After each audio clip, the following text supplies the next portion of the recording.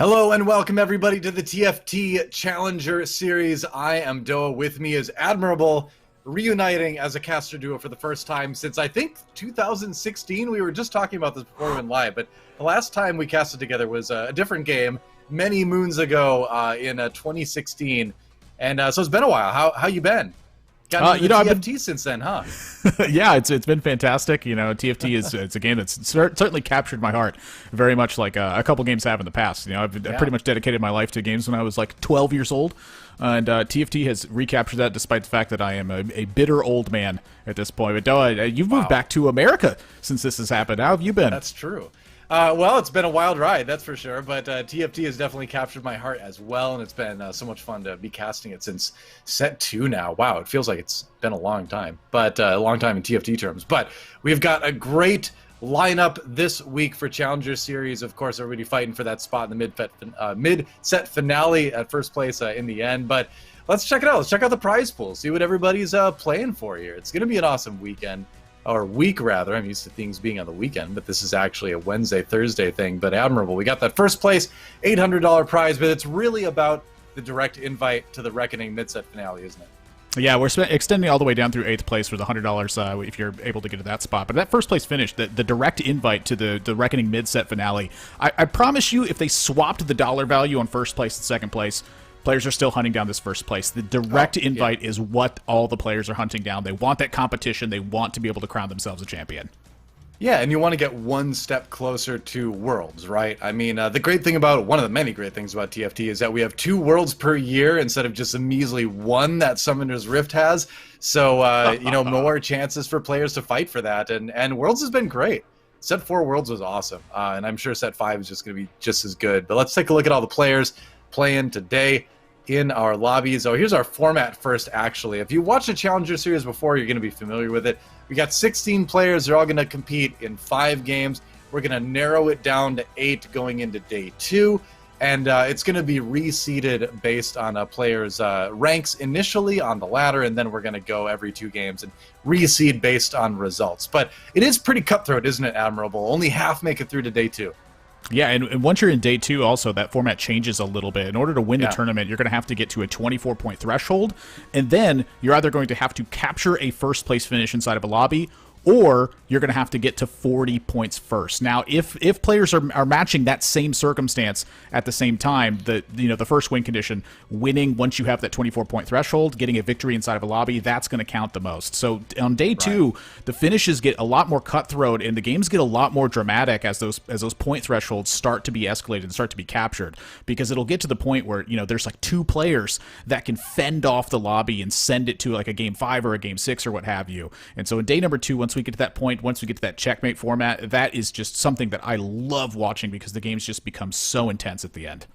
Yeah, I think now the last one I casted was Challenger Series 2, I believe it was, and I think that one went all the way to 7 games at the end before Spencer finally took it. But it's a different skill set, isn't it? As we look at the players here for this series, you have to go from playing consistently to getting that first. But we have so many big names on the list, and this is why I love Challenger Series, Admirable, is because it's a mix of really well-known players and then up-and-coming players that are starting to make a name for themselves, right? But who stands out to you the most on this? The players that stand out to me the most on this one is, first, it's going to be Goobums in Lobby B. Goobums right now is the #1 player in North America. I believe at one point when I looked at ladder standings, he was the #1 in the world. I think so. And then Ramblin stands out to me as well. Ramblin's a name that I constantly recognize, like whether I'm watching streams or I'm looking at results from players and trying to figure out stuff about the comps that they've been playing. Ramblin is a name that really stands out to me, and he's been consistently doing well from what I've seen. And then also Setsuko. I actually got lucky enough to queue into a game with all the top Challenger players, and Setsuko was in there with me the other day. He absolutely stomped me in just about every single round we faced, except for I think at like 2-2. So Setsuko's really standing out to me as well, because I just feel like I have this vengeful heart of desire burning to hope that I can defeat him. But I'm really looking forward to seeing them play, because really all of the things about Challenger, what you said, these are all higher level players that are playing here. The lowest ranking that's in today is an 811-point challenger standing from Stomp a Little. So that's really one of the names that's going to stand out to me as well. They're competing against players that have, in certain points, about double the amount of challenger points that they have. So they have a little bit of that underdog feeling that's coming into it. So I have my eye on some of the lower players in terms of how many LP they have coming into this, but Goobums is really the player I have my eye on. It's the player I expect to come out on top of this one. Makes a lot of sense. Can't go without mentioning Kuramex as well. Technically, the current reigning North American champion. He did win the NA regional in set 4. So I consider him the NA champion right now in tournament play anyway, whereas Goobums is going to be our current reigning ladder champion for sure. But other players I'm looking at like Melton Hart, a good friend of Pokigam, who won one of the early ones, a training partner of his. Didn't perform super great last time, but glad to see him back again to give it another try. And then, of course, we've got players like Solus, Sphinx as well, other big names that we've seen some pretty great performances on. And players like Solus and Sphinx have been around forever, too. They've been playing in tournaments for a long, long time.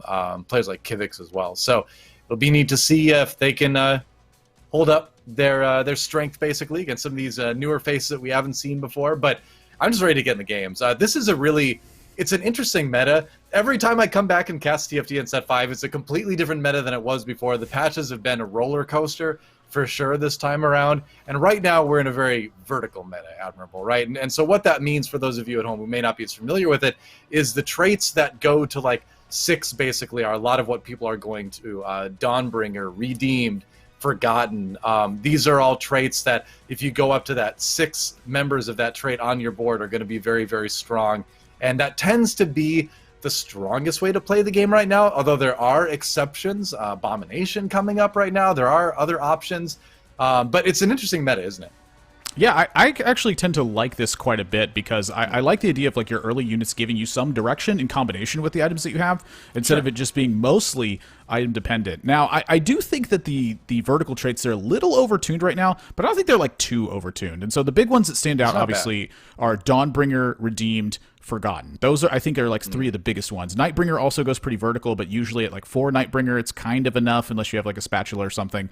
But really, those are the ones that I'm looking at, and it's been the ones I feel like are the most contested. So going into this first game, I'm expecting to see players try to fight for opportunities to really seize the initiative and take that drive, get to the high stack on Redeem, on Forgotten, and on Dawnbringer, and for the rest of the players trying to find ways to either counteract that or to build up in one of the other traits that perhaps isn't as contested.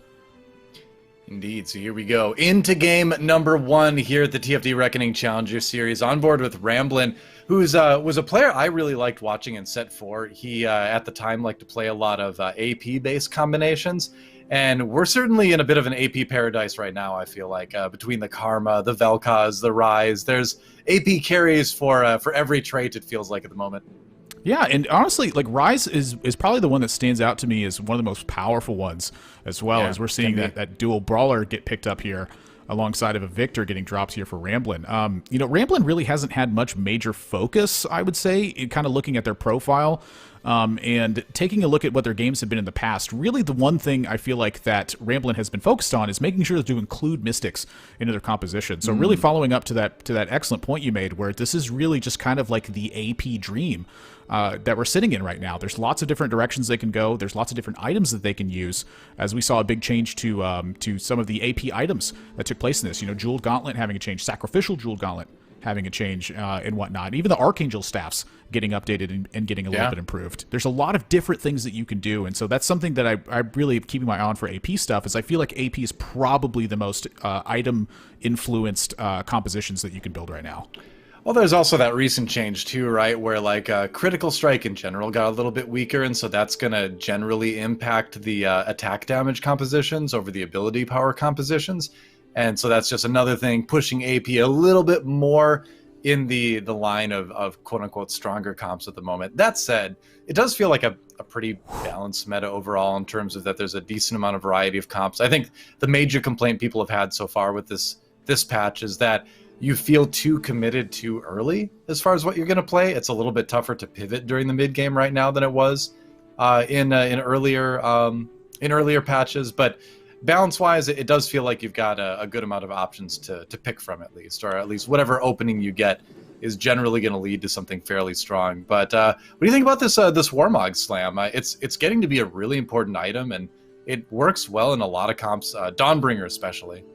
Yeah, I think this is a very worthwhile slam here on Ramblin's side. It was a very quick decision that was made as well. So Ramblin, very, very clear that they believe this is the thing to do when you have two belts, at least at the start of this. A tier sitting on the side with the Reforge as well. One of the reasons I feel like the belt items got so much better is because the traits are influenced partially by what's happening, as well as the fact that Renewer is influencing this as well. We have potentially a Nightbringer trait that's going to be on the table, and we potentially, as they win a 4 versus 3 coming into this first spot as well, thanks, largely thanks to the Warmogs. But when you have Renewer giving you a % health regen, as well as the Nightbringer proc being reliant partially on how much total health you have, this feels like a fantastic slam on a Vladimir to start. And as they're looking at a third belt item. It's just belts on belts on belts at this point. My gosh. Belts on belts on belts. It's okay though. I mean, Shadow Belt, you can build a more evil Anomicon right now, which is a great item. I feel like Ramblin is kind of thinking Forgotten here. He's got the Victor, he's got the Warwick 2, the Forgotten belt over the regular belt. You still got a couple different ways to go with this, but I also really love the comp he was using at 3 for the moment, because the Victor shields did such a good job of adding to the Renewer buff, that constant health gain, adding to the Warmogs, giving Victor a lot of extra HP. So for that first PvP round alone, I think it was really smart to keep the Victor in there. As soon as I start to talk about him liking Forgotten, he sells the Victor, of course. But when you get a Warwick 2, you kind of feel like you should put it in. I can't fault him there. Hey, he's looking at the econ, which if you're not able to level up early, that economy usually needs to be a focus of yours. And at the same time as well, just kind of trying to trim the fat. Victor, I think, is a decent unit, but it's not really making a huge impact. And I feel like most of this board is just kind of influenced by the idea of like, hey, how much can I make work here? So kind of hedging your bets there, making sure you can make the gold, as well as the fact of knowing this Warmogs is really doing a lot of carry work, thanks to the Renewer buff. I really feel like this was a super well executed 2-1 and 2-2 from Ramblin so far, and I think this puts them out to a pretty distinct advantage over what I'm looking at the rest of the lobby. When you're able to get econ, not have to spend on leveling, and you're winning your rounds, that is like the ideal situation you could possibly be in. Yeah, I mean, he's really got the best of both worlds, right? You got the econ, and you've got the wins without having to spend on leveling. So going up against the Farmer here, which is a player that I'm not as familiar with, so I'll be interested to see how they perform this weekend, but the sport's looking pretty good right now. 2 Brawler, a lot of meat. The Renewer buff is strong. He's got a couple 2 stars. So overall, pretty decent start. That said, the Farmer probably doesn't mind losing all that much. He's got some great items, including that dark blue buff that we saw. That's going to come in useful later on. Looks like he's picking up a couple Forgotten units. We talked about Rise earlier. That's definitely one way he could think about going. Yeah, I definitely think so. I mean, the fact that I'm kind of looking at Ramblin's side as well, the fact that they're able to defeat a dark blue buff early on a Brand casts a lot when he's got a hold of a blue buff. And so for the Farmer there, I feel like their direction is very influenced by that dark blue buff. So we'll kind of see. There's a couple other compositions it can go into, and it's a pretty good utility item, I'd say, here or there. Karma, something else that comes to mind as well. As we head into this carousel right now, I feel like this is one of the most influenced parts of the game right now, because of how basically the earlier you're able to pick your direction, kind of the stronger you're able to tailor your items and tailor your composition. And I think that's very unusual from most of the TFT I've ever played in the past, or even seen in that regard. The fact that you're having to try to seize that initiative so early, which way am I going? It feels like that first carousel has major impact possibility on that. Slams the Shojin right away. That can go on a number of things later on. Karma, of course, a great user of that, and if he is going to end up going Dawnbringer, he's got 2 very good items for that composition already. But Admirable, when you see a Lee Sin and a Yasuo in the shop together, you're like, all right, well, that's just going to be an immediate upgrade. I just need to find a way to put him in. But looks like we're going to swap over to Just Nice, who's got a Just Nice board going on early, 92 HP, not really win streaking, but 2 Knights. I'd say this is just nice. Yeah, I think just nice is about where I'm going to put it as well. I'm got a Brand 2 with a jeweled gauntlet that's going to be hitting pretty hard for the most part. That's nice. And with 2 Knights, you kind of have your backline protected with this. So, this is just a nice little win here as you're going up against Spicy Appies, who is still on level 4 there, but with a pretty healthy econ churning. Looks like they're riding out that lose streak. That, very important to be seizing your momentum there from Spicy Appie's side. And for Just Nice here, really hoping to get this second win here as you go into 2-6 as well. Because when you go into the Krug stage, it's really, really nice to have that, or it's just nice anyway, to have like the 2-win streak. Get that little extra tick of gold when you come to that point. But right now, not like heavy direction, I'd say, built with this composition. Right. Pretty open still. Jeweled Gauntlet, it's playable in a lot of different compositions. And so here, kind of interesting. Freeing up the sword, 2 swords and a Shadow Cloak here. Picking up some Hellions? All right. This could just be just spending the excess gold at this point as well. It could be, yeah, because staying at 10, obviously you're not going to roll here. You and I were talking about Hellions earlier today when we were jamming some games, and it's one of those starts where unless you get a bunch of 2 stars early on, it's tough to go at the moment. But like you said, I think just maybe holding those and seeing what happens, because Just Nice is not really committed to anything at the moment. Waiting for maybe another Abomination, waiting for maybe another Redeemed. Ramblin' is going to take a pretty easy win here, as we would expect. So Just Nice is in that awkward spot where it's okay to be open to a couple different things, but in this meta, you kind of want to be committed to something ASAP, like you mentioned earlier. The earlier you're able to commit to something, the more you can tunnel your items and your plans around it and theoretically come out with a stronger board in the end. So see what he's able to find. Yeah, it's kind of a tough thing as well. The influence is it's still largely based on your items, but some of it is based on early units as well. Just because the idea of transitioning into like 6 redeemed when you don't have that many redeemed units to start with, like that's a lot of rolling and a lot of purchasing and a lot of movement you have to do as well. On top of that, you're still having to think about like items and placement when you're going into those types of rounds. So the fact that Just Nice is not committed to something here, it is slightly beneficial in that you're open. You can still make lots of agency decisions and try to find those windows of opportunity. But when you're able to make that decision of what you want to commit to something, what that means is that your start is pretty strong. And so that's really the one thing I'm concerned with here on Just Nice's spot, is they sell up to 30 here. Pretty nice from the creeps. Is that they just don't really have a way to commit to anything right now. Yeah. It's weird because we haven't had a meta that's emphasized early champions this much in a long time. Finds a Leona too there, which is a nice little hit. But I would say not since Chosen was in the game have early units themselves mattered as much, if not maybe a little bit more than some of the early items sometimes.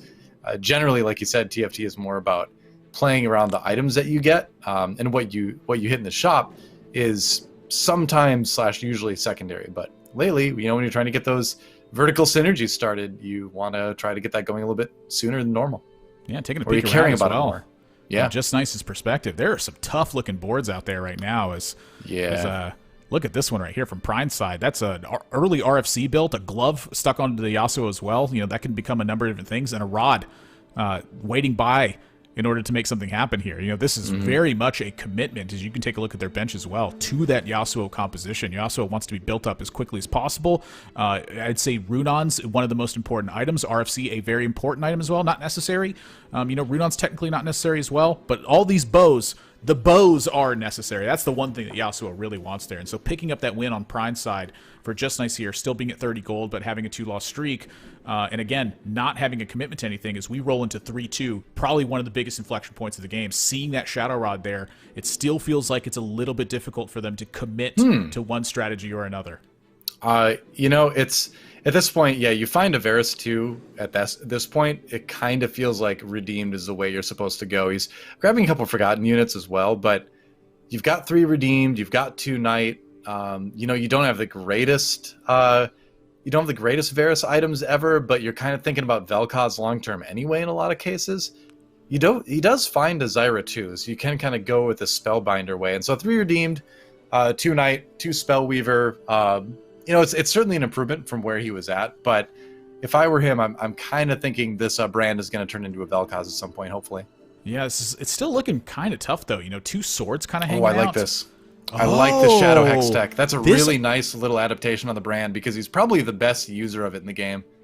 This is kind of an interesting spot as well, because I'd say that like one of the ways that this item tends to be most useful is when you're going for like the Cavalier reroll kind of situation. Yeah. And this doesn't really feel like that situation necessarily, but what I'm looking at is a Zyra 2 just got purchased, and it's not a Draconic position.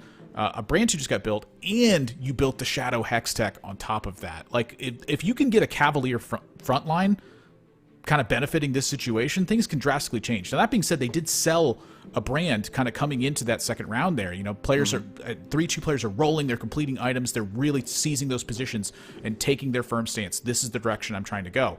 Sometimes it offers you a little bit of flexibility. Right now, with a Jeweled Gauntlet and a Shadow Hex tech and a sword and a Shadow Cloak sitting on your bench, I feel like you have very few routes that you're able to go at this point. And so they're selling the Varus here, saying, I need the gold instead. This feels like a drastic decision to have to make in this spot. But honestly, I'm thinking that Shadow Hex tech is probably going to save them a good amount of health. Could be. I'm looking a little bit at their front line as well. He's got it a little bit farther back. You know, maybe a little bit worried about assassins. I haven't seen a lot of assassins in the lobby though. So one of the things that Brand kind of needs is we see him take another loss here, which I think is part of the plan. I think he wants to lose streak for a little while yet. But if you want to start winning, one of the things you can do is move that front line forward a little bit, create a little bit more space for the Brand, and then, you know, conversely, Brand will also be healing that front line and theoretically keeping it up longer, which gives him more time, which gives the other damage time to do damage. So there's maybe some positioning stuff that can be done too, but I feel like Just Nice kind of wants to keep the loss streak going for a little while. We're going to swap views over to the Farmer and see what they're up to. Looks like it's going to be 6 Forgotten on the menu right now. Yeah, no surprise on the 6 Forgotten side of things. Yeah. You know, this is a very common trait to be going right now. It's also very powerful as well. You know, when you get 6 Forgotten stacked, you have a lot more AP and a lot more attack damage across your entire board. You know, your goal is not to have your board live as long as it can. It's to have the board focus its attack into like 1 or 2 different points and try to snowball that board position way out of the way. And I feel like Katarina is one of the strongest units that can do this before you hit like the level 7 where people start to really secure their boards, where suddenly that attack damage can really matter a lot. With Katarina right now, Katarina should be popping quite a few units here. Now, the Farmer's been struggling a bit as we see them at 68 health here, but I feel like that's largely just because the board hasn't been upgraded. Like, there's this 1 2-star unit in play, 2 2-star units, excuse me, 3 of them. Half the board is done. But Hecarim, which is supposed to tank, the Victor, which is kind of helping do that same thing, and the Vayne didn't have any items. So now the Vayne has some items, and this Katarina has got a blue buff plus a GA going here. I feel like these should be a little bit closer fights, but you queue into 6 Forgotten, and that Draven has a sacrificial IE. Yeah, it's a sacrificial IE. There's not a to sustain for the Draven, but it does take out the everything else pretty fast. Yeah, I was waiting to see if maybe the Katarina would be able to pop, because there's a couple units there that he could have taken down, but that is a bit rough. 2600 from that Draven. Jeez. I do like where that Forgotten board is going, though. I don't know if the Farmer is going to have time to put it together, but this looks more like a Rise focus board, where the Katarina items are going to go over on the Rise. Theoretically, the glove is going to turn into a Jewel Gauntlet or something, and you can do that, and then Draven kind of becomes a secondary carry in that that particular style, which can work. Rise is pretty insane in 6 Forgotten if you get the items going, if you get Rise too, but you might just not have time. And it always hurts when you lose to someone playing your same synergy, and it feels like if you play Forgotten, there will always be at least 1, if not 2, other Forgotten players in the lobby. It's probably the most contested synergy, I would say, right now. Yeah, it's probably the most flexible one as well. I mean, I think you made a really excellent point with the Draven and Rise thing. They're like that tag team wrestling team where it's like when they fight individually, they can make an impact, but when they fight together, it's a much different impact.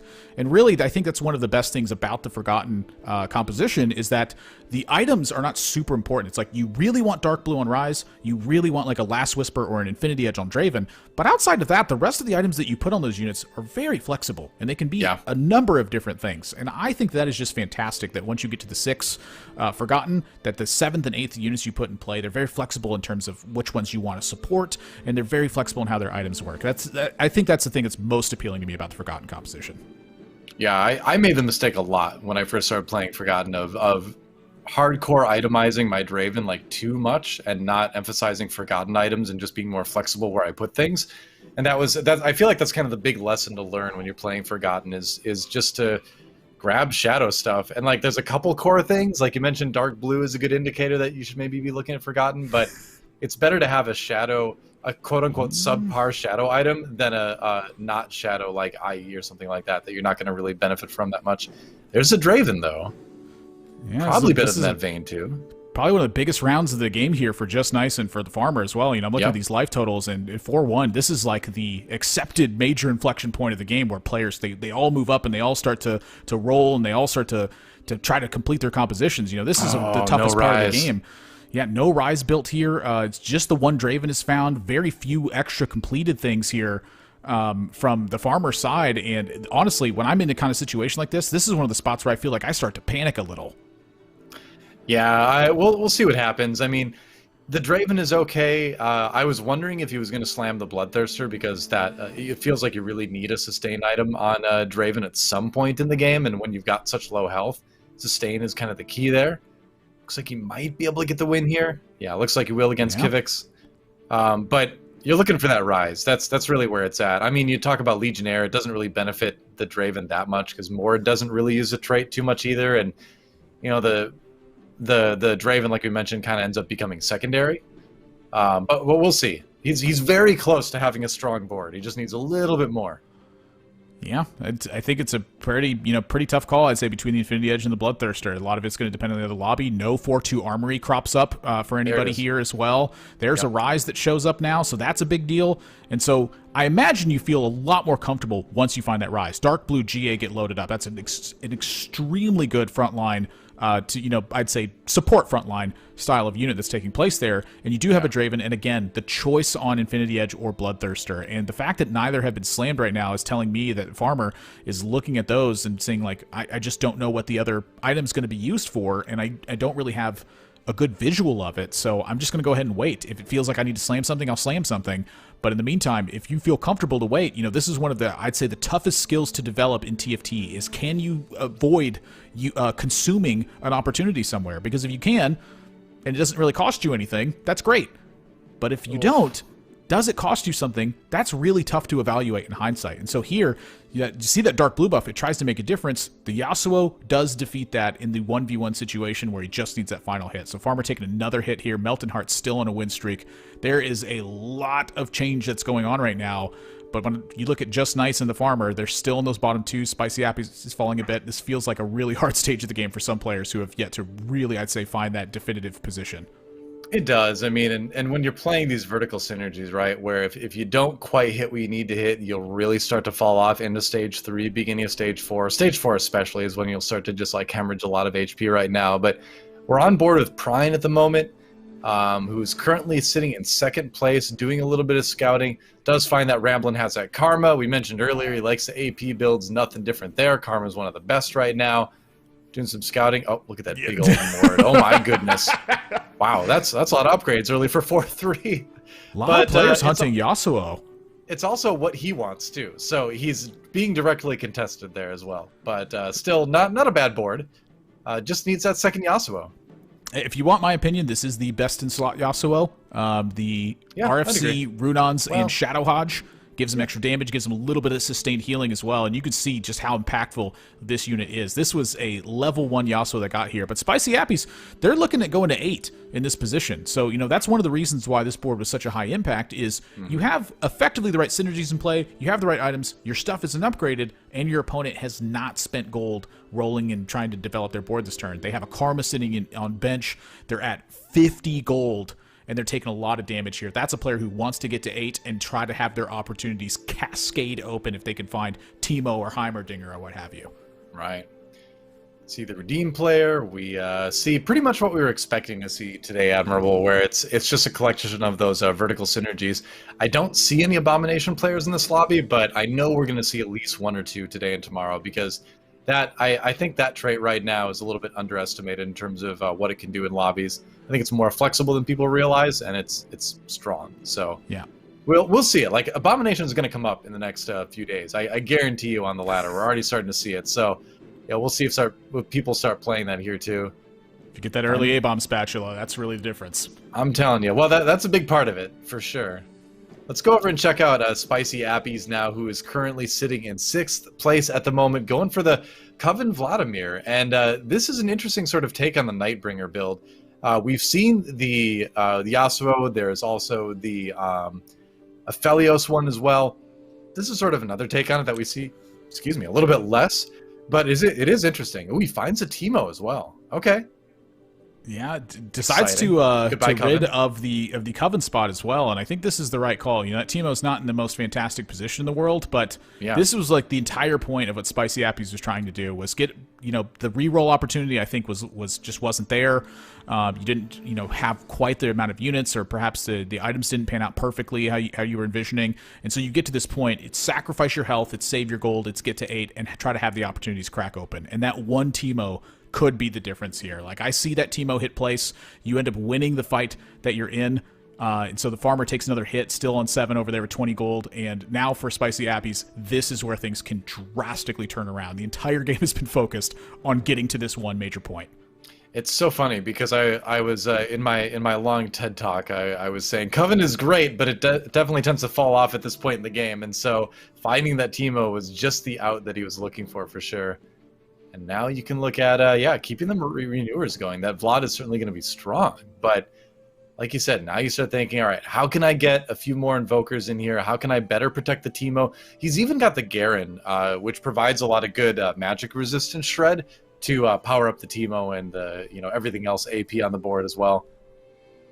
Wow, kind of a drastically different thing that's panned out for Ramblin' here as well. You know, clearly, I think, looking at the direction of the Yasuo, but the items just really did not support that. And so being able to make the change here, you know, looking at a Karma 2 with a Shojin and a Death Cap, that looks like a pretty fantastic position to be able to rotate towards.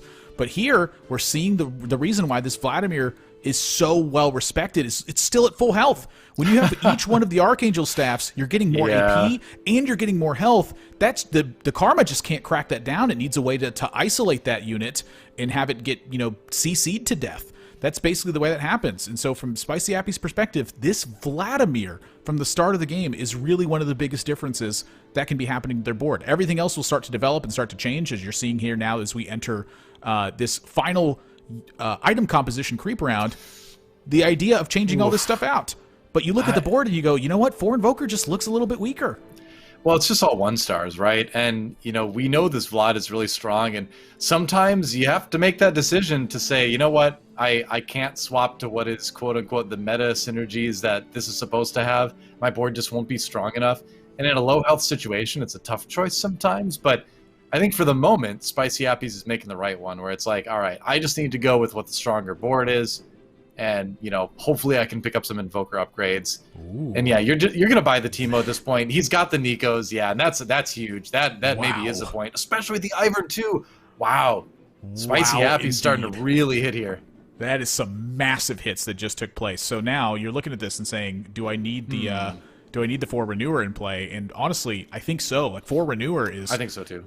That is a massive difference in terms of the amount of health that you're getting. You know, just the fact that it's a smaller percent, you just double up the percentage and things kind of go crazy here. I'd say that Yasuo is one of the units that I tend to be afraid of, but when I have a Teemo 2 that's a Rageblade, Shojin, and a QSS, I am not that afraid at all. And look at the work that this Teemo is doing. It is just mutilating this front line, and the Vlad just stands in place and tanks the entire time.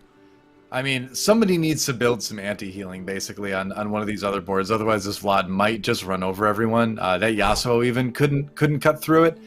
I think there was some really good itemization that was done. You could see him before that round, kind of thinking about, all right, how am I going to use my items? And building the QSS for the Teemo, and then building the Titans for the Garen, I think was a great use of those 4 items, because you want your Garen to last. Oh, nice. You always take Nikos here. Yeah, now just one more Garen.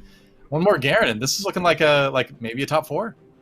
Yeah, still contemplating the 4 Invoker decision as well. You know, I've tended to, for myself personally, it's either the 4 Invoker is good because the Teemo is big and you have the right front line, or it's because you're at level 9.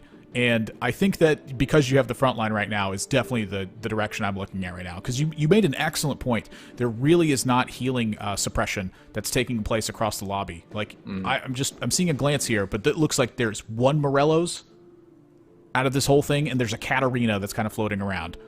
That is not a lot to make sure that this Vlad does not get back to full health. So I think this is a pretty tough spot for most of the other lobby, and Spicy Appies, I think, is in a position to seize a first place here. Certainly might be. Kivix, meanwhile, with the Redeem board, not a ton of itemization. That's interesting. So it has the Jackson there, clearly Ironclad being something to include, but there's just not a lot of AD from what we've seen in this lobby, and yeah, so Spicy Appy's just gonna run Kivix over, maybe. Well, Lux is kind of like a, pretty darn good in these kinds of situations. Yeah. I think there's just a little bit too much running over being done here, though. Like, this Teemo is going nuts, and it doesn't get weaker. The Teemo gets stronger. Yeah, just carpet bombing the Lux. And at the end of the day, if it ends up being just a Teemo on the Lux, we know who wins that. Teemo wins all 1v1s in this set. True story. So, yeah, Ooh, look so at you're that feeling Heimer. comfortable there either. Yeah, Yeah. the Heimerdinger is just massive. And yeah, sell the Vlad immediately. I love it. You still have the Renewer in there. But now you can pull out of those. You can kind of split those items up a little bit. Put the tanky item on Garen, and then maybe put the 2 rods on Heimer. We'll have to check back later. On board with Solus now, who's got one of the more popular builds out there on the ladder. It's the Yasuo-focused 4 Dragon Slayer, 4 Nightbringer board. This is a strong one, but you really want that Yasuo 3 to really be able to pop off. Yeah, the items are decent as well. I would say that if you can't get a hold of, like, the RFC Jeweled Gauntlet, I'm sorry, not Jeweled Gauntlet, Shadow Hodge sort of situation, that Guardian Angel becomes a very big impact item, because a lot of times what happens is your Yasuo gets stuck, it gets focused, it gets knocked down, but then he stands right back up, and the Mordekaiser's tanking everything while the Yasuo shreds everything else to pieces. So in this spot, I think really the big difference against Prime there is, partially the Shadow Locket that's on that front row just gives you so much armor and MR that it's harder to chip away at the board. And so when I see like double Runons plus a GA, someone understands the Yasuo build. Keep building stuff on him, keep giving him bows, and watch him deal some damage. I think this is a fantastic spot. Speaking of damage being dealt, the Farmer and Just Nice are already out in 8th and 7th, so the pack is starting to narrow a little bit. Sol is going for that, maybe for the Garen. Can he get there? Possibly. Oh, actually, no, it's Spicy Appy's grabs the Garen. That's big because we know he has another Nico on his bench. So if he hasn't already hit the Garen too, we haven't seen his board for a round or two. That is a massive pickup for him. And with the Titans, like, it really doesn't get much better than that. He'll have double Titans on that Garen, theoretically. I'm sure we'll see that a little bit later. Right now, it's Ramblin', Melton, Prine, Spicy Appies, Solus, and then Kivix down at the bottom trying to stay alive here. But, going back to the Yasuo for Solus, one of the things I like about this build, and I've probably played this build less than all the other ones, but one of the things I do like about it is it feels like Yasuo can use a lot of different items. He does AP and AD well, so it can be a very flexible comp in that regard. Yeah, this is not a very flexible opportunity for positioning that you end up getting from this spot, though. These rounds are super critical. We're at 5-5. Players' boards are getting stacked. That is a double lack of redemption on that Lux in the corner from the Thieves' Gloves. And so if this Yasuo cannot chew through some of this front line very quickly, things are about to get ugly. This Vel'Koz with a shot down the middle, but gets disrupted by the Diana. And that's a big deal now because the Mordekaiser's made it to the back line. Yep, that's right. Meanwhile, Yasuo is starting to do his work as well. That Vel'Koz, one more shot, but it's kind of in the middle, so it doesn't really hit everybody. Yasuo able to take it out. That Lux, though, I am feeling that Lux as far as the winner here, because I think the GA was already popped. No. Whoa. Okay. Whoa. Yasuo Kivix? with just one big hit. Stays alive. One health? Huh. Oh my gosh. That's like a second life you get granted when you're at 1 health there. I think you're pretty happy with that. Spicy Appy's down to, about maybe 1.5 lives there. Take a loss. Ramblin's still just crushing as well. I mean, this feels like honestly, it feels kind of tough to pick who has the advantage in this one because everyone's board's pretty good. Well, Ramblin', has that massive life lead, but I think the big question is from 2nd all the way down to 4th. It's only about 20-something HP that separates them. So Spicy Appy's here fights for his life against Solus. Yeah, and that's a really bad outcome there. Having the Daisy pop up the Yasuo, the Garen gets another ult off in the meantime. GA gets popped, and the Teemo just able to absolutely collapse as everything surrounds that Garen and can't quite get there. Double GA Garen. It's like we're back up playing Mech Infiltrator again. A giant Garen running around hitting things. Gosh, I love flashbacks. Not too much to be offered there. Taking a look around. Yep. Not too many impactful things for most players, I would say, at this point. Yeah, the blue buff, I guess, throw it on the Volibear to make him cast a little bit quicker there on that board we were looking at, but some good items. I think Zephyr is always going to be one of the most impactful you're going to find off of this round, just because people aren't big. Well, it goes through QSS, first of all, so if you can position it well, you can have a major impact in those last few rounds. Ooh, nice little find there. Yep. Rise 2 certainly good. Now, this Jeweled Gauntlet, I feel like it could go in a couple of different places here. You know, my instinct is to just put it on the Lee Sin, because Lee Sin has the most extra AP, thanks to the lockets. But putting it on like a Mordekaiser, for instance, and having that Mordekaiser hit hard, having it on Diana so that Diana's, you know, just has the capacity to have her ability just absolutely critically strike something. I think a lot of this can come down to like what part of the fight you're in. And so I think that that's really something that's being looked at here. And so you take a look at the board, everything's in the center here. Do I need it on this Lee Sin? And the answer is yes. You need to shred this front line right away and make sure you don't lose this fight. So that really, the use of that item is directly focused on that spot. And then you can see that Draven start to shred away at things, while this Yasuo, it's cranking some damage, but can it buy that tankiness? So there's that GA proc. The Rise doesn't get the effect off. The Yasuo connects though and melt.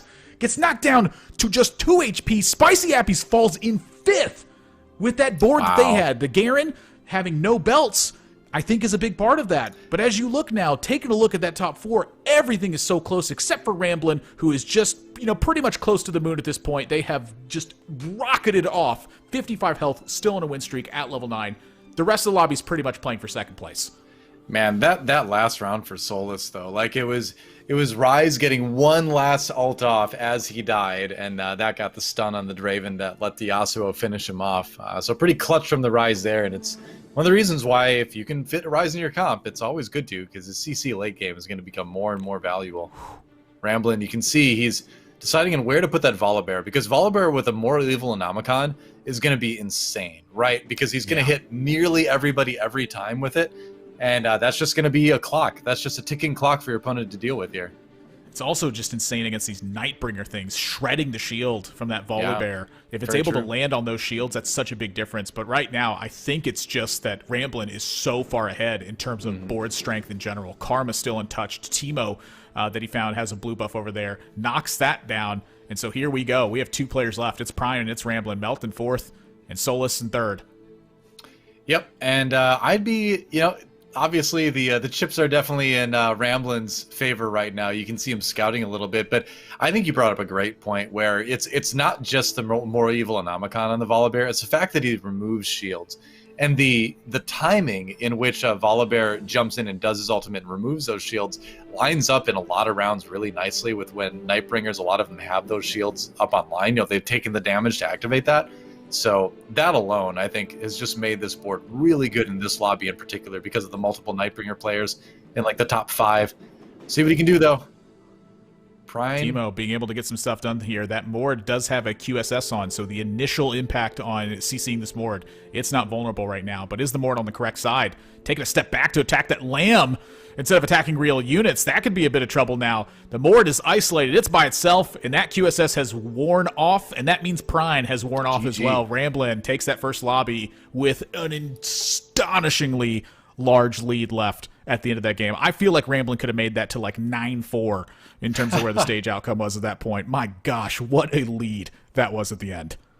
Yeah, that was a really strong board from Ramblin'. I'm sure we're going to take a look at that a little bit later. But a strong start from him as far as kind of dominating Lobby A with the Dawnbringers and adding in the Volibear at the end. So it's the Dawnbringer build with Karma as a carry is scary enough, Admirable. But when you add in the Volibear like that and the Teemo as well doing a ton of damage, it's a first. You know, what can you say? So Ramblin', like I mentioned, kind of as the game started, a player that's been really good with those AP-type compositions for multiple sets now, and so it's fun to see him have a good result. But aside from that dominating #1 player, it was a pretty tight lobby overall, wasn't it? Yeah, you know, I would definitely say so. You know, the 2 players that stood out to me in terms of, I would say, you know, kind of me labeling as where I would go in the underdog spot. You know, Kivix was one that kind of was a little bit applied to me, but I think I'm being fooled by the ladder presence there. We're Just Nice and the Farmer. These are 2 names I did not recognize, but I did go and look at their profiles pretty deeply and kind of see where they were headed. I would say just in conjunction with the rest of that lobby, they were players I had kind of, in my head, like maybe these are kind of underdog, and they actually got knocked out in 8th and in 7th place. So I think that it's still a lot of work to come through for there, but that's why we have multiple games on this first day. It's not just one game and it's over. It's you got to have these performances for 5 games. And so I got my eye on Ramblin' there. Can he keep that up? And then on Just Nice and the Farmer, they have to start turning this around quickly because they managed to finish at the bottom of that lobby. Well, I've got even better news for Admirable. It sounds like we're going to be able to jump over to the end of Lobby B. So we're actually going to get to check out the end of this game. Let's see. We have 4 players left in the lobby, and they're all sub 10 health. What is this? Wow. Ooh, 4 Revenant? Wow. All right. Yeah. The emblems in action. It's an assassin build, 6 assassins as well. I've been rarely seeing this build crop up, but when I have seen it crop up, honestly, it has felt pretty strong. I think some of it has to do with the influence of what other players in the lobby are doing, and I think part of the influence is just, well, I keep finding Revenants and I keep finding Nocturnes and Katarinas, so I guess I'm going to go this direction. But right now, it is very tight. 8, 3, 2, and 1 are the health totals here. Quickly rolling through to try to get to the bottom of this. As we are going to also quickly get to the bottom of this lobby. There are not very many players playing assassins out there right now, but the ones that do tend to be very good at understanding the ins and outs. Yeah, why not go ahead and throw the Force of Nature on a unit? It's just all style at this point. Wow, look though on the sidebar. Kuramex and Goobums out in 8th and 7th, so kind of a shocking start for 2 of what we would consider the stronger players in this pool of players here we've got today. And it's a little bit of the underdogs, with the exception of Sphinx here in the top 4. My goodness, like, this is just kind of crazy how these boards are looking right now. Yeah. Now, I haven't been able to familiarize myself with these boards the entire game by kind of taking a peek around, so I'm just watching where this Katarina's going and seeing if it's one-shotting things. That's where I have my eye on. Right now, this Draven's still not picked off, but that Nocturne pops back up. That Nocturne is just not going to die. That Nocturne's not going to die. Like, it's got Shadow Zeeks, IE, and Runins. Like, you're going to be doing so much damage and healing for so much at this point. Pretty crazy. I don't know what it is, but the assassin players, they always just have the quickest roll recognition that I have ever seen in my entire life. They roll through in about 1/10 of the amount of time it takes me to like look at the window when I'm rolling through. I don't know how they do it so quickly, but the assassin players, they just get it. It's because we learned in set 3, man. You need to do like a ton of scouting if you're gonna play assassins, and that makes you do everything else quicker too. Here we go, Lee 3 and Yasuo 3, but those Yasuo items, they're not quite what you would normally expect. And so Viego, not really able to get it done there on that Mordekaiser, it looks like. Oh, and Nocturne? Yeah, there's a lot. It's a lot of 3-star stuff in play. I'm not sure that they're going to be able to beat Pickle Onion side here. All right. I mean, yeah, we talked about how flexible Yasuo can be with those items, and not just him, it's Lee Sin as well. But there you go, Pickle Onion picking up the first place in Lobby B over what looked like a very strong Assassins comp. But hey, Assassins in second place shows that we do have a little bit more flexibility in the meta. Although, I mean, theoretically, 6 Assassins, that's another vertical synergy, isn't it? So it fits, doesn't it? It certainly does. I mean, 6 Assassin is a lot of critical strike and a lot of critical strike damage as well. So if you manage to stay alive for, really any period of time, things get done. Yeah. We're going to wait for a moment or two until we get the scores set up to show you the scoreboards for Lobby A and B. We kind of got a glimpse of how it ended up, but we'll take a little bit closer look at it. But Lobby B, I got to say, again, like some of the names towards the bottom, Goobums, Kuramex, a little bit shocking to see that. Where in Lobby A, I feel like we saw some of the more known names in the TFT scene, some that have been established for a while, do better. In Lobby B, it was a lot of the underdogs, some of the players that have had less of a spotlight shown on them so far, kind of taking names. Pretty cool to see. I think that's a big part of what's happening in Set 5 too, though, is that just the competitive scene is growing. Quite a bit. Pickle Onion is a name that I have been, because I've been playing a lot in Set 5, I've really recognized their name quite a bit. And I know that they tend to force the Yasuo position quite often. I tried to compete with them on that. I failed miserably. Do not compete with them on the Yasuo side of things. Sometimes you have to. I digress. Seeing them win with the Yasuo, and also having it like where the Yasuo is built out very differently, but seeing that the Lee Sin has items stacked up and that Lee Sin is also at 3 stars in that one, it shows that there is more than just the Yasuo part of that composition that's emphasized. I think without the number of 3 stars that were on that board, that might not be a first place close from Pickle Onion. Yeah, I mean, well, we'll find out. Let's go check out the scoreboards and see where things stand here. In the end, it is going to be, as we saw in Lobby A, Ramblin' taken first. It's going to be Pickle Onion taken first in Lobby B. River X, Sphinx. I guess if you have an X at the end of your name, it's usually pretty good. 2 out of 3 times anyway in Lobby B. Not so good for Kurum X, I guess. But then Kagros in 4th there. But look at that. In the bottom 4, we have Setsuko, Goobums, and Kurum X. Kinda shocking. Stomp a little, definitely in the Dark Horse underdog category, I think, coming into today. But some big names in the bottom half of Lobby B. But Admiral, it's only one game, right? We got a lot more to play here today. We got 4 more games that are coming up on top of this one as well. So as you take a look at this, and the top 8 is what's going to move on into day number 2. But again, you're going to have to do this for 4 more games if you're in that top 8. And if you're in that bottom 8 situation right now, there are 4 more games for you to turn that around. So still plenty more to go. I would say don't start really, counting your chickens until they hatch. But, after game 4, maybe you can count a couple chickens. But for the most part, there's always going to be some sort of crazy competition thing that can happen and really swing some of those mid positions around. So keep your eye mostly, I would say, on that middle pack in terms of where those big inflections can take place. And if you're on that front end, if that keeps stacking up, you are going to lock up your spot. So for Ramblin' Pickle, Onion, keep that up. For all the other players, though, I say you got to keep that. You got to keep those wins churning through. All right, don't ignore those rounds. Keep that momentum going. They know what to do. These are challenger players. Oh, yeah. Absolutely. And I mean, we've seen plenty of players taking 8th in their first game in these kinds of situations and move on to day 2. So if you're a big fan of the Farmer or Kurum, don't worry just yet. They still have a good chance of making it through. Also want to shout out as well, fantasytft.com. Go check it out. You can predict the winner of TFT lobbies. You can sort of, it's kind of fun. You can sort of like use your currency to buy stock in different players as the game goes on. It goes up and down. You can bet, you win like little gold things at the end. But definitely worth checking out. So we're going to take a bit of a break between games, and while we do it, you can go to that and see if you enjoy it. I do, so I think you will too. FantasyTFT.com. Happy to work with them through Ball Street here for the Challenger Series. But like I mentioned, game number 2 coming up in just a few here on Teamfight Tactics, Reckoning Challenger Series. Don't go anywhere. We'll be right back.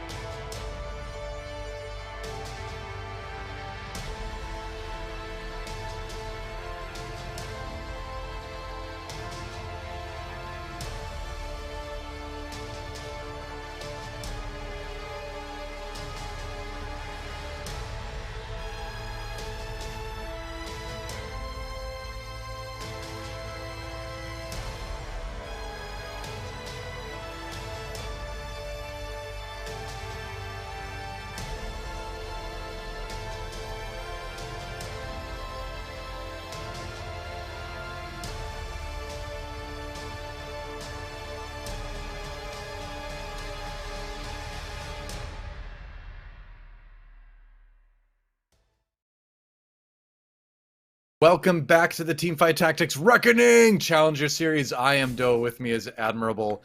And we just saw game 1 from Lobby A. We caught a little bit of Lobby B at the end, but we wanted to take a moment to go into Lobby B a little bit more to figure out, what happened exactly there. We saw the trail end of it. We sort of tried to catch up along with the rest of you, but I believe we've got a clip to show from the end of that from Pickle Onion's perspective. So we'll cue that up for you in a moment. But overall, Admirable, it seemed like the vertical synergies that were very popular and very standard, I would say, in Lobby A didn't quite follow through to Lobby B, did it? It didn't appear to. So I was getting a little bit of information here. A few 5 A-bomb players were in this lobby. There's one 6 Forgotten, and there was one 6 Assassin player. It also got noted to me that Kurum actually got knocked out without hitting 6th Dawnbringer. So not being able to hit that last part of the vertical synergy, that can be a massive detriment to it. We're talking, it's a lot of extra life gain that you miss, and then there's that one extra 12% damage that can get stacked on there as well. So I'm pretty happy to see what was going on with that spot. But, really one of the biggest things that I noticed in that last lobby was the position at the end from Pickle Onion. Playing against Assassins, there's a lot of different things that can happen because you're in that heads-up position. You're in that 1 versus 1. And so having the Lee Sin position where it was able to soak up all of the Assassin hits and then land his attack speed slow plus his damage on all of the Assassin units that surrounded that unit there. So for Pickle Onion, great positioning at the end of that one, as well as, stacking on those units over and over again, hunting down those 3 stars and landing them. That's what secured them a first place. Yeah, also have that crowd control as well. If the Nocturne can't attack, can't heal, can't stay alive. Sounds like we're ready to go into the game, though. So here we go. And I lied, there's not going to be a clip, but it doesn't matter because we're in the game already with Pickle Onion, our winner of game number 1 in Lobby B. We're going to swap lobbies up after this game based on the performance of the players in the first 2 games. So here we go. And it is going to be a glove start. What do you think? What's your top 3 item starts right now, Admirable? So for mine, it's because I tend to favor positions on stuff. I'm a big bow fan because I just love slamming Runons at pretty much any opportunity that I possibly can. Fair enough. And again, I force Yasuo a lot, but I'd say afterwards it's like Tier and Belt feel like the ones I'm most comfortable with because I just know what units I like slamming or what items I like slamming with those. And then afterwards, I'd say like Rod and Sword are probably the ones that I tend to favor them pretty equally. Glove is an interesting one, though. Like, Glove tells me there's very deliberate direction that you want to take with this. And so for Pickle Onion kind of slowing down here, seeing these 2, this redeemed pair at the start, the strongest board kind of being your early thing that you do. Glove tells me you know exactly what you want to do, and you know what directions that can take that, because I have very rarely started with Glove. It's interesting to talk to people about that. Ooh, an early Riven. That's usually something that you're pretty psyched about. But for the first time ever, I have a preference, an item preference on the first carousel that literally is just anything but Cloak. I like anything but Negatron Cloak. Like, honestly, I'm fine with anything. Like, I go for bows. I go for, like, usually bow, rod, tier belt is the 4 I generally target. But honestly, I'm fine with anything but Cloak, And Cloak can turn into good items as well. It's just not, it doesn't turn into a lot of good items early on unless it's like a Runins. And so finding a bow early on can be a bit of a trick sometimes. So, yeah, it's weird. Like, usually I'm very particular about the items I look for on the first carousel, but lately it seems like there's a lot of good options just because of the shadow items and everything like that, because of the armories. I really love it, actually, that there's less pressure in the carousel right now. Feels like that anyway. Yeah. I love the armory introduction. Like, this is one of my favorite things that's been introduced into the game. It's just because it gives me another layer, but then also because I tend to make decisions way too fast, and I'm really bad at like deciding what my board spot should be. I love the armory because it gives me so much extra time to quickly choose my item, regret that choice, but then spend the rest of that time working on what my board wants to look like. Sure. So I'm super happy with that as well. It's funny to me that you talked about the Cloak thing, because I have tended to sometimes take Cloak if I couldn't get bow, because I'm just trying to slay Runins as quickly as I can. I guess if you just want a Runins, but yeah, but I'm just crazy. I've always been more of an AP player anyway, so the Runes has always been less of a priority. So that's probably part of it too. But I like Sphinx's board early. We swap perspectives pretty quick there, but we're on board with Sphinx. 2 Brawler, 2 Legionnaire. He found that early Yasuo, but he also has a Warwick too early on, as you can see as well. So you've got a couple different directions you can go with this. He's holding on to the Udyr for the skirmisher, I suppose, possibly. Nobody really playing Draconic these days, but that is an early A-bomb. Whoa. Okay. And with a Shadow Runins, like, great A-bomb start for Sphinx. Oh my god. I mean, you could realistically consider a Guardian Angel here. I don't think you need to, is the thing. So with a start like this, Sphinx, this is like one of the strongest starts I think that you can have, is to be able to have a Brawler up front that's 2-star, and then to have A-bombs back behind that with a Shadow Runons on one of your A-bomb units. This is fantastic. You don't need to use Guardian Angel in a spot like this. And one of the big things you're always looking for, I feel like, in this spot is just, how do I make this Abomination thing super powerful? But I'm also sitting with 2 Legionnaires on my board, 2 3-cost Legionnaires. Like this, there's a lot going on from this position on Sphinx's side.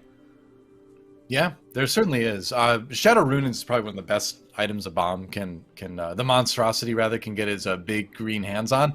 But just having this early on, and a lot of these early rounds, you're not even going to need the monstrosity. It doesn't even show up, right?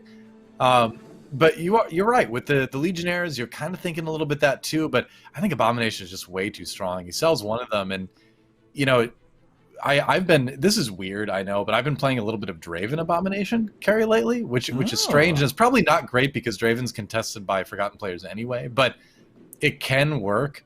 Otherwise, you know, we obviously see the Teemo worked in there towards the end. You know, we see the Valkai as a traditional Abom comp once in a while, but I'm curious to see if he's going to stick with this. A lot of times you'd be committed at this point, but certainly still room for flexibility. Yeah, that's the thing that interests me the most is the commitment side of it. You know, I think that it's kind of an interesting point that you made on the Draven side of things. I hadn't really considered Abomination really with any AD units. I don't know why I haven't either. I guess just because the concept wasn't really introduced to me. But kind of looking at it, you know, Abomination started to make a comeback, I'd say, like a couple days ago, as we see the Scion get destroyed here by these couple of early Nightbringer units from Pickle Onion's side. The Abomination definitely is making a comeback in terms of being part of final compositions, but I feel like if you don't get an Abomination spatula early, that's usually where you're like, okay, this is a placeholder until I find my next spot. Yeah. Yeah, I mean, I agree, because you can see 3 Abomination is still beatable, right? It's not until 4 Abomination that you can, or I should say, it's not unless you get 4 Abomination really quickly that it can be a reliable comp for like stage 3, right? You're going to still be hemorrhaging a lot of HP early on a lot of times. If you get the spatula, then yeah, go for it. Then you're going 5 a bomb and you're gold, right, in a lot of cases. But, or not gold rank is what I'm saying. You're golden as in you're doing good. But we'll see. Right now, I agree, and that's why I mentioned it, that I think you still need to feel flexible if you're in that position that Sphinx was in. Going over to Setsuko's board now, and it's looking like he's thinking about a couple different things. Forgotten, possibly. Otherwise, yeah, okay. Yeah. You could slam it. You could. It's exactly what I was thinking about, too. The other thing that's kind of interesting here from Setsuko's side is just the way that the units are kind of synergizing together. Like, I'm looking at, 2 Brawlers in play. I'm looking at this Vayne that's sitting on the bench. I'm looking at a Trundle that I don't necessarily want to get rid of from this spot. Like, at some point, you're going to have to pick one of these spots to go. You can't just stick everything in play. And from Setsuko's side, I feel like this is really tough. Like, it feels complicated to me about what I actually want to do with this board, because nothing is really solidifying in my head. Like, you put a unit in now, what changes when you get to level 6 at that point? Also, well, I feel like this is a common struggle.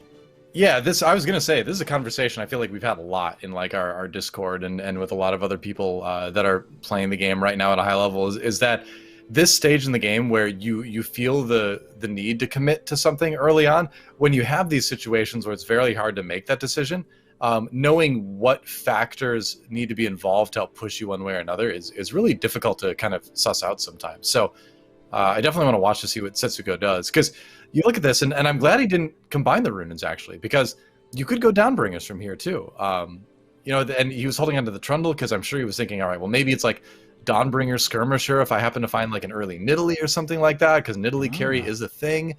But, right now, with the 2 stars that he has, you're kind of just forced to stay a bit open through Krugs, which isn't the worst thing, but it's tough choices ahead for Sphinx, for sure.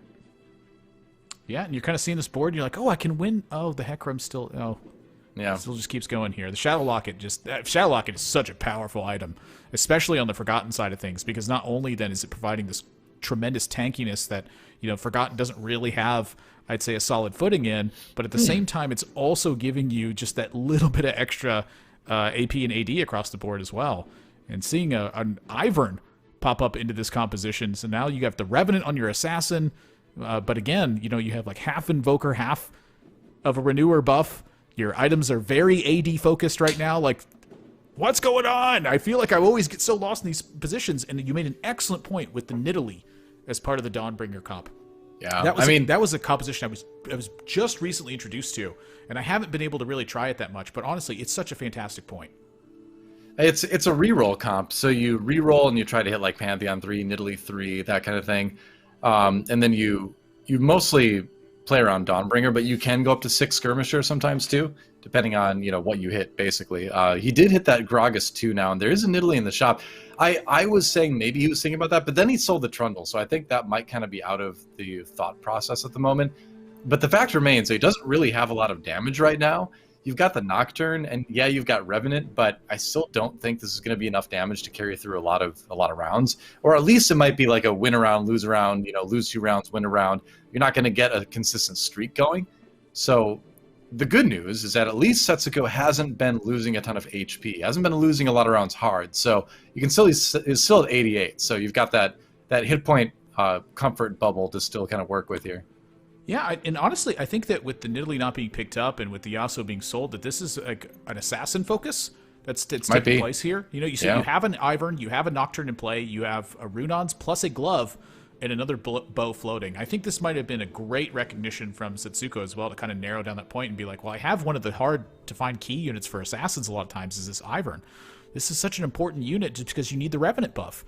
And when you have it this early and you have the Nocturne, you have a pair of Nocturnes, like, this feels like a great direction to take.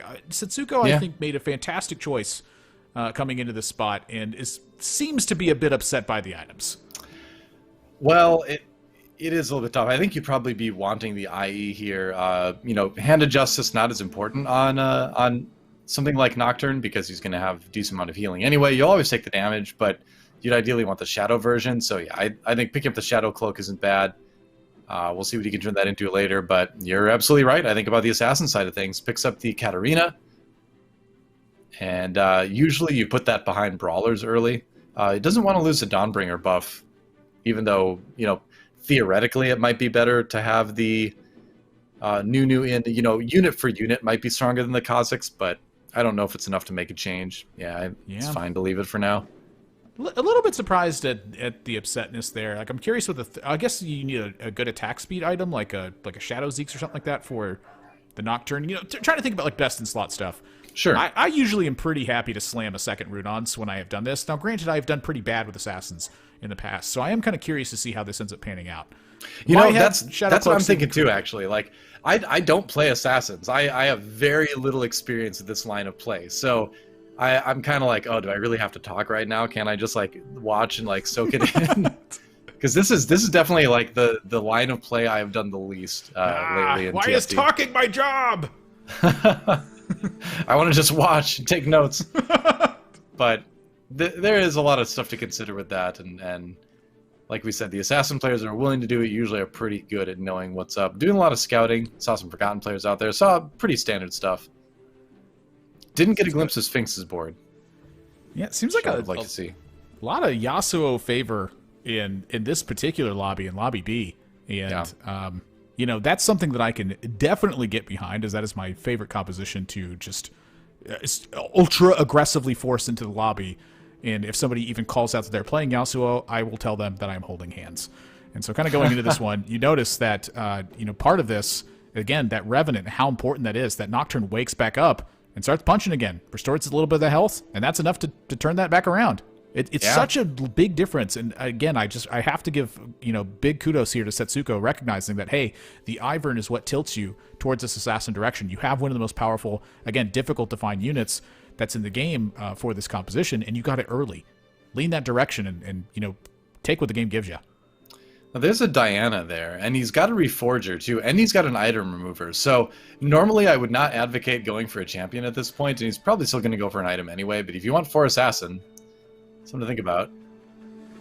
He's undecided. Yeah, it seems tough. Gloves are appealing for assassins. You know, anything that helps you crit and amplifies that crit damage, that can always be a welcome choice.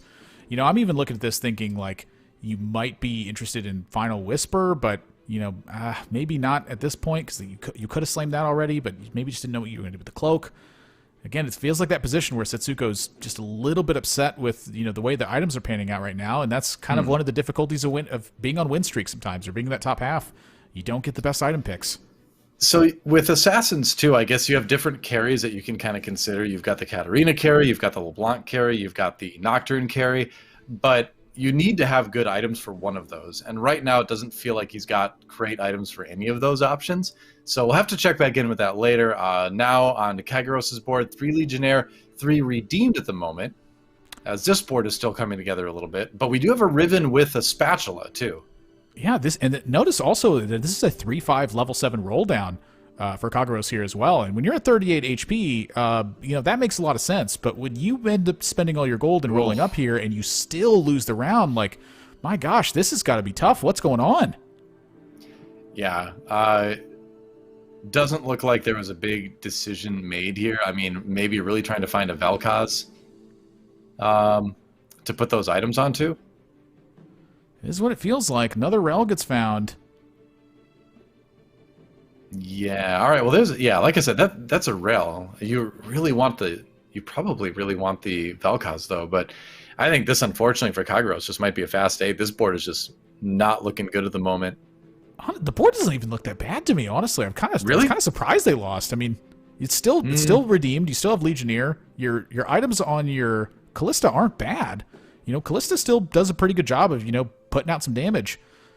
It feels like you're just getting outpaced at this point. Like what he's got is good, but good for like 5 rounds ago, you know?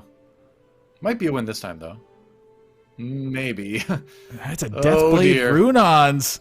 Hang on a second here. Okay, so able to proc the GA, but can you end up standing up and beating this? It looks like they're going to. All right. Close. Okay. Whew. Very close. Golly, I mean, I was like, you got to win something. Like, you just spent all your gold. Like, if you're this far behind after you roll all your gold down and everyone else has been saving theirs, like, that's, at that point, that's just kind of bad luck.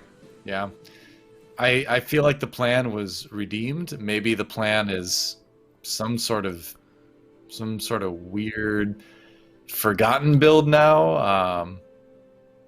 I mean, it could still technically be a weird Varus build. So I'm looking at the option of the Shadow Rage Blade, which deals a lot of damage, but you have a Shadow Hodge as well. So that can be something for Varus that's good, but honestly, you've committed so much to shaping towards Vel'Koz that I don't think I could blame anybody for following that direction. It does find a Heimerdinger, though.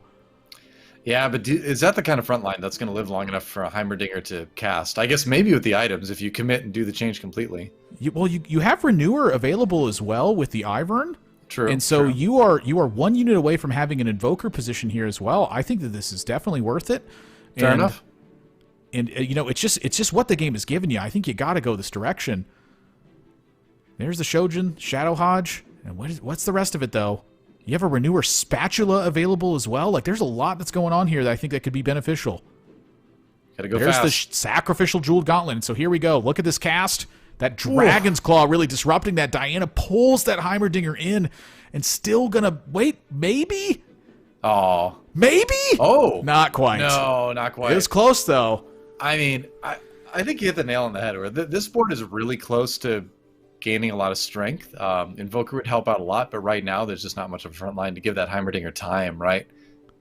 Those items are not very helpful either. None of that is that helpful. Giant Slayer is definitely going to be the best. I guess maybe you put the Giant Slayer on like the Varus or something. Oh, there's goodness, a couple 2 stars, but yeah, let's get rid of this thing. That thing is not making it there. We get some. Can we get Mystics in play? Does it cost too much to get Mystics in play? You're 1 redeemed away, but I think so the Varus gets sold, second redeem gets sold. Let's add some Mystics to the board. Yeah, 3 Mystics. Try to give some more time. But is the Mystic going to be able to get it tackled? Okay, so 2 Mystic, 2 Ironclad, Ironclad, 2 Knight. Okay, I think this is a fantastic choice. There's so much 1-star stuff though. That's what I'm worried about. Renewer, I'm mostly worried Rise, about this. Yeah, I think that's reasonable. And the Rage And Blade then- as well. Ooh, wow, okay. I mean, yeah, Rise doesn't have a big mana pool that can help out. I mean, the Heimerdinger, if he hits hard.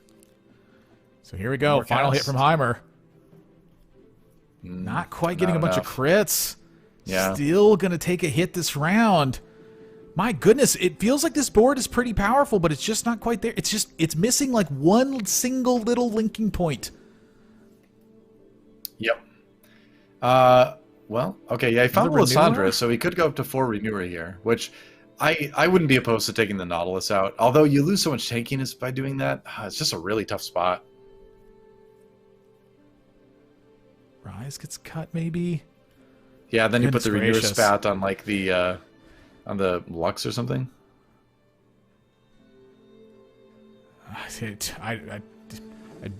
I ain't got the words, DoA. This is tough. I think that putting in the 4th Renewer is the correct call. I think that as weird as it is to put a Lysandra in over, a pair of Rise that you have, the 4th Renewer is such a massive difference. Look how much faster this Heimer cast. Yeah. Look how much faster it's getting to the second one here as well. Like, you just need to get this damage turned out as quickly as possible. That's what it comes down to, is you just need the Heimerdinger to cast as fast as yordly possible. And one more. Ooh, that was close. All right. Okay, so maybe, just maybe, with a couple upgrades, Kagros can start to get a little bit of comeback going, but it's looking grim. Not I don't gonna think lie. I've ever felt this nervous for someone that had a Heimerdinger with 3 items in play. Yeah, well, when a lot of stuff is 1 stars and there's just no front line, easy to get nervous here. Well, Volibear is an interesting pickup here with the belt as well. Like, that feels like a Nautilus replacement. You have the Revenant buff that's there, so if he gets the initial cast going, that's going to land. So we'll check back in. Stomp a little. Seems like they stomped a little. Well, they got stomped a little in the last game, unfortunately for them. Their bottom 4 finish, still only 1 game, so lots of room to come back here. Ooh, finds the dark blue buff for Eyes. That's going to help a lot. 6 Forgotten in play. Good item on the Darius, or the Draven rather. Do you want the Zeeks taking attack speed from the Rise, or would you rather have that on like the Thresh or something right now? I feel like I'd rather have that on the Thresh and let the Rise just cast, Yeah, I think that there's a lot of different ways to look at this, and so what I'm kind of from Stomp a Little's perspective here. My guess would be that's a pretty interesting change that took place as well. Oh, the GA gets moved to the Rise. That's why. Perfect change. My guess would be that it's just because you want the Rise next to the Draven. And once that the Rise gets down to half health, its attack speed doesn't really matter that much anymore. He's just going to start cranking at that point. Like, that attack that happens, it doesn't really give any mana at that point. So whether or not you wouldn't even need him to attack, to be quite frank with you. I think it's just next to the Draven is the idea there. And so we're going to take a round off of Goobums in that spot. Stomp a Little, I think, mostly recognizing two of the most important factors here. Draven has got the Zeeks, the Shadow Zeeks, and the Rise has got the Shadow Blue buff. Those are the 2 things that I'm always looking for when I'm playing Forgotten.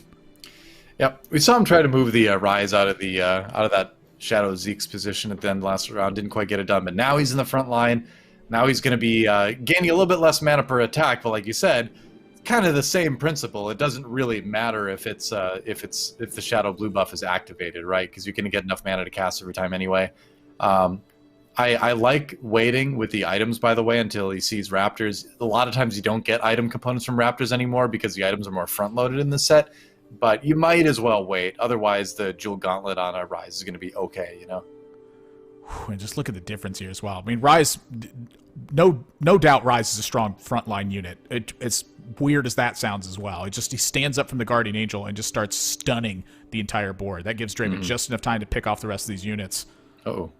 And then your board is able to get these final little blows in.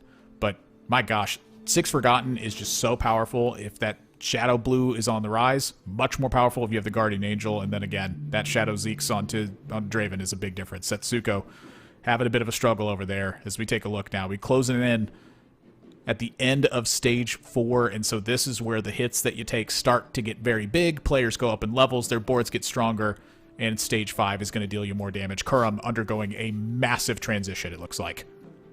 Yeah, and Kurum, our lobby leader at the moment, took an 8th in game number 1, so trying to come back with a vengeance here, but yeah, in the middle of a big transition.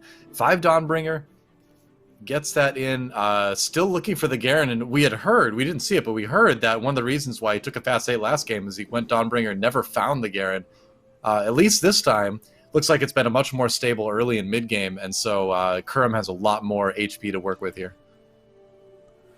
Here we go, big rolls taking place.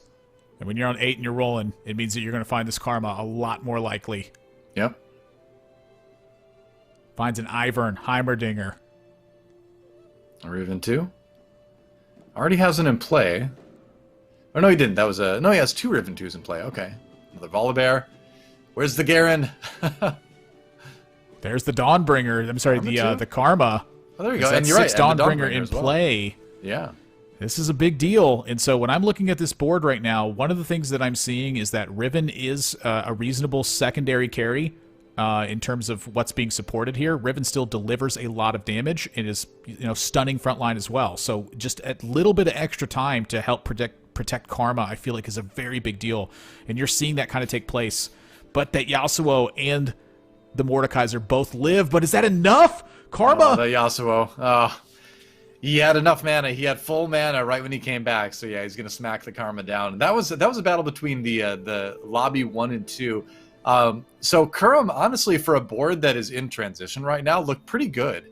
So if you can just finish a couple other things up, again, like finding the Garen, I think is a big deal. Changing the position on the Nidalee is going to be a bit of a big deal as well. We're going to swap over to Gubam's POV for a moment as he's trying to get this Forgotten board to work. Currently sitting at 5th in the lobby at the moment. Finds a Taric 2, which is just a lot of good healing for the front line, honestly. Yeah, it's still a Vayne is what's dealing this damage, though, at this point. That is awkward. Yeah. And so that feels a little bit tough. The Thieves' Gloves on this Taric, though, like if you could lock in that Thieves' Gloves, that's just a major fist pump at that point. I will say the items on the Vayne are pretty good, and this is still 6 Forgotten with, I would say, a pretty strong defensive distribution as well. 2 Knight and 2 Mystic. You get the Ranger buff going as well. The Rise still has some decent mana and supporting for some extra damage. So not too big of a surprise to see some wins here, but these wins are pretty close. And so for Goobams here, there's still a lot of improvement that can be made, and it's just based on whether or not the right units are going to show up during these rolls. Meanwhile, we have our first 2 players getting knocked out. Kagura's out in 8th after fourth place finish in game number 1. And we have Setsuko out in 7th after a 5th place finish. So rough start for Setsuko. Bit of a roller coaster for Kaguros. And we'll have to see how they perform in game number 3. But we got our top 6 already. And this repositioning here from Goobams a little bit, but not too much scouted on the rest of the field. And there's that frontline Rise with that dark blue. I am terrified of that thing. Oh, yeah. And you feel bad seeing just like the Draven 2 on the other side. You're like, oh, it's your board versus the board you dream about. That said, this, it did okay. It did okay. Yeah, it's not bad, but when you have 0 Dravens and really no pairs floating at this point and not too much improvement that can be made in the immediate for Goobams here, I think this is bleed slower. Finish as high as you can. Is there something off this carousel that could change this a lot? Pretty tight lobby between 3rd and 5th right now. Finds a Draven with a Deathblade, I believe is what that was. Viego, I think. Oh, was it Viego? Okay. Yeah, it is a death. I'm curious if it's like just at this point if it's 5 gold Deathblade or if it's just like Viego is much stronger than Victor is. I mean, maybe both at some point. I think you definitely put it in over the Victor for now.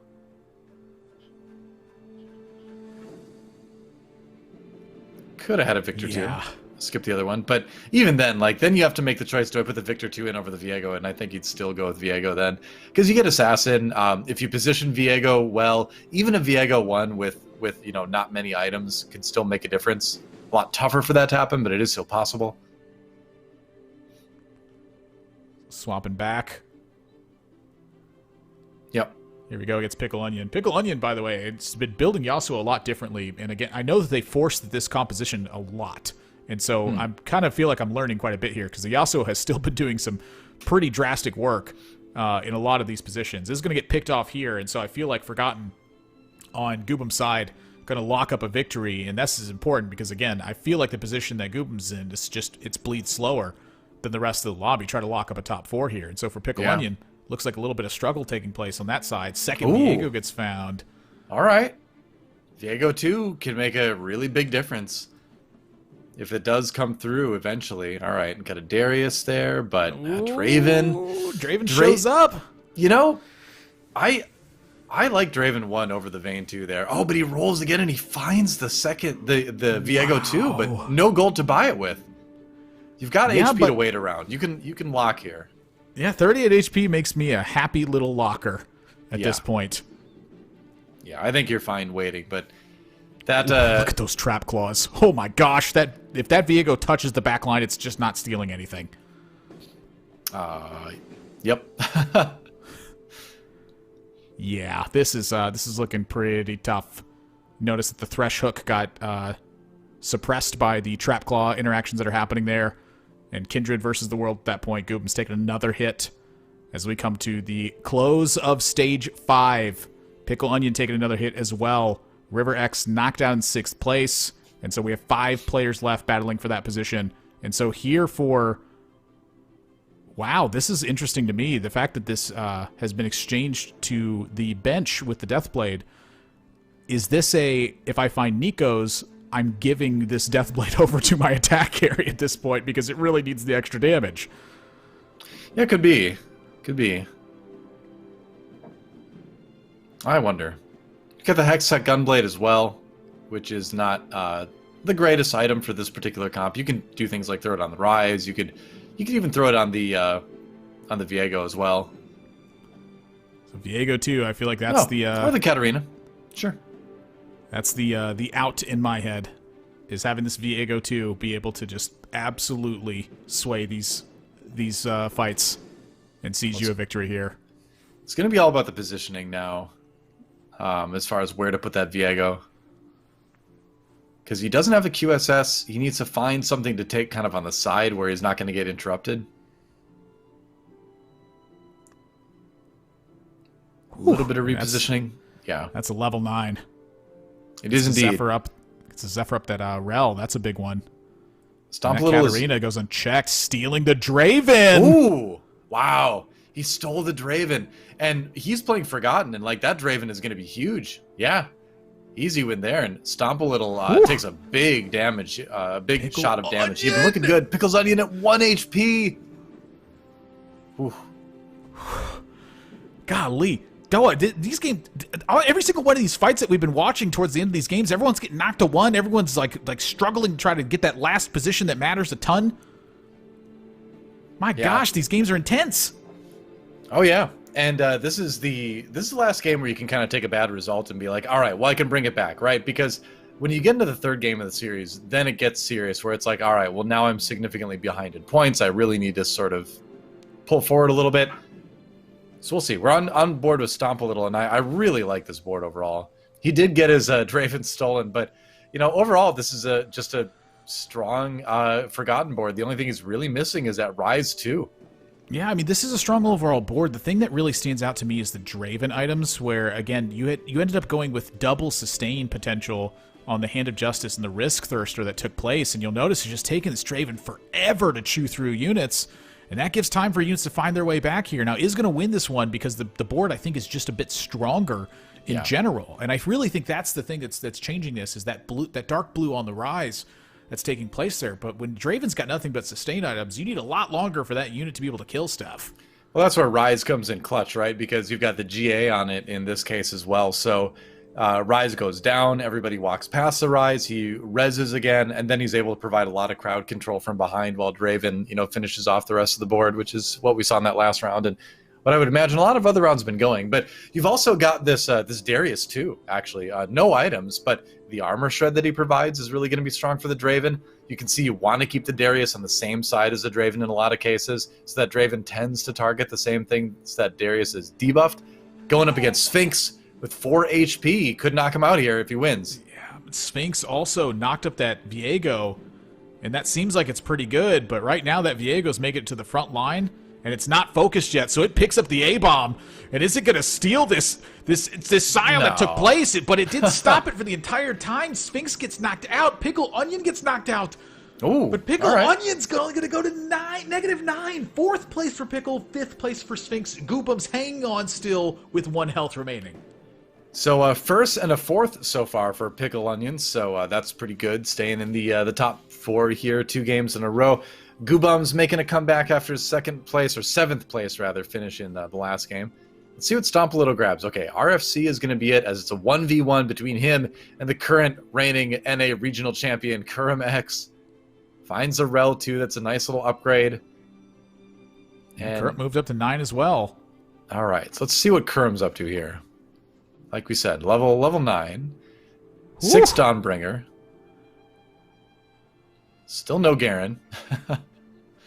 Wow, 18 health paid for this Teemo, and still tied for the first place after that. This is something. I think he'll take it, yeah. He's got life to spare for sure. So exact even life between him and 2nd place. Goobum's just in that 3rd place spot. Looks like he's going to face the ghost of Stomp a Little here, if I remember right. That's the this is the Goobum ghost. Oh, you're right. Yeah, the Vayne in that corner. Look at that Teemo just obliterating that corner as well, and Karma doing the rest of this work. And I feel like that could be bad news for Goobums after seeing that fight. Yeah, I would be a little bit surprised to see him alive, yeah. And he gets taken out. -19. Got stomped by whatever board he ended up with. And speaking of Stomp a Little, picking up the Kindred too. So another nice upgrade there. Definitely the stronger Forgotten board overall. But props to Goobums for taking things like a Vayne too and bring it all the way to a 3rd place. That was a little bit of fancy footwork you needed to do to get that comp to work, and so claiming a 3rd with that, I think you're going to be pretty thrilled, huh? What is this, patch 1.1, 11.1? Like, what's that Vayne still doing in play at this point? This was 6-5 that Vayne made it to. Not even a 3-star Vayne too. What do you know? Here we go. How much can this Teemo impact things? Volibear getting a big pop-up here. And the big thing for this Teemo, honestly, is the fact that it's just slowing down all this attack speed in the center of this board. It doesn't look like much, but my gosh, what a big difference it's making. Plus the amount of damage it's dealing. Karma's still untouched. Draven going to get slowed here. The Draven doing a lot of work, though, and with the 2 sustain items is able to walk back to this Karma, knock it down, and look at that. Stomp a Little. Doing a little stomping. Well, that's the thing, is that you mentioned the slow from the Teemo, but it didn't hit Draven. Teemo targets kind of randomly, and he never got any of those bombs back to connect with the Draven. So while everything else was slow, Draven was just kind of free-firing that entire round. Always nice to see a Trap Claw come up at this point in the game. Oh no, was he going to put that other Trap Claw on the Teemo there? I don't know exactly where this other Trap Claw is going to go. The thing that I'm looking at mostly is the fact that there's that little bit of flex that can come into play for Kurum's lineup here. You know, some of these units are not necessary. You don't need to have 6 Dawnbringer in play for this composition to be, I'd say, pretty powerful. And so making the swap and looking like they're just hunting down strong units that can slow down the auto attack from the other side. I feel like this is a pretty smart decision here from Kurum's side. Looking for another Garen. Oh, he has a Nico, actually. So rolling first. Seeing if you can maybe find something else. Running out of time. There's a Garen, too, without using the Nico. So you can Nico something else now. Probably got 1 more life, even if he does lose this one. Yeah, gets the Heimerdinger in. 3 Renewer, 3 Invoker. Not quite exactly where you want it to be. And, again, not really a spot for the Nikos to be used. And so trying to wait and see where this Trap Claw is going to go. The Teemo gets hooked. And that seems like some bad news. That Rise is popping off of that dark blue. Finally gets taken down. Yeah. That Heimer gets a cast off, and so does the Teemo. The Rel is not enough to do it by itself. Stomp a Little, going to have to stomp a little harder. Nice use for the Trap Claw there for Kurum. Just waiting and throwing it onto the Soraka when he knew that the attack was coming in, just to kind of slow down the damage. Like that. What are you looking for upgrade-wise? Obviously, Heimerdinger too. Yeah, you can sell the Iverns. Ivern 3 isn't really a thing. We're not going to be a thing this game. Maybe you sell the Volibear and look for a Heimerdinger 3 here. But again, like, even if he loses, he'll probably still survive. Okay, there we go. The Nico's finally being used on the Heimer here. Oh, okay. That's got to be a significant upgrade in this spot. And notice that Heimer's tucked in the corner as well. Just a bubble of Trap Claws in this bottom right corner here at this point. And so I'm watching this Heimer cast. If it's impactful enough, which that Draven looking a little hurt right now, the timing on this is going to be very impactful. Oh my gosh, that is a massive hit, but the Teemo got stolen by the Viego. How on earth did that did that Viego make it to that corner beyond all those trap claws? That seems impossible. Oh, it was Kuram enough. gets taken down. Wow. Stomp a little. Gets the win. That was pretty insane. I was kind of feeling it for Kuram at the end there, and it was a close one. But we talk about the Draven. Obviously, the Viego steal and the Teemo was huge. But the Draven, again, he took a couple of hits, but he had the sustain to heal back up again and just ground his way through that team. There was like 19 trap claws in that corner. How did the Viego make it there? How is that possible? Slowly, I think maybe the trap claws were popped by some earlier stuff. I didn't quite catch it all, but that was a pretty epic conclusion to Lobby B there, and a big win for Stomp a Little, who again took 6th in game number 1, and one of our players that isn't maybe quite as well known in the TFT scene. So to come up and get a win like that, it's huge. It's huge, Admirable. It's a big deal. A lot of times when I'm watching these, one of the things I always have to remember is that all these players earned this spot. They didn't just like come into this one and show up at a tournament, and so they're competing against the strongest players here.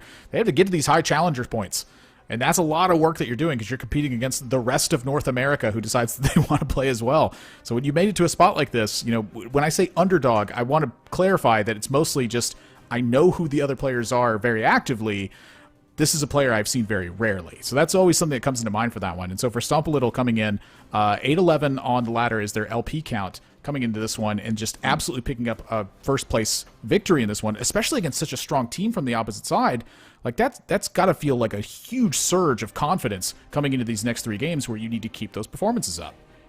Yeah, that's right. Especially against some other big name players like Kuram. It always feels good to get a win against the highest echelon of TFT and maybe join the highest echelon of TFT. Let's take a look at our scoreboard.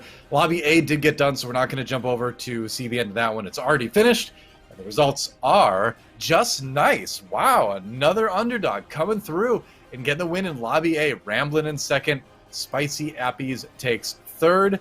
And so on and so on from there. We'll take a look at the overall points soon. But things are definitely not, one way or the other. There are players shaking this up a lot today, Admirable. Yeah, and really, on the second one, it feels like the lobby's just flipped over almost, aside from if you're Pickle Onion, who got shifted down a little bit in that second finish. Sure. It literally kind of looks like the 2 lobbies just got flipped over in their performance almost from that first one. So a pretty drastic shakeup in the second one here. We have 3 more games left to take place, and that to me is one of the things I love about this, is it's got to be 5 games to see where players are coming out on the end of it. And when it gets shaken up here in game number 2, that means game number 5 is bound to be impactful. Yeah, my eyes are going to be on Ramblin' going forward. He got a 1st, and now we got a 2nd in game number 2. So one of the highest performing, if not the highest performing player in the lobby so far. We'll see what the overall scores look like, though, in just a moment, I believe. And then we'll be able to say for sure.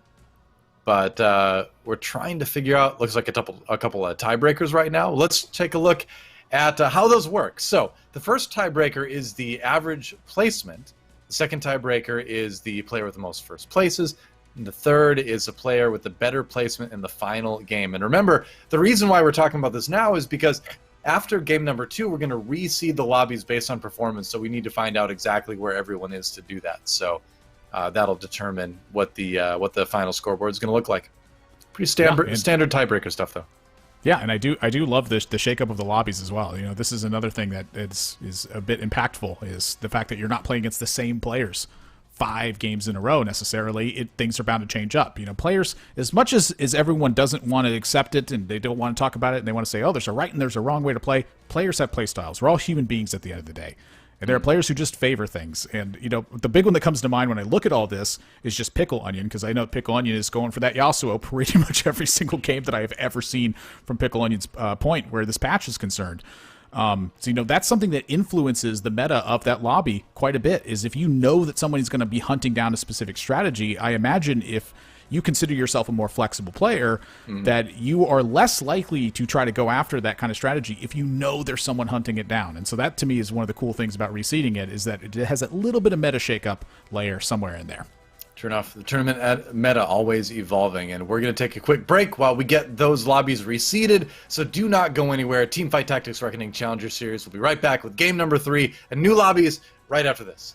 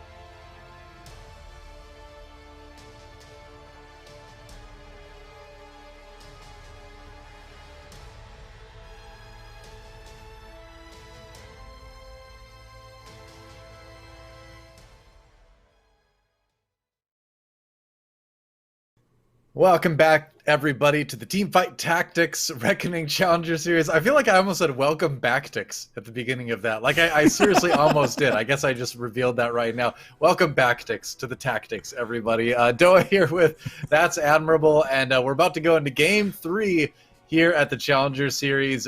We took a break. We reseeded the lobbies.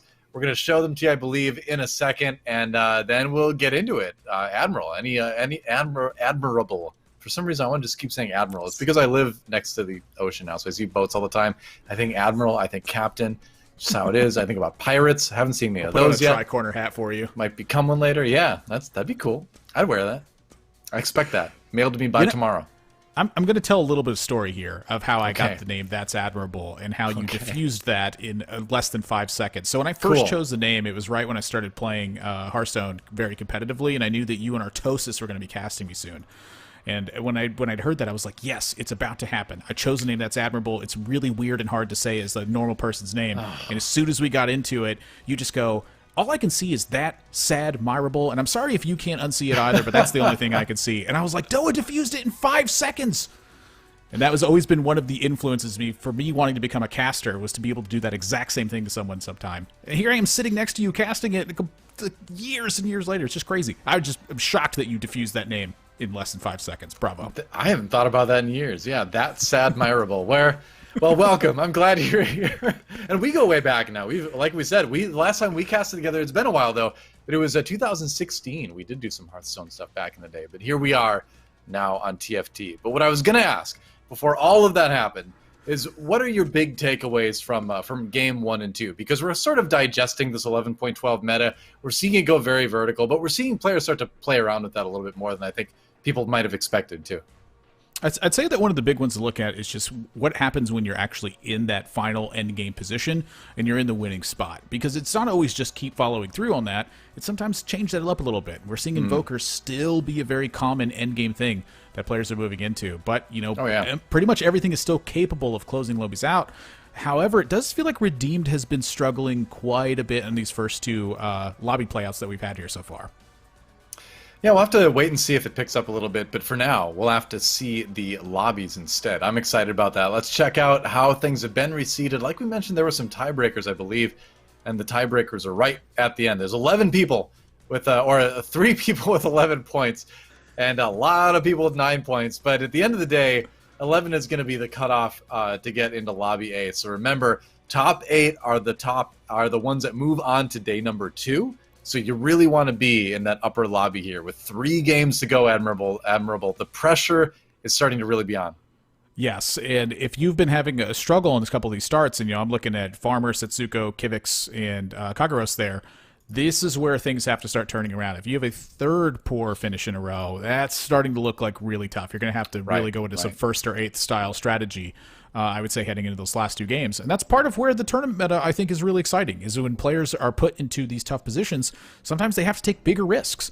Bigger risks often mean that you are more likely to fail when it comes to a point like that, but at the same time, it also makes it more likely that you can turn it around, because you have to turn it around at that point, or you failed. And, that's just part of games sometimes, is if you're not failing, it means you're not trying.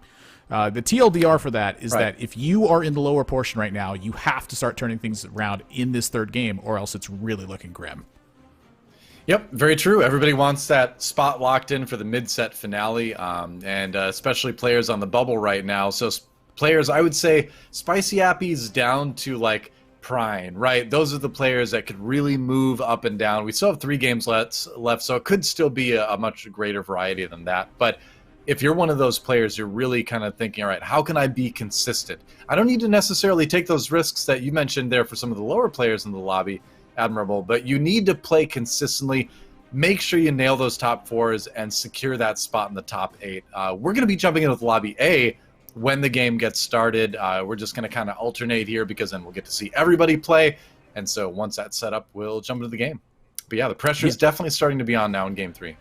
Yeah, and so it's kind of an interesting point you make too about the the tournament meta and just how things are adapting with that as well. If you're in that lower portion of the top 8, consistency really is your key. You just want to be finishing in strong positions at that point. You don't have to be getting first places. You just really want to be avoiding like 7th and 8th. And so, the comps that you're most comfortable with, the ones that you feel the most confident in, those I think tend to be, situations where it's like, hey, I have a lot of experience with this and this opportunity has opened up. Maybe I should just lean this way because I don't need a first. I just really need to not get 8th and 7th at that point. All of those factors starting to combine and meld together, they start to really change some things, because if you're not pressuring somebody, if you're not using a very powerful composition, and instead you're just trying to get a comfort finish, what that means is the player's taking big risks. It means they have more time. It means they get more opportunity. So all sorts of little crazy tiny interactions can really change a lot of stuff here. And so as we jump into game, we're seeing Ramblin's perspective, and I don't feel like Ramblin really is thinking too much about like their comfort kind of strategy, because as we've seen from their first 2 games, they're kind of just going for what's powerful and trying to really like scale and ramp up into that end game portion.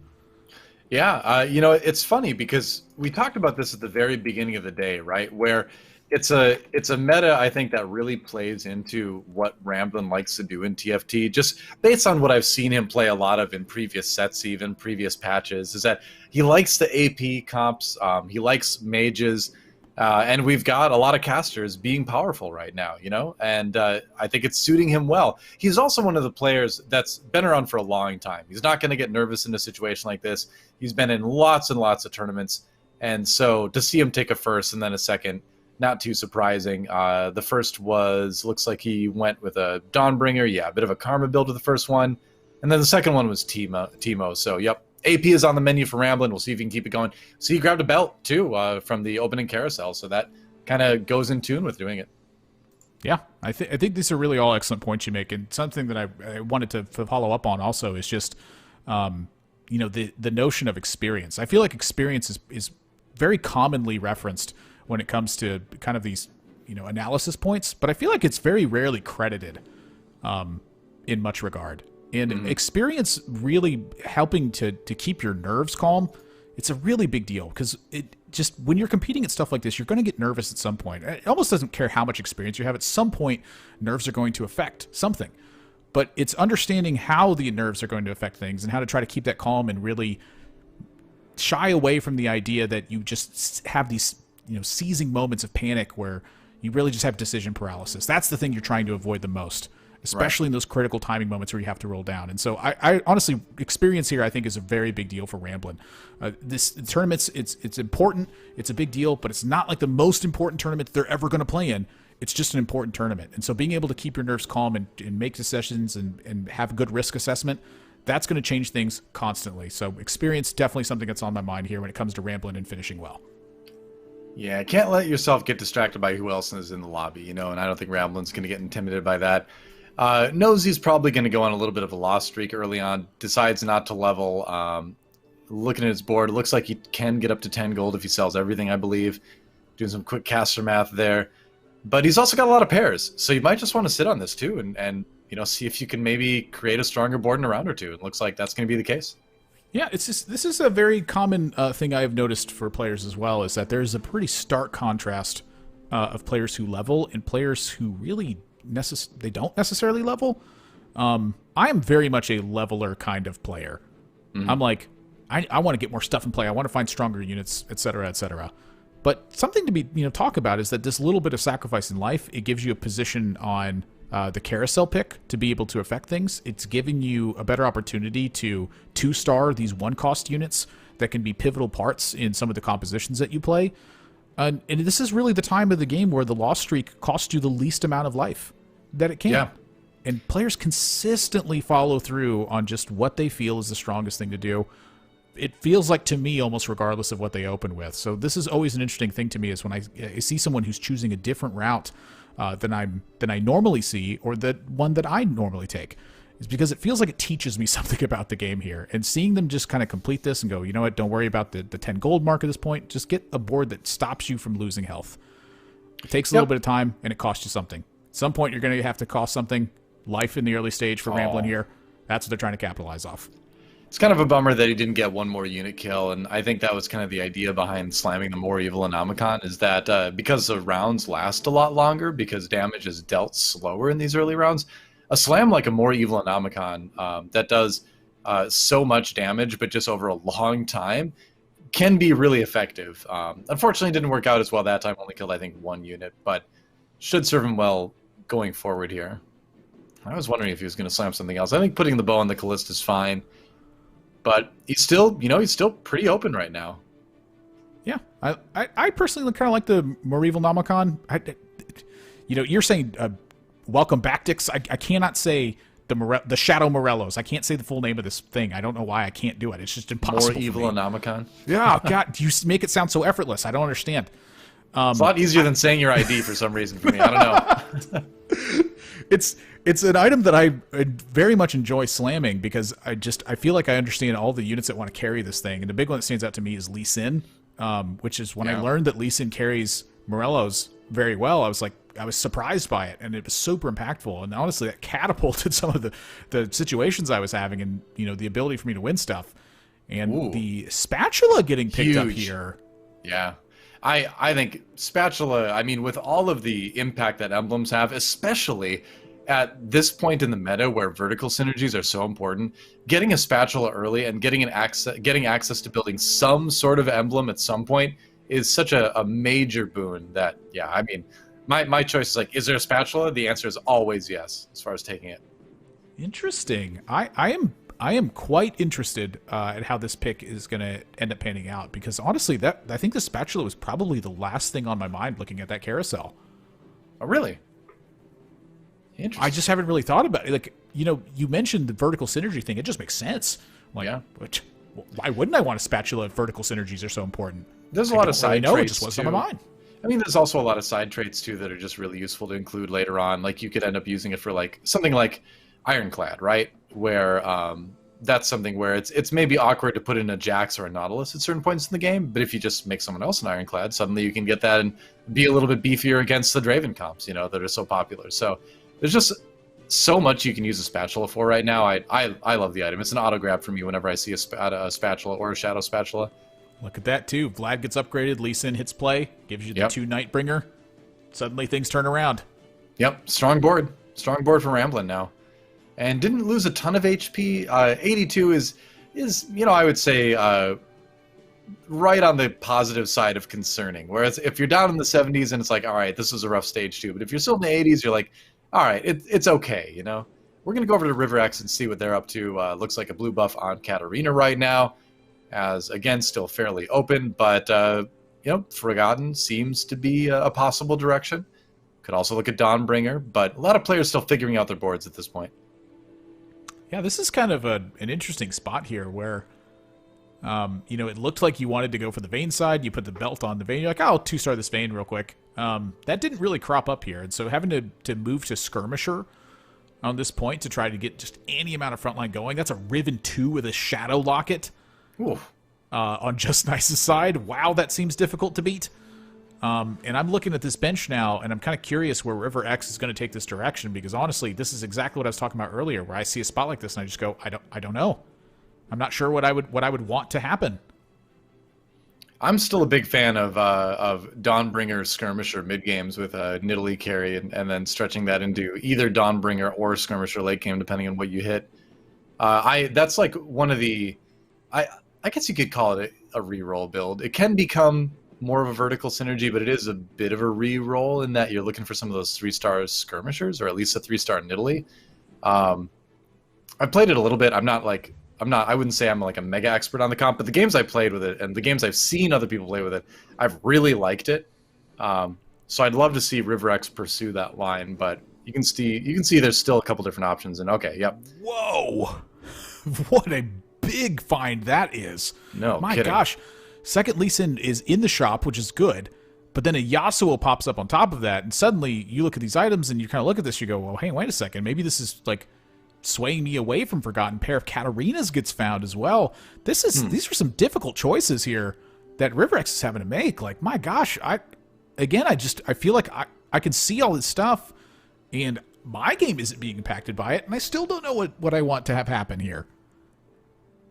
This is nuts. I always feel paralyzed, though, when I get bombarded with like these two drastically different directions. And honestly, I think that's part of where the vertical synergies kind of are driving me a little bit nuts sometimes, is that you really need to go deep into the trees for them to be super effective. And so when you're faced with that point and you're like looking at this and you're like, I need to trim down on these threshes. Pair of threshes, big part of a Forgotten composition. But your economy is a big part of your entire game plan at this point too. Like, which direction does this want to go? And now you look at your board and you're like, it's clear isn't strong enough. I'm taking a big hit at this point. Like 3-2, Armory's coming up, Krug's just got finished, and this is where people go to 6, and you're either too weak to keep going or you're strong enough to just hang on. You're going to have to be one of these players that rolls, I think, if you're in a spot like this. That last hit you just took was massive. I 100% agree with you on the rolling side of things. One thing is for sure, when you're making these decisions and you feel pulled between a couple different directions, the one thing that happens pretty consistently is you end up without a lot of 2 stars on the board, which as soon as stage 3 begins, that's when everybody else is going to have at least a few 2 stars, and you're going to start to take some pretty heavy losses. So yeah, at this point, a decision does need to be made. It is going to be Nightbringer, the trait on right now. And no skirmishes or anything like that. Yeah, okay. So you do get the 4 Nightbringer, and this is a strong mid game. This is good. You've got the Lee Sins in there. Ideally, you'd love to have the 3rd skirmisher. You'd love to have the Trundle in there as well. But this is serviceable. You just need some 2 stars. I think this is good recognition on what happened here. And honestly, I am willing to give this a test instead of rolling. When I see all these Nightbringers hit play and it ends up with 4 Nightbringer, I'm willing to give it a risk. And that risk feels like it's paying off pretty well. So this was a very strong assessment, I think, from River X here. My gosh, that's just a bravo. Honestly, I would have been terrified. I would have rolled, and I would have lost gold for no reason. That's knowing like how you can survive on like the bleeding edge of things is certainly important. I was wondering if we were going to see the Diana in there. Here? You get the Nightbringer. Or you get the Dragon Slayer. Yeah, that's big. There's a Trundle as well. You can put that in over the Lee Sin, and now you have the 3 Skirmisher. So aside from, again, only having 1 stars, this is the synergies that you really like to have sometimes if you're going to be going for that Yasuo build. Whew, I wish you could see my face right now. It is very excited. And if you win this round, you could just sell this Warwick and hit 40. Like, you just have to feel like a genius if you win this round and everything pays off. I mean, it's a tightrope walk. You get to go to 40 gold from here. It's a tightrope walk. I'm so impressed. Even if you lose this round, I'm still impressed, just based on the last round alone. So you are going to lose this round, it looks like. But my gosh, I'm still impressed. Bravo. So buying a couple of things, just clearing out the shop, not going up to 40 since you'd have to sell that Lee Sin to do it. Wouldn't be great. Time for a little bit of scouting. Currently, the Farmer, actually, a player that's struggled a little bit in some of our earlier games today. Win streaking at 94. Yeah, so take a look at their board soon. Big deal on that one. And this carousel, not super exciting to me. A lot of tiers, a lot of swords. Yeah. No, like Shadow Glove for Shadow Blue for Lee Sin. Oh, I guess he's already got regular Hand of Justice. But, maybe you're looking for like an RFC at this point. No bows, though, that were available, it looks like. Grabbing a sword here. I'm curious if this is going to be... What? That was an interesting Yasuo equipment there. Well, you can build Yasuo a bunch of different ways. We talked about that earlier. That's a really nice thing is that, Shadow Zeeks, I think that's okay too. But Yasuo does make good use of a lot of different items. He's definitely more flexible. And when you have Lee Sin as that second carry to give Yasuo time to kind of ramp up and get the damage going, it can be a good combination. We're going to swap over to Kuramex's view for now as he has got 6 Forgotten in early. And he's got some good items on that Katarina. Yeah, good items on the Katarina. The Vayne's still waiting for a belt, it looks like, and a Rise also on the on stage 3. This is something you're usually pretty excited about. Now, my experience with Forgotten is that it's either one of 2 ways when you have 6 Forgotten. It's either very clean and you love it, or you're kind of watching your losses take place and you're going, I don't understand why this is losing. So I have 6 Forgotten in play. I have the Rise. It just feels like items are very impactful towards that. At the same time, upgraded units are very impactful towards that. They just fought a Forgotten comp, but the Forgotten comp, you notice how many rings everything had around it. This one has the rings as well. The other side, they were kind of completed. Well, the other side, they also had Rise with a dark blue buff, too. Yeah, so. That as well. A very dark blue buff, yeah. It's those things can make a super big impact. So when I'm looking at Kuram's side here, I think this is just you have to accept these spots are going to hurt.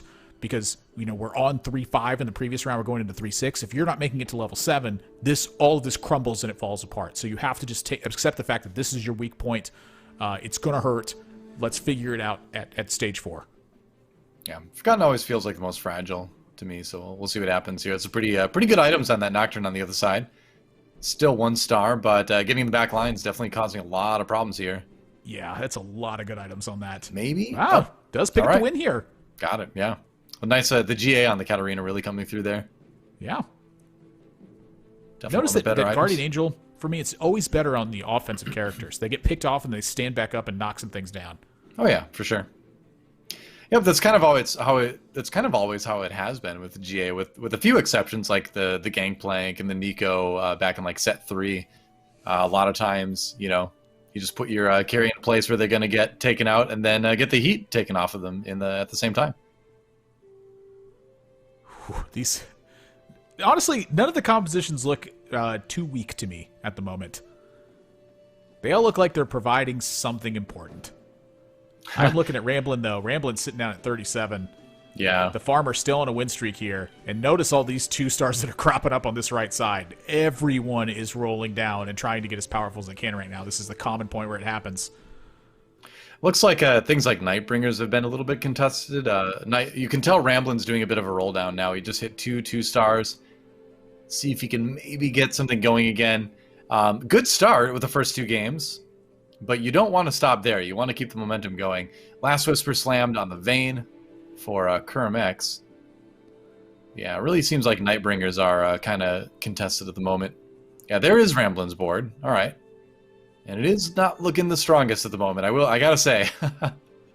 Yeah, that was the one board I didn't quite get the look at, and it is not standing up super well. Ramblin takes a 13-point hit down to 24, and for Kurum here, not a ton of rolling, and frankly, just another bravo for this one. I mean, players are recognizing when their boards are just kind of strong enough. It's just impressive. Like, I feel, again, I always feel like I panic in stages like this, and I just tend to try to make things as powerful as I can. I think I overcommit in a lot of situations is what I'm learning here. It's pretty common to do that a lot. You know, even, and you're a good player. You're in Challenger, right? So it happens to everyone, right? So, all right, I was gonna say, yeah, you want a shadow item. He did slam the Shadow Infinity Edge. You don't get quite full value on that when you combine 2 shadow items like this. And he's still missing 1 stack. Yeah, 3 shadow items in total, looks like here. But opting to just have that stronger item on the Vayne and then theoretically later the Draven, then focus on the stacks at the moment. Yeah, Shadow IE is just powerful.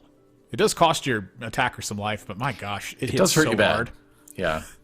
It does hurt you bad, but it can also hurt them worse. I'm not paid to speak, don't worry. I'm paid to talk. I'm just going into it.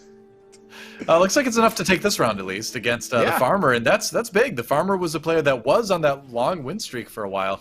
Taking a couple losses there, you can see drop down to 74, and that can happen in stage 4, right? If you don't keep up with the upgrades, if you don't keep up with the items, completing those trades, you can start to dip a little bit. Kagaros now the only one on the win streak. And now we're on board with the Farmer. 4 Brawler, 2 Spellweaver. Normal, like 4 Brawler with Abomination is something we see sometimes. He's going to need better items on the Vel'Koz. This is a very unusual board, but boy, do I like it. Look, 4 Brawlers, I don't need to hear anymore. I'm down. Yeah. I love to hear that. And working on this Vel'Koz as well, too, like trying to just slightly get into that redeem side. Save some of your gold here, though, because you just have so much strength in terms of lasting from the Brawlers here. It gives that Vel'Koz time. It gives the Brand time to tick away. Look, the Warwick able to take down the Draven off of the ability there. And look at the Brand is still cranking. Yeah. Every tick of that Brand is critting. He's doing a lot of damage. I wonder what the plan going forward here is, because you can do a number of different things. The items that he's got on that Brand are good on Brand, for sure. But I look at those items and I'm like, that's a karma right there, you know? And he's got a 1 Dawnbringer, so he's got a while, you know, he's got a lot to find before he can really get that trade online, and it's late in the game to think about doing that. But, you know, maybe this is one of those situations, too, where you've got a lot of HP, you're like, all right, I'm just going to try to ride this out to a top 4 as well. Can certainly do that. Gunning for the belt. Yeah. Okay. belt. He's got the ability to make a Zephyr. Can also save it. You've got Raptors coming up in a few rounds too. Not too much being offered here. Does have the Invoker as an option. Does have a third redeemed available as well. It feels like it's costing a lot of health to replace the brawlers right now. Yeah, you don't want to flip the brawlers out right now, but I'm just wondering if maybe at 5-1 we're going to see a bit of a roll down and a bit of a pivot. Yeah, something's going to have to happen. I mean, the brawlers, they're great placeholders. And so I am kind of curious about this and seeing where this goes, because usually at this stage you are accepting that these brawlers will lose. Usually it's what you're accepting that. So when you win, it's just like, hey, great.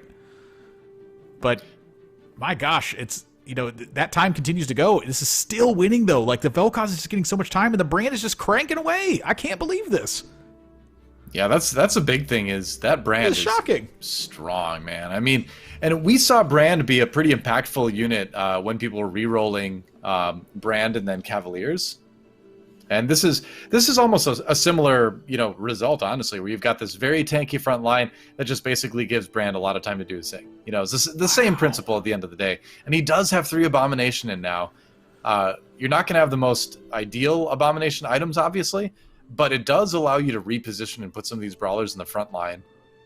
And it does allow you to have the Abomination coming out the end, and it's only going to be a 3. It's only going to be a 3 Abomination, so it's not going to be the strongest, but it is definitely an upgrade. Yeah, it's something. It got the Mystics in play and the Redeemed as well. So this is a big upgrade to the amount of damage that your Vel'Koz is going to deal. But does it give you enough time? And so here we go. Vel'Koz. Uh-oh. No cast from the Vel'Koz. Well, swapping out 2 brawlers, instantly lose. I'm back to the brawlers. You know, I wonder, because can he go back to the brawlers? Because he's only got 1 on the board. I think he may have sold 1 if I saw that correctly. Yeah. Oh, he picked up a couple sets there. It's for Econ. Yeah, I guess for Econ. If you know, you're gonna be doing some heavy rolling at some point. So even if you were to go back to that point, you're kind of gonna go back through it and pick it up again. Honestly, this is a big difference I see in a lot of players too. Is selling units that will go into play, but that deliver them extra gold right now because they know they're going to be rolling through pretty aggressively. Like this was probably one of the biggest improvements I made in my gameplay, was understanding when I was going to be rolling and had an opportunity to just find these units again. Instead of just keeping them on bench and costing me gold, I'm just going to be going through this again. So, you know, go through it, sell off units sometimes, find the key ones, goes to 8 here and starts rolling down. This is the big point here for Farmer. If they can complete how they want this to be completed, it's going to be fantastic. Pretty big. All right, he does find the Heimerdinger, Teemo. You know, these are things you like late game if you're playing sort of an Abomination, Brawler, focused front line. Meanwhile, on the right side, we see Ramblin' actually out in 8th. So after a first and a second, he takes an 8th. And that kind of opens up the lobby for a lot of people to claim some of those top 8 spots too. So rough result for him. Let's see now if this board is going to do it to get Farmer winning again. Pretty reasonable upgrade with that Vel'Koz too. The position looking kind of nice. Brand's still cranking away, and look at that Vel'Koz shot take place.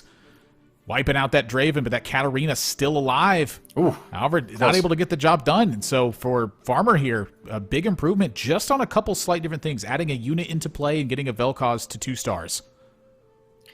Yeah, we also have 2 players in the lobby on win streaks right now. RiverX and Melton Hart.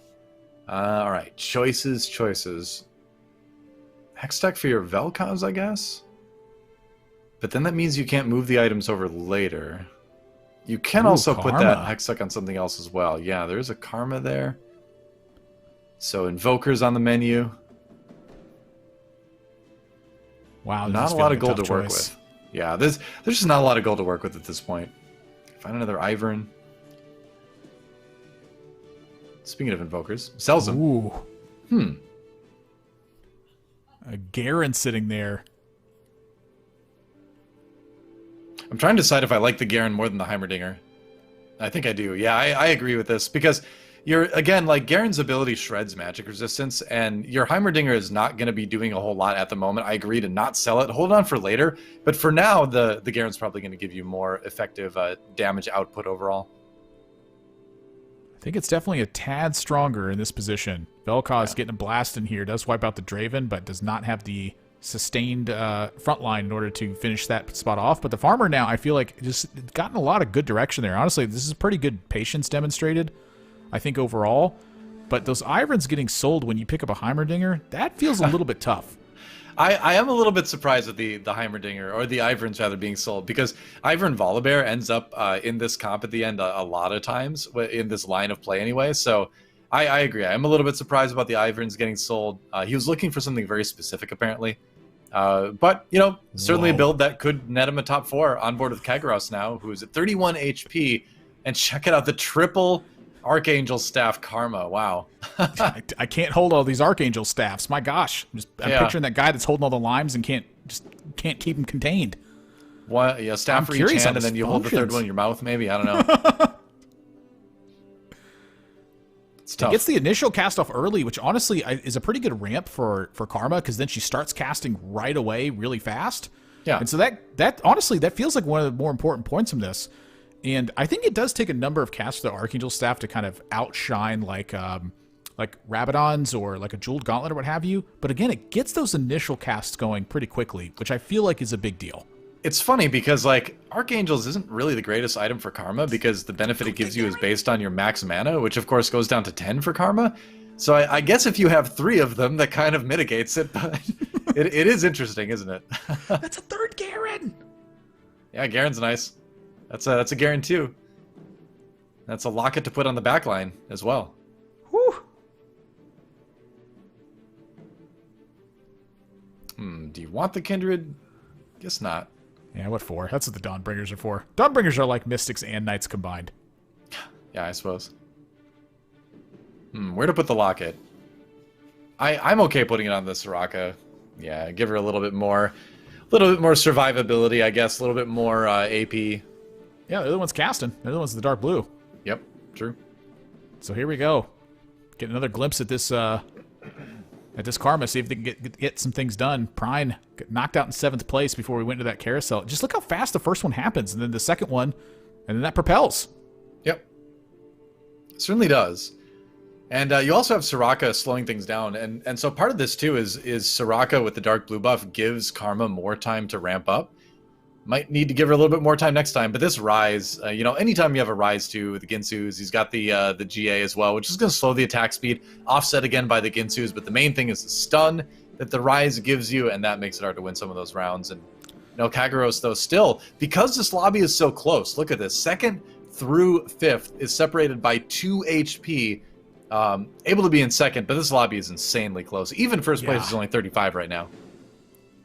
It's just kind of nuts to me, honestly. Like, the fact that last board was not defeated by this Karma spot, that would make me worry a ton if I was in Kagros' spot, because you have a Karma 2, it's fully loaded, you have a Garen 2, it's got 2 good items that it wants, but you also have a shield in the back line, and that wasn't enough to get the job done. It's like, well, wait a second here. I thought this was it. Like, this is all I was looking for. Like, was that bad fight RNG on the previous one? Like, because this fight felt like it was a landslide. I think if you look at the damage that the Karma's doing at the end of some of these rounds, like, that one was okay. That was like 9k damage, right? But there's also been some rounds where she's done like 3k, right? So it's just not going to be the burstiest Karma. And, you know, can that frontline survive long enough for her to ramp up to be able to do that damage, you know?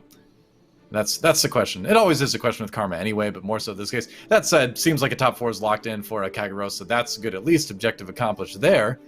It's game 3, so you're still looking for consistency, but we're going to move over to Kurum, who's sitting at 9 HP right now. We got 3 players 10 HP or below as we go into the neutral round here, and they get ready to try to survive in stage 6. And taking a peek around too, it feels like everyone got some sort of utility item that they can function with as well. And so for Kurum, there's just really... Ooh, Viego gets found. I was about to say there's very few upgrades that can be made, but Viego is certainly one of them. A Mord 2. I don't feel like you need a Mord 2 on this board. Because Legionnaire just isn't as much of a priority. It definitely feels like that can be the case. But like, as a sacrificial edge, a Last Whisper, and no sustain item. So I feel like... I personally feel like it's a big deal just because you don't have a sustain item on that Draven. That's really where my thought is at. So now, Ionic Spark, you put in. Chain goes there. Doesn't complete the Frozen Heart because you have that front line. You don't want to slow down your own attack speed. Sure. Is what it seems like. And this Legionnaire difference. It's not a huge difference, but that Draven is just peeking up a little bit more HP with that sacrificial taking stuff down, and that Heimer fires in the worst way possible. What on earth? Wow. Goodbye, the farmer. Out. And so remember, the farmer for a while was win streaking in this game, but just could not put together a strong enough abomination board. You know, you go back to some of those moments, selling some of those Iverns, it seemed like there's a little bit of confusion in terms of how to best put together the strong board late game, and that's what gets you fifth sometimes. It's rough, but that's a tough fifth. I would not be happy if I was the farmer there. Wow. Yeah, River X knocked out in sixth as well. That's your top four. Yep. Kurum, just patience and consistency sometimes is the key to all of these things. And so now, can you get higher than that as well? Let's figure it out. Here we go against Melton Heart, and boy, does Melton Heart's board look good. Ooh, no kidding. You know, right away, the Zephyr on the Warwick is going to slow things down a little bit, but that Draven is going to be scary. Not only that, but it's just, you know, the Shadow Rise popped up, and it got knocked down again, but like, it's just such a heavy difference on that board there. Kurum knocked out in fourth. Wow, Melton Heart's board is very strong looking. It feels like everybody dipped into Forgotten this game. Yeah, I mean, that's if you've been on the ladder lately, that's kind of what we're starting to get used to, right? Where it seems like there's always like at least 2, if not 3 people trying to pilot Forgotten in pretty much every lobby right now, and you know, when that happens, somebody's gonna miss. You know, somebody's gonna end up rough. But you know what? It's still top 4. So the funny thing is, because there's so many Forgotten units, it's one of those synergies that you can actually have people contesting it and still do okay as a unit. You know, you're not automatically holding hands to 7th and 8th if you're contesting Forgotten, but you know, somebody's going to take the short end of the stick, right? Or the short stick out of the thing, or I don't know what metaphor I was going for there, but somebody's going to have a worse Forgotten board. That's the gist of it. That's a great idiom. I'll remember that one for next time. Yeah. So here we go. That Tell Infinity Edge someday. Wow. I'll tell you what, these Draven items are fantastic. This is like about as close to ideal as you're going to get. That Rise, still not able to stand up and lock things out in time. As we take a look over the other side of things, and boy, did that one hurt badly. Look at this top 2 here. Mirrored boards. Am I correct? I believe they're pretty close. Melton Heart and Just Nice. He's got 2 eyes there. Will be our top 2. Kagros out in 3rd. Strong performance by Kagros. Ooh, there's a Darius. That could be big. Now, let's try to compare these boards a little bit. So you've got the double GA. It's Shadow GA, but it's still GA on Just Nice's side. So that's going to help you survive a little bit longer against some of that. GA on the Viego side. So a lot of this is avoiding the Viego. I think Viego placement is going to be key when you face sort of a mirror matchup here. Yeah, one player's with Knights and Rel, the other player with Mystics. Wow, this seems tough. I mean, this could go either way, I think. I think Mystics is generally going to be a little bit worse, but yeah. Got Zephed. Big Zephyr on the Draven. Can he come back, though? Because it does also kind of keep the Draven safe for a little while, too. But, wow, Hecarim just going straight to the back lines. What's he doing back there? Draven's going to turn and take care of him. And that Kindred ultimate actually coming up big. Now Mordekaiser grows as well, and he's going to get a couple of shots. Wow. That Draven, meanwhile, yep, looks like it's going to be enough. And Just Nice is going to need to win one more round to lock it up. So Melton Heart has another chance here. But, yeah, I like the double GA on the Just Nice side. I like the Mystic a little bit as well, and obviously the giant Mord with the Titans is just going to give them a little bit more sustain here too.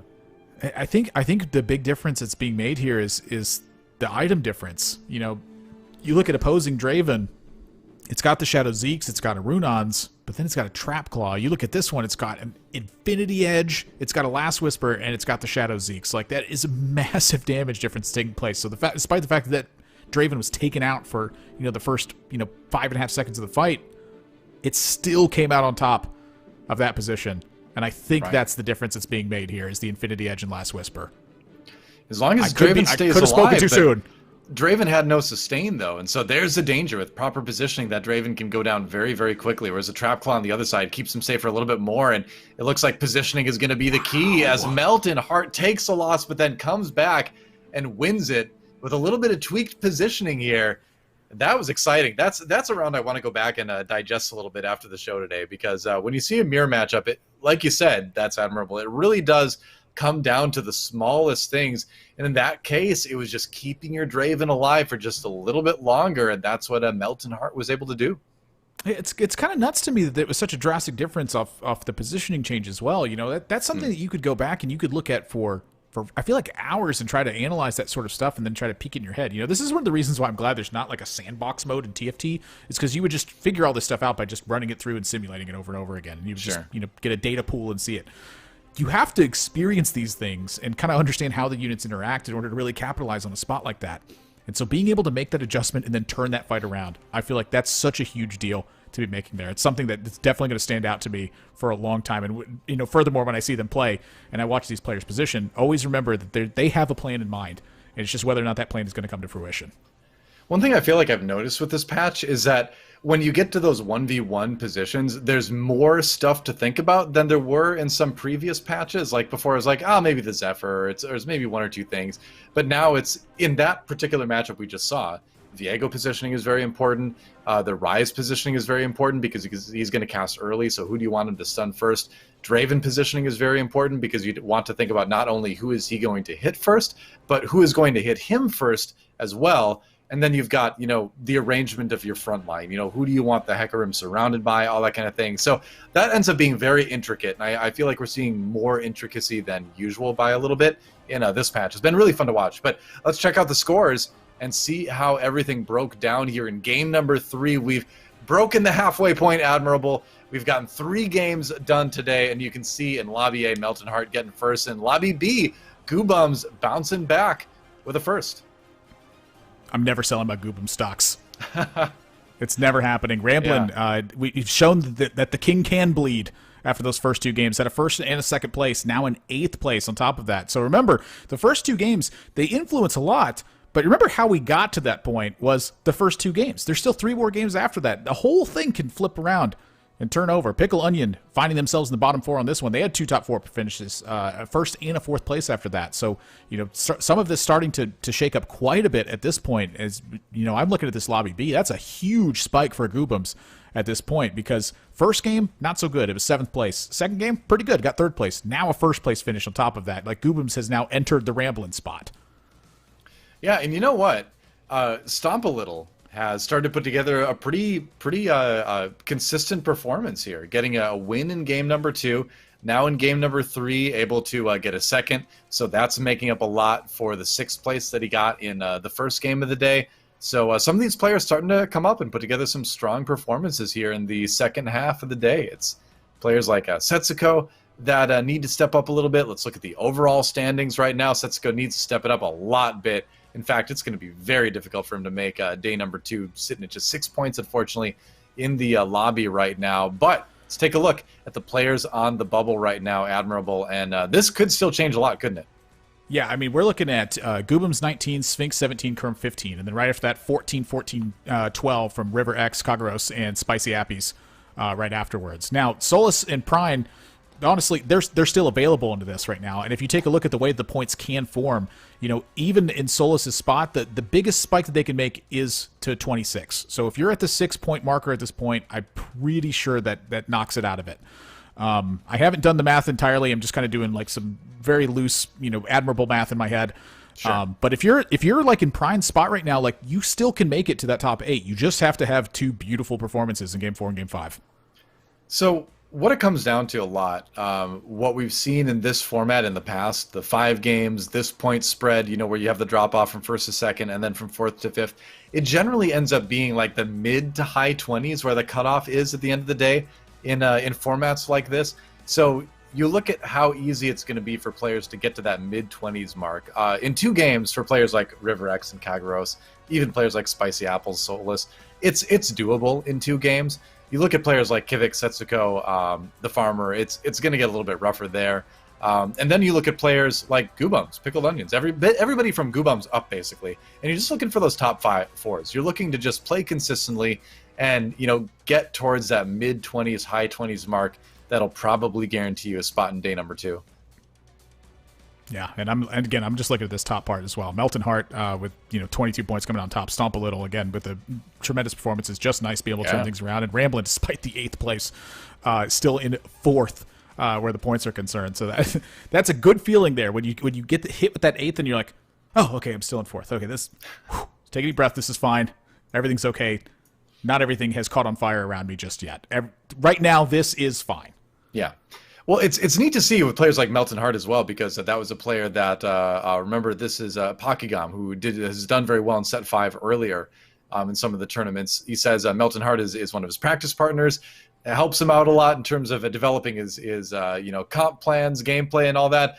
Didn't do very well in the last Challenger Series I casted him in, but now Melton Hart doing very well today. So cool to see that player kind of shaking off some of the tournament jitters and coming up in terms of the results. We're going to take a quick break. When we come back, more Teamfight Tactics Reckoning Challenger Series. While we take a break, go over to fantasytft.com. Check it out. You can you get a little bit of stock. You can put different stocks in different players during the game. It's a really fun, interactive way to sort of like keep on track of the lobbies while they're happening. Go check it out. Glad to work with them. And wanted to get that in there before we go to break. But Admirable, 2 more games to go. It's going to get intense when we get back here on the TFT Reckoning Challenger Series, day number 1. Do not go anywhere. We'll be right back.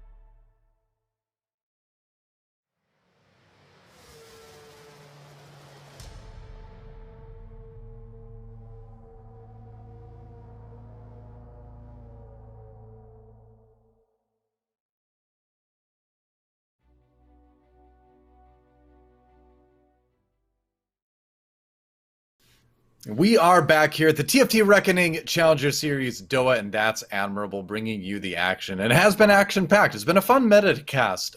We again, it's a vertical synergies meta right now. You're going for those sixes of a lot of different traits. But we've seen people play around with it a little bit. You and I were taking a look, Admirable, at the results from Lobby B. Over the course of the break, it was a win from Goobums, like we saw in our stats, but he did win it with 6 Dawnbringer, but there's a catch. It was a Dawnbringer Teemo, actually. He found the spatula, made that work, but just had an obscenely strong board at the end of that round, didn't he? Yeah, and it was by comparison of Stomp a Little's board as well, which they managed to make it with 6 Forgotten, but they had a 1-star Draven, which has 1 item, a Shadow Zeeks. They have a 1-star Kindred, a 1-star Viego. Katarina is actually what's stacked with items, and the Rise was pretty heavily stacked as well. It was a Rise 2 with 2 Shojins and a Shadow Guardian Angel. In that lobby, there were 3 Forgotten players, 6 Forgotten players. They finished at places 2, 4, and 6 in this lobby as well. So Forgotten, kind of taking a look at the last couple of games, it feels like that's the one that's been creeping towards the top, sure, in terms of performances. So that is certainly the one I have my eye on. I'd say that one of the common traits I'm noticing as well is that all of these Forgotten comps are trying to get to Draven. They're putting in a Mordekaiser 2, and they're adding a Kindred to the board at the end. Now, where they're placing the rest of their damage items, this has been a little bit different, it seems like. Katarina seems to be a common placement for the damage items, and Rise, of course, is always trying to carry a bunch of mana utility and a Guardian Angel so that he can pop back up and keep everything stunned while Draven manages to pick everything else off. But this Dawnbringer board from Goobums is just insane. Infinity Edge, Rabbit on Death Cop, and a Sacrificial Jeweled Gauntlet on a Karma, 0 mana items. And it just, the boards are getting just absolutely destroyed from what I was looking at, because I went back and kind of peeking at his VOD a little bit. It's just like the Dawnbringer build here is just fantastic. It really goes to show me, like, when Ramblin took that spatula in the last lobby that we were watching, why they went and took it, because it can just make such a huge impact in how these vertical strategies are working. Yeah, when emblems are so important in the meta, I think if you can get a spatula or a shadow spatula, like any chance you have, just take it. You're always going to find a good use for it 99 times out of 100. But I think it's that, talking about the Forgotten builds, as we get into our next game, we're going to look at Lobby B here for game number 4. It is interesting to see how Forgotten is really a build that you can have 2 to 3 people play in and do reasonably well. Even a 6th isn't that bad. So 2, 4, and 6 for all of the same thing. Again, like we said, there's just so many Forgotten champions that you can build and you can do it in a couple different ways with different carries, that it does support up to 3 players in the lobby, which is really interesting, because you don't see a whole lot of builds do that. I wouldn't recommend being the 3rd player in the lobby playing Forgotten if you see 2 people doing it, but if you do, you might be able to put together a decent game a little bit better than some other traits if you try to do the same thing. Yeah, I would definitely say that being the 3rd player to enter Forgotten, you might want to avoid that. Yeah. Now, me personally, I'm very much a forcer. If everyone in the lobby called Yasuo, I would also call Yasuo, because that's just the kind of person I am. I just what's the thing like where you're self-inflicting on the pain? Whatever that word is. Masochist? Sure. I'm just okay with it. It's not that I am one. It's just I'm okay with it at that point. All right. But really, I think the really important thing about the Forgotten thing is just who can deal the damage.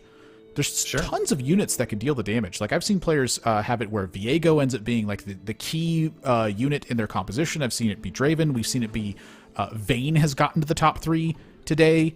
All sorts of different things are happening, and I really feel like that's part of the Forgotten comp that makes it so unique. Even when a lot of players are running it, is that almost everyone's dealing damage in a different way, and that's just such a cool thing to see. Is that Draven can carry so many different items. Sometimes it's Katarina that's carrying the items. Sometimes it's literally Rise that's delivering the final blows to everything. Right. And it can support everyone on top of that. I think it's one of the few comps where you look at it and you don't care if anything ever gets 3-starred. It's like Dawnbringer in that regard, and pretty much all of the Nightbringer comps, all the Assassin comps and stuff, you're hunting down some 3-star stuff as you come along from that spot. So yeah, just keep an eye on Forgotten. I think it's going to keep changing. Probably will. We are on board with Goobums, who has been ramping up over the course of the day.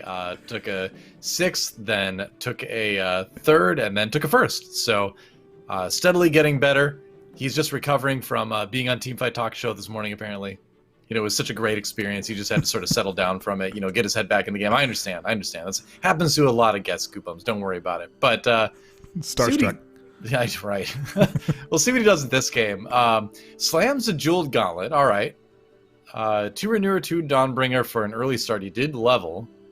It's still very open, as many players are. Does manage to get the win, though. I mean, it is a strong set of traits. And just that early Nidalee can be such a powerful unit just on her own. Yeah, I'm kind of surprised to see the Sacrificial Jeweled Gauntlet slammed here. I know that Goobums is quite an item slammer from what I've watched. I'm sorry, it's a regular Jeweled Gauntlet, excuse me. I know that Goobums is quite an item slammer, and honestly, I've just been really impressed at how Goobums can manage items. I've watched a ton of Goobums stream just because I feel like he does such a good job explaining. Double levels here on 2-2, by the way. I think that this is partially under the idea that the units are not getting upgraded, and Goobums wants that win streak. I feel like I've learned a lot by watching both just pretty much any Korean player on the planet who they always seem to play as aggressively as possible, which I just love, and Goobums. He explains why he does stuff very often, and every time I hear an explanation, I'm like, wow, I didn't think of it that way, and I try to incorporate just the way that I think about it in conjunction with that. And what I always end up realizing is that, yeah, Goobums is definitely right about this, and my notion was not. It's just interesting to see how aggressive he plays, because sometimes the aggression can get very punished. Like, if you're very aggressive and everything starts to fail, it's really bad news. But if it starts to work, it's like, look out for the rest of the lobby. Yeah, I think we're seeing a really good example of why going for that early upgrade, spending aggressively, leveling aggressively pays off, because frankly, that's not a round he would have won. Oh my goodness, and that is a karma on 2-3? Well, hey, this is another benefit of going to level 5. You get those extra rolls to hit that early 4 cost, and we know he loves Dawnbringer. We know he loves playing Invoker, so we know he's going to buy that. That is amazing. Get ready for the question mark pings, I think, with that one. I love it. Oh my gosh, that is disgusting. I love it. I don't actually know how strong like a Karma 1 with no items is going to be right now. So I'm curious to see how this actually does. Well, I can tell you how strong it's going to be eventually.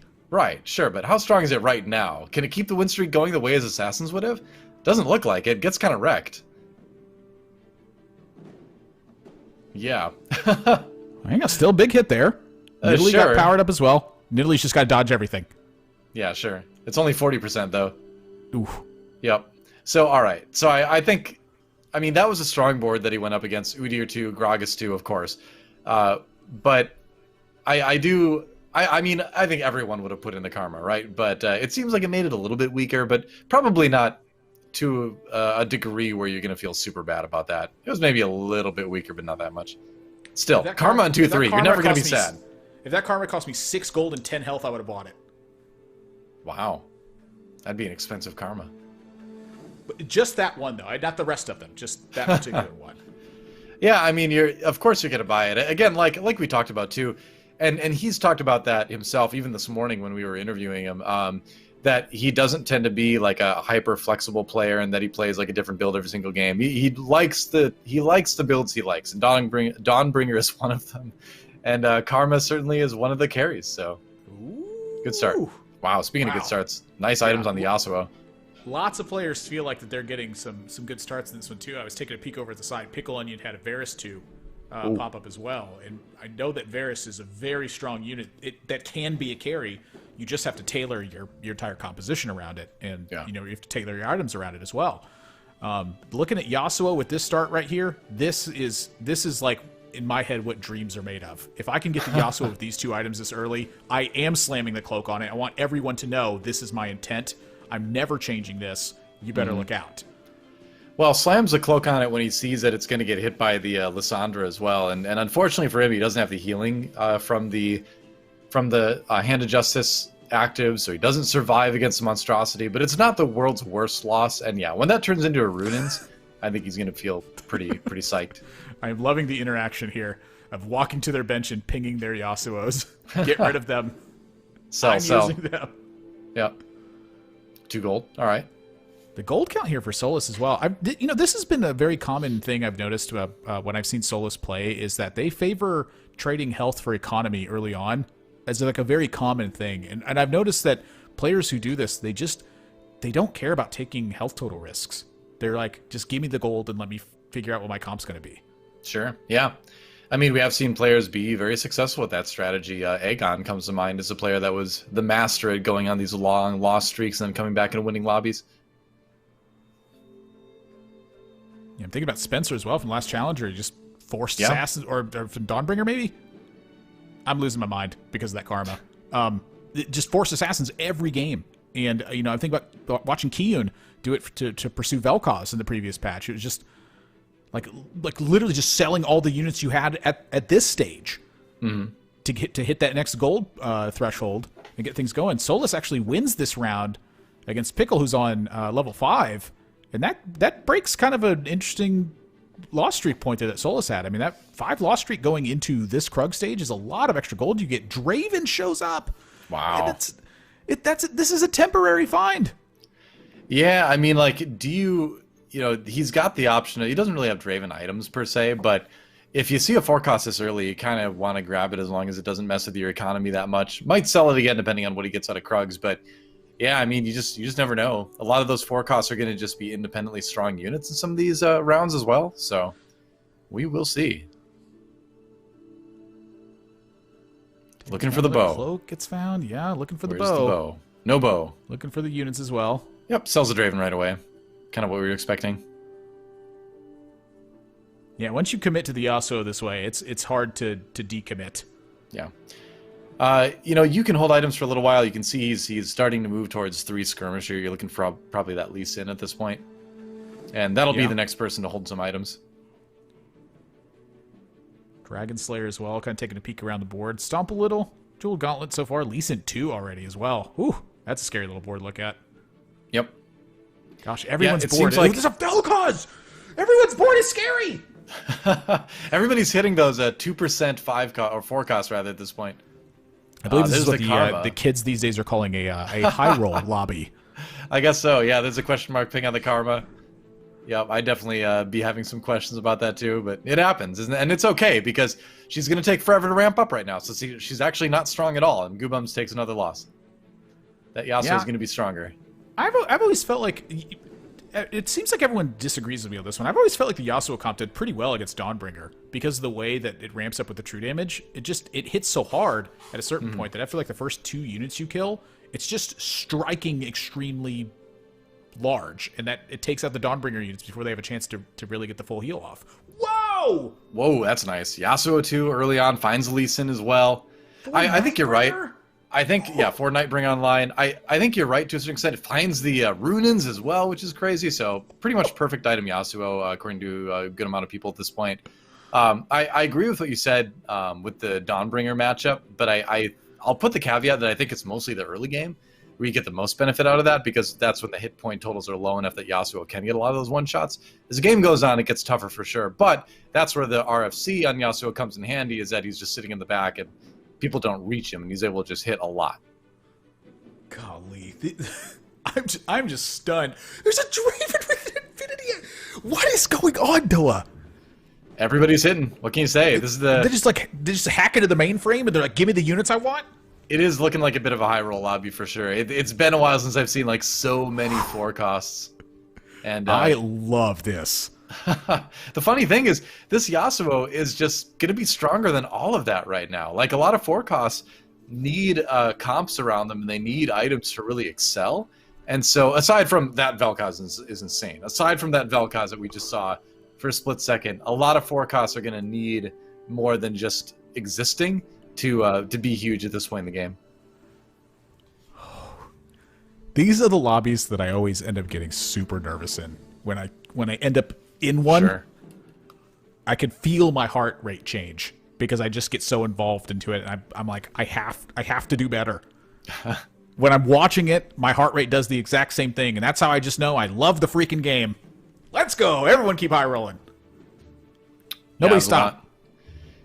Spicy Apples didn't get the high roll memo, apparently. That is a Soraka 2 with Shojins, which is going to be annoying to deal with, but just not a lot of damage coming out from the Spicy Apple side. This Riven, I mean, I spoke too soon, but I think the Yasuo still has this. Yeah. Yeah. The Riven was a little Spicy Abbies. Not quite there yet. However, I do see the direction that they're trying to go. This Draven here on Sphinx's side with the Shadow Zeke's definitely important. Also has the Shadow Locket here. Pickle Onion taking a hit despite having that Vel'Koz as well. It just feels like everyone's composition is starting to flesh out very soon. Wow, a Draven with a Shadow Glove. That's a nice little pickup for somebody there. Also, Karma with a belt. Second grabs Karma. that immediately. Yeah, he's got a second Karma. And he's got, you can always, do the thing where you try to build the third item and then pop the belt off the Karma when you combine it. Yeah. Yep. I love the first time I saw that. I was like, oh, I have sold so many of these. I just didn't think about it that way. Wow, Pickle Onion. You've got the double Shojins and Shadow Rods, so that can turn into, well, there you go, Sacrificial Gauntlet. It's a little bit risky. I always get so scared putting it on a Vel'Koz this early because Vel'Koz's HP is already so low that, yeah, you're going to do a lot of damage to yourself, too, when you cast.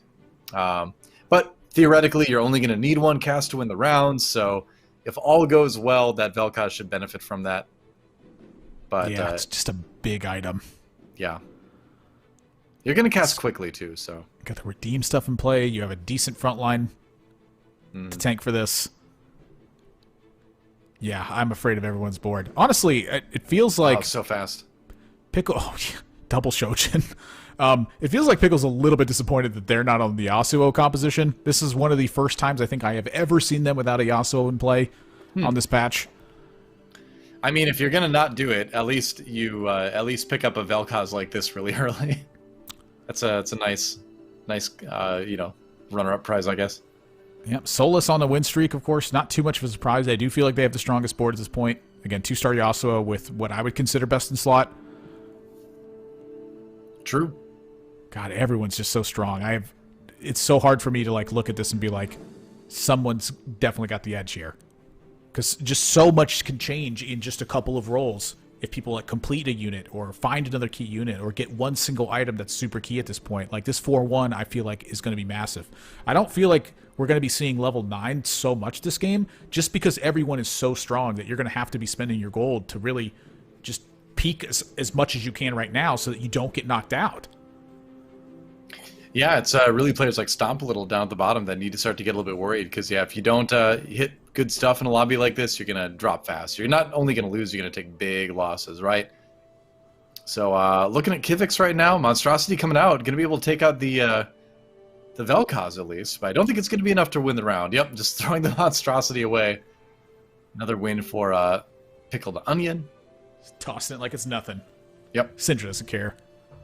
Dude, I'm telling you, Cinder Carry, so much fun to play. I've tried so hard to make Syndra comps work. You just put her Ever in since you told me that idea, I've tried so hard. I'm sorry for your LP, but it's a ton of fun. You just do Coven Syndra, big damage, put like a Shojin's on her, And so here we go, closing out stage 3, which certainly felt similar to a bad stage 4 if everyone had it.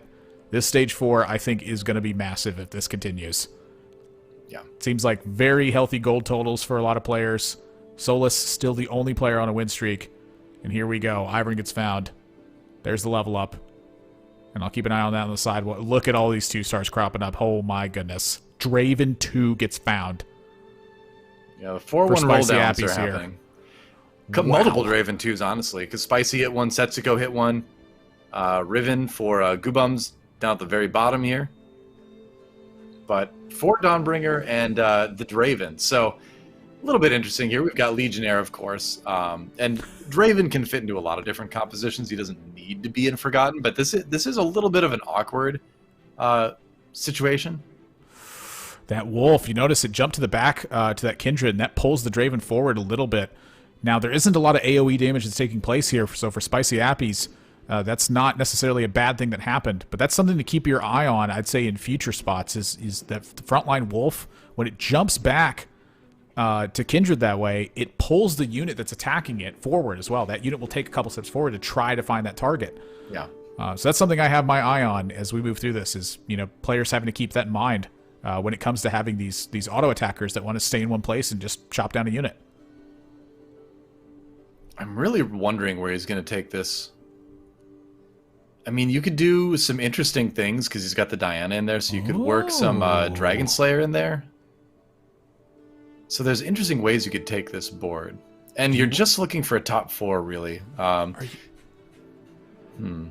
was thinking, like, are you Thieves Glovesing this to pop that off and put it somewhere else? Maybe. I mean, it is Shadow Thieves Gloves. I really like that item. Then again, it's 2 shadow items. Yeah, you don't like using that, but it is a Final Whisper, which is a great item on Draven. He's already got the Last Whisper, so I guess that's not going to be consideration. But this is like a board that's going to start to fall apart a lot in like stage 5 maybe. Unless it gets a bit pretty strong right now because that Draven 2 does get knocked down though. Is it though? Yeah, I'm not so sure. I think it's a very strong looking Draven, but there's not really a whole lot around to support it right now. And it's one of those situations where maybe this is the best board that Spicy Appies could really put together, you know? But it does make me nervous for his ability to top 4 for sure. Yeah, I think this is like a get to 8 kind of board, right? Like you hit the Draven 2 pretty early, you still have a lot of gold in play, like your losses aren't big losses. It feels like a very nice kind of get to 8 board and then roll it down again. God, multiple Draven 2s. Yeah. Vel'Koz 2. God, it just feels like everything's been hit at 2. Goobum's down at 28, by the way. With that Dawnbringer side. Pickle Onion here. Still pretty healthy total. I really want to go back and watch Goobum's game with this because remember he hit that super early karma, put it in and started losing. So I kind of wonder if this will be just like a really good case for not pursuing the ultra early karma. Oh, big loss there for Spicy Appies. Yeah, that is a big one.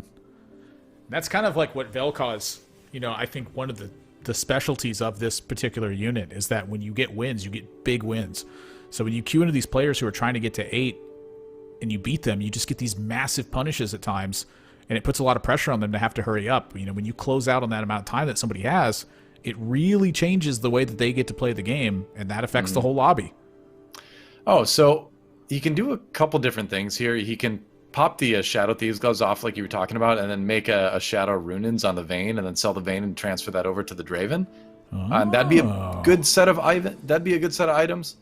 You can do a couple other things, but that's kind of the one I'm looking at the most. But what I'm looking at more than that is, again, how do you change this board to capitalize on this Draven?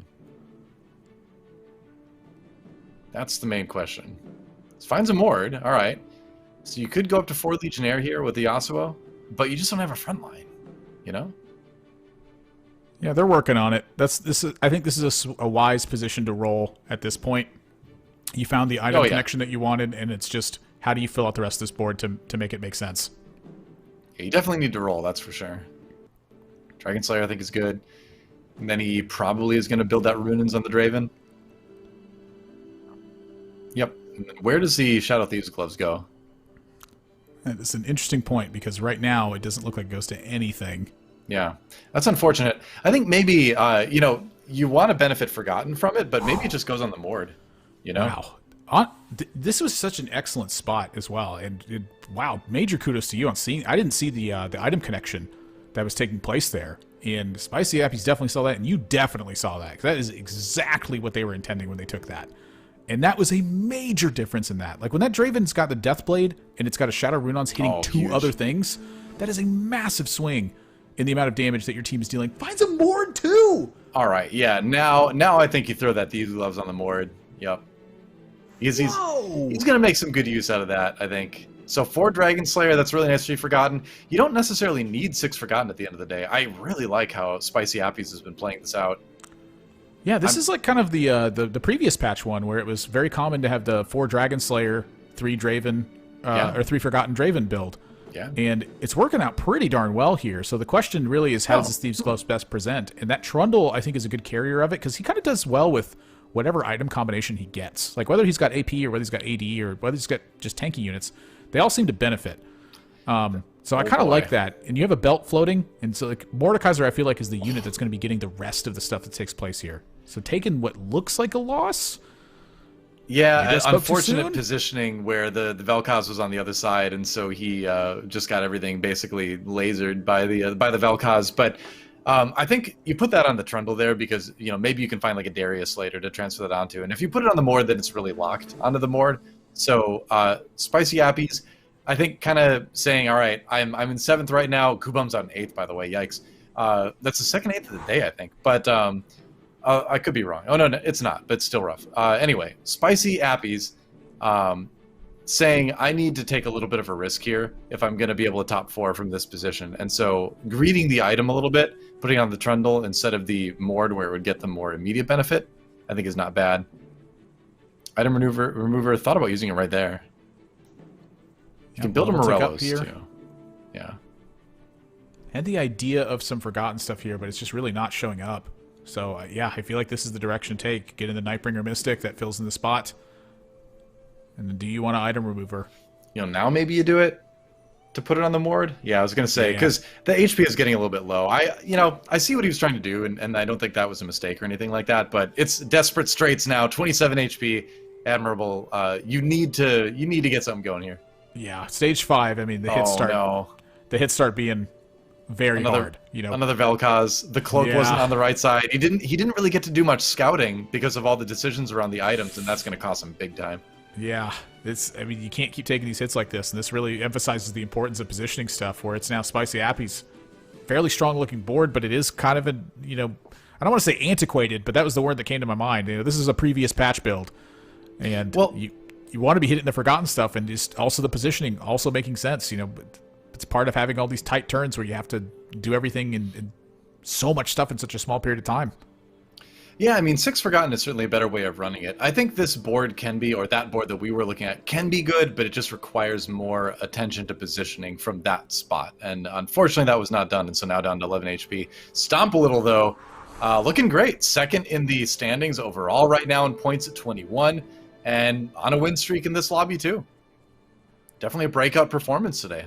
Yeah, and a massive board as well. I think this is a great demonstration of item flexibility here as well, and how good Final Whisper is.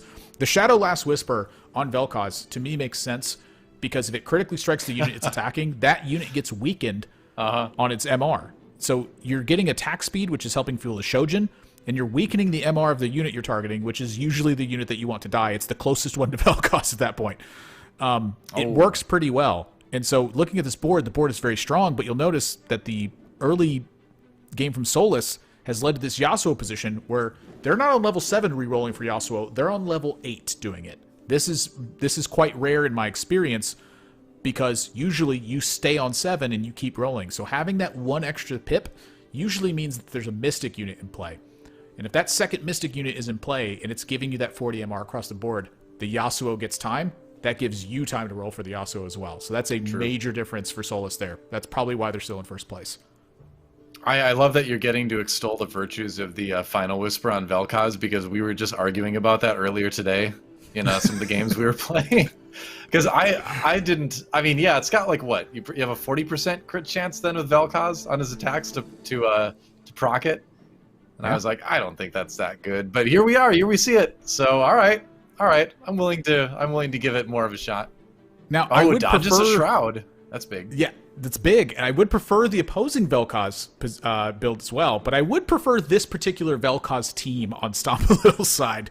So this is kind of an interesting fight to me here, is to see whether or not the redeemed units are making as big of an impact as they're rumored to have made. And I think that kind of seeing this fight, Garen's obviously making a huge impact, but look at how much stuff is still alive here on the redeem side. The extra MR that you get, as well as the armor, it's such a big deal in that fight.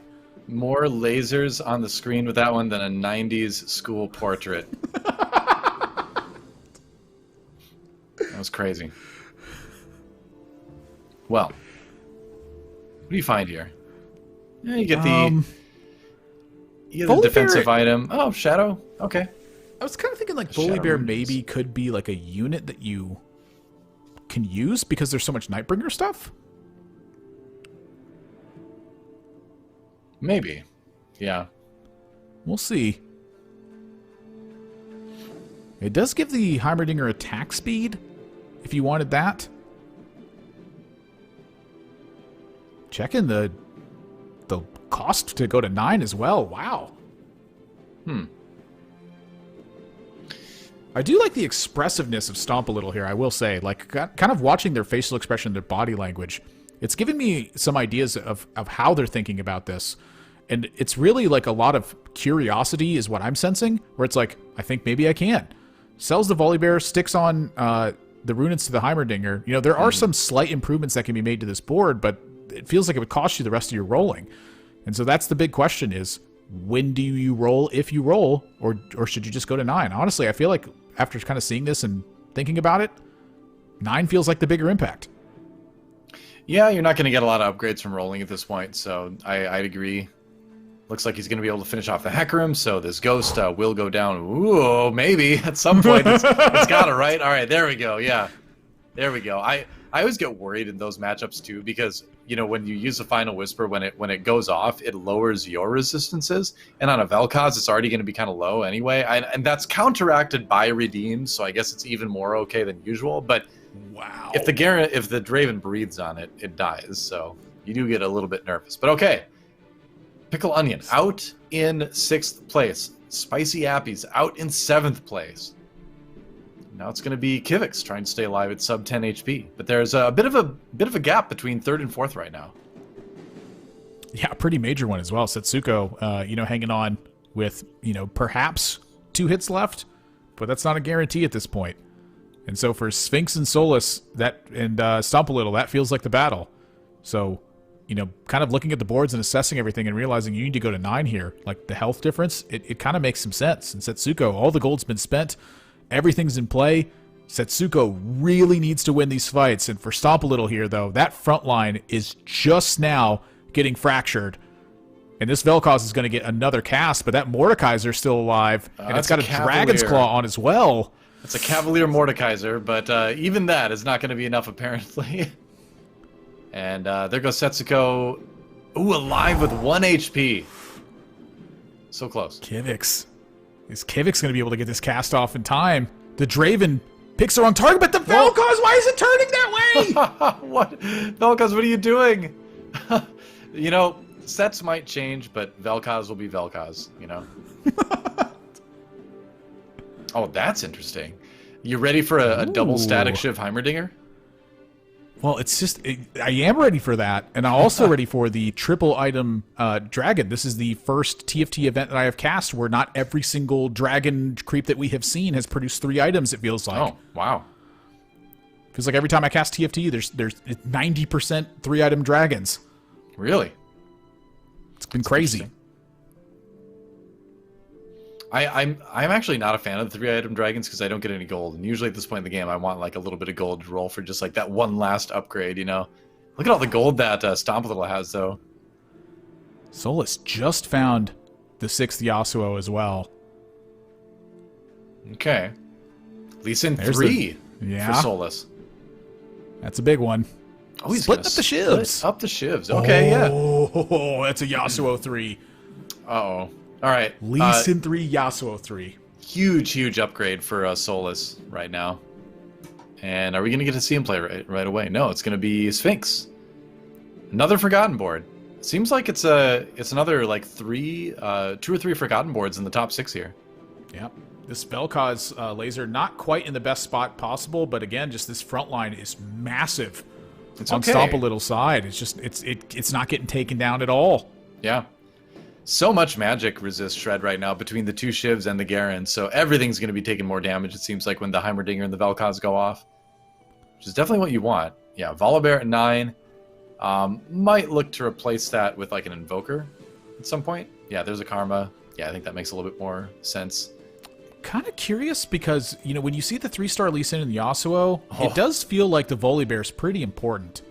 And so you're losing the Dawnbringer on the Garen here, but I feel like being able to shred these Nightbringer shields is a very important utility. 100%. And Stomp a Little is clearly recognizing that. And so now we're going to see if that makes an impact. Holy moly, that opposing board is scary. Well, also the Skirmishers, too. You know, I mean, Skirmishers, a couple of those in there. They're going to have some shields as well. Volibear, though, ooh, he does get the cast. Okay. Wasn't a whole lot of shields remaining, though, at that point. That was just a ton of damage. Wow, I expected that round to be a little bit closer. The Heimerdinger, the healing shred, too, it stripped away any chance, I feel like, for Solus to climb back into that at all. I guess. And so Sphinx now completing a Lulu. Well, Stomp a Little, again, you know, I'm really impressed, has been putting together a very strong performance so far today. It was a rough start when they took a 6, but then it was a first and a second, and now looks like it might be another first here. Yeah, just very clean management of things, and you know, clean risk assessment as well. You know, kind of looking at that board a few rounds ago and being like, yeah, this is definitely just go to 9. Great positioning. It was like such a casual notion as well. And just, my gosh, the final whisper, it's not even making that huge of a difference, honestly. It's just the fact that you stacked up the redeems, you have the right 2 items, the Shojin and the Jeweled Gauntlet, and you are just shredding apart the opposing boards. All right, who takes out who? Sphinx versus Solus. It's going to be Solus going out in 3rd. Sphinx takes a 2nd. And Solus, one of the players that was on the lower end of the point spectrum coming into this one. They only had 11, so he needed to have a pretty good result. A 3rd is definitely in that ballpark. So another strong game in game number 5, and Solus might just be able to punch a ticket to day number 2, but it is going to require a good game. Another Heimerdinger. Heimer 2.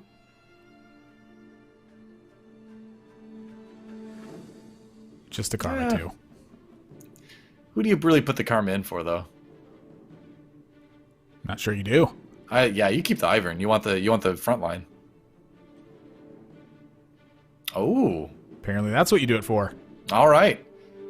Takes the Heimerdinger out and goes for the Karma instead. So counting on the more consistent damage from the Karma rather than the big hit from the Heimerdinger.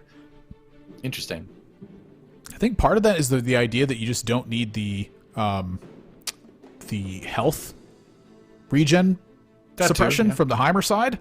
And kind of looking at this, honestly, this was such a great decision. You notice that the Karma has a Dawnbringer on it. And so when that Viego took it up, there it is. Didn't do anything. Easy.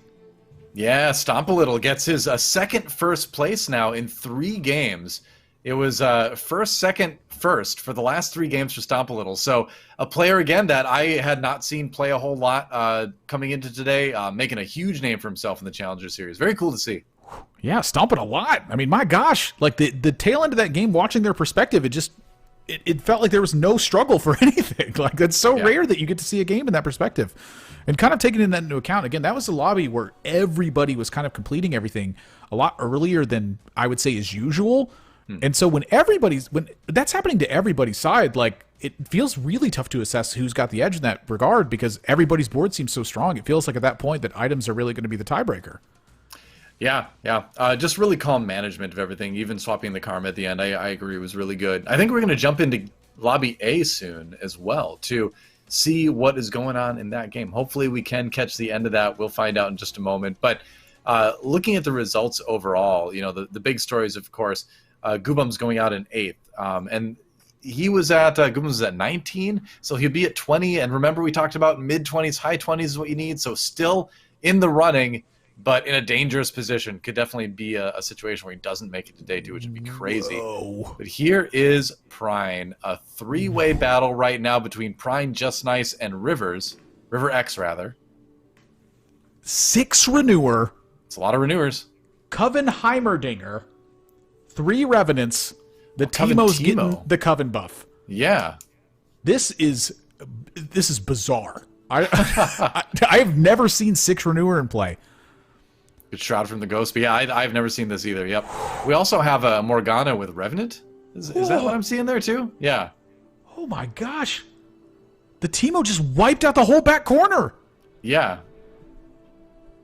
And that Ivern actually has a ton of items. That Ivern is insane.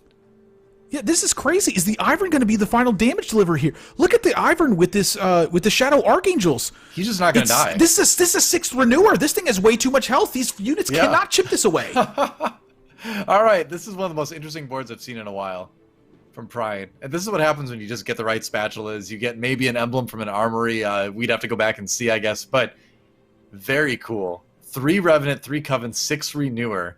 And River X dropping out in 3rd, so Just Nice, the only thing standing between Prine and a 6 Renewer win. But wait, what was that Just Nice? 8 Dawnbringer for Just Nice. What is this game? This is crazy. And how often do you see it, a player rolling at 9, and it's like, the Vladimir upgrade, exactly what I was looking for. Gotta get that 2-star. Yep. Oh, no. Okay, the Coven positioning definitely This is one of the harder things that I've had to deal with because I have messed it up so many times. Here we go. Final round. But this is it. Shroud hit on the Teemo and on the Heimerdinger. I don't think it matters, though, because Teemo has the Coven backing him up mana-wise, and he's just casting fast anyway, right? Oh my gosh, the Teemo hits so hard because of the Coven spot. The Karma picks it off, and so now the damage is left up to this Ivern, it feels like. And now the Ivern healing is going to get shredded a bit because of this Heimerdinger, and suddenly I'm very worried for Pryan after seeing this fight. Yeah, the Heimerdinger definitely making a big impact here.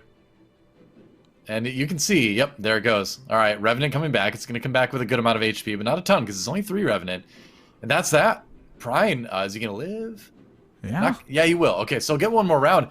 But I agree. The healing prevention on the Ivern seems to be the key here. But now the question is there some sort of repositioning that can be done with the Coven?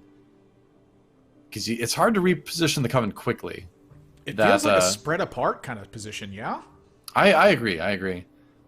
You could probably even bump the Teemo over to the left a little bit. But maybe you put the Zeeks on the Heimerdinger, I think, here. Speed up the Teemo. Found. Yep.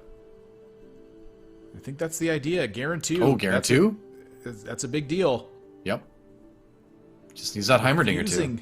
Yeah, kind of refusing to take that different operation, and so that's going to be, yep, the Revenant Spatula gets moved. Mm-hmm. Yep, having the Morgana 2, I love the swap. The Morgana 2, not as big of a deal as getting those items off. Interesting in the idea of the Chalice and Zeke's on the front line. Looks like you might be ready for some last-minute positioning here. No, just going to leave the Teemo where he's at. All right, so Shroud is going to come through. Shroud, of course, was taken off back on the Garen 1. It's going to hit the Teemo. Again, I don't feel that made a big difference. Garen, though, gets his ultimate off. Oh my gosh, the Teemo gets knocked down. He's dead. All right, well, we had... Garen, though. Yeah, this Garen is going to be one of the other carries here, too. Now, a 6 Redeemer Garen is going to live for a long time. That's it, again. The Heimerdinger. Ooh, the Heimerdinger's down. That was enough. That was it. He did it. Wow, Pryan gets the win over Just Nice with a 6 Renewer board. And I love the change, Admirable, with the items at the end, selling the Morgana, moving things over to the Garen, knowing that you can't count on the Ivern to be your carry, that Garen staying alive is going to be a little bit more clutch, putting the Revenant on the Heimerdinger to make sure your Heimerdinger lives a little bit theoretically longer than theirs. So really nice last-minute adjustments to get the win. Love to see that kind of stuff. Yeah, it just, kind of also seeing like the Renewer Garen and how powerful it is as well. Yeah. Like, the fact that it's restoring, is it 10% at 6 Renewer? I believe so. Like 10% of its missing health, and if it's not missing health, 10% of the mana getting stored in per second there. Like, how do you kill that Garen? Like, I don't understand how you defeat it at that point. That feels like it could be one of the more powerful things just in the game in general. But my gosh, what a crazy lobby at the end. The double critical strike on the Karma, picking off that Teemo at the end, sending me into that big worry, and then stage 7 where the game finally ends. Massive. Yeah, the Teemo was just a bait all along. It was just to draw the attention of the Karma, right? And trick her into using her abilities on this meaningless Teemo, this meaningless Coven leader Teemo, right? But that's cool. I love that we've seen more than just the vertical traits that we expected to see today. We've seen a lot of different stuff. We've seen the Assassins work well. We've seen Abomination do okay. We've seen, we've actually seen that Forgotten can be played by 3 people and still be fine. But we've seen crazy things like that. I really like the extra emblems being available in the game and allowing this kind of thing. It's been fun.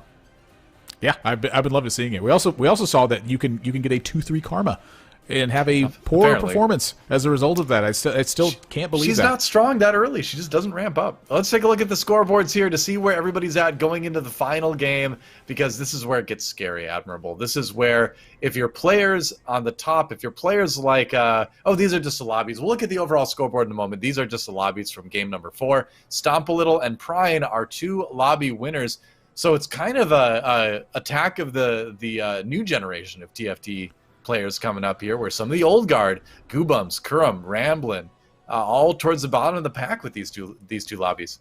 Yeah, and for Ramblin, remember this was first, second place start, and now an 8th and 7th place follow up to that. And so that's pretty much right back into the middle of things where that is concerned. And so it's kind of looking at how these overall standings are going to work, this is still a lot of inflection in the middle of it that can take place here. But kind of looking at this top 8, it's looking pretty strong so far. Honestly, almost any way you shake this up, it's going to kind of work. This is one of the things I like about Challenger Series as well. It's just 16 very strong players. So kind of when you put that into perspective, it definitely it hurts my heart a little bit to see some of these players getting cut out here. But that's just kind of how competition works. Some players have to win, some players have to lose. And I'm really excited to be going into this Game 5 because, again, there's still so much that can happen where these points are concerned. Yeah, so Stomp a Little on first right now, doing really, really well. Remember, I'll keep saying it, it's the mid-20s, mid to high 20s that are going to get you through. So players like Pickle Onion, River X, Prine, Ramblin' just need to have solid results. They don't need to win. They don't need even a second, probably. They just need a good, solid result to make it through. Goobums needs a good result to get through. Solus needs probably a second or a third at least to get through. It's going to be really difficult for players like Kivix, Kagros, and onwards down to make it through to day number 2. But we still do have some room for movement here for sure. Yeah, I'm really excited to see this game number 5 because there's really only a couple players that have it locked at this point. And so going into game number 5, a ton of it matters. And when it matters this way and you have to have these strong performances, it means that players have to take risks. When players have to take risks and some players are just trying to play safe, all sorts of chaos can take place in that one. So game number 5, this is the game I think where you're going to see probably the most variation of any of the games. And I'm saying that very bravely because we just saw 6 Renewer, 3 Coven. I mean, we've seen a good variety of things today, too. We've seen players play very flexibly as far as utilizing those emblems to create comps that you don't see very often on the ladder. Love seeing it here in the Challenger Series, but don't go anywhere because we've got one game left. Especially don't go anywhere now because it's going to be the most exciting game of the day. Game number 5, the game that decides who moves on to day 2 and who goes home. Only half the players can make it. Come back in a few minutes to see who those will be. See you then.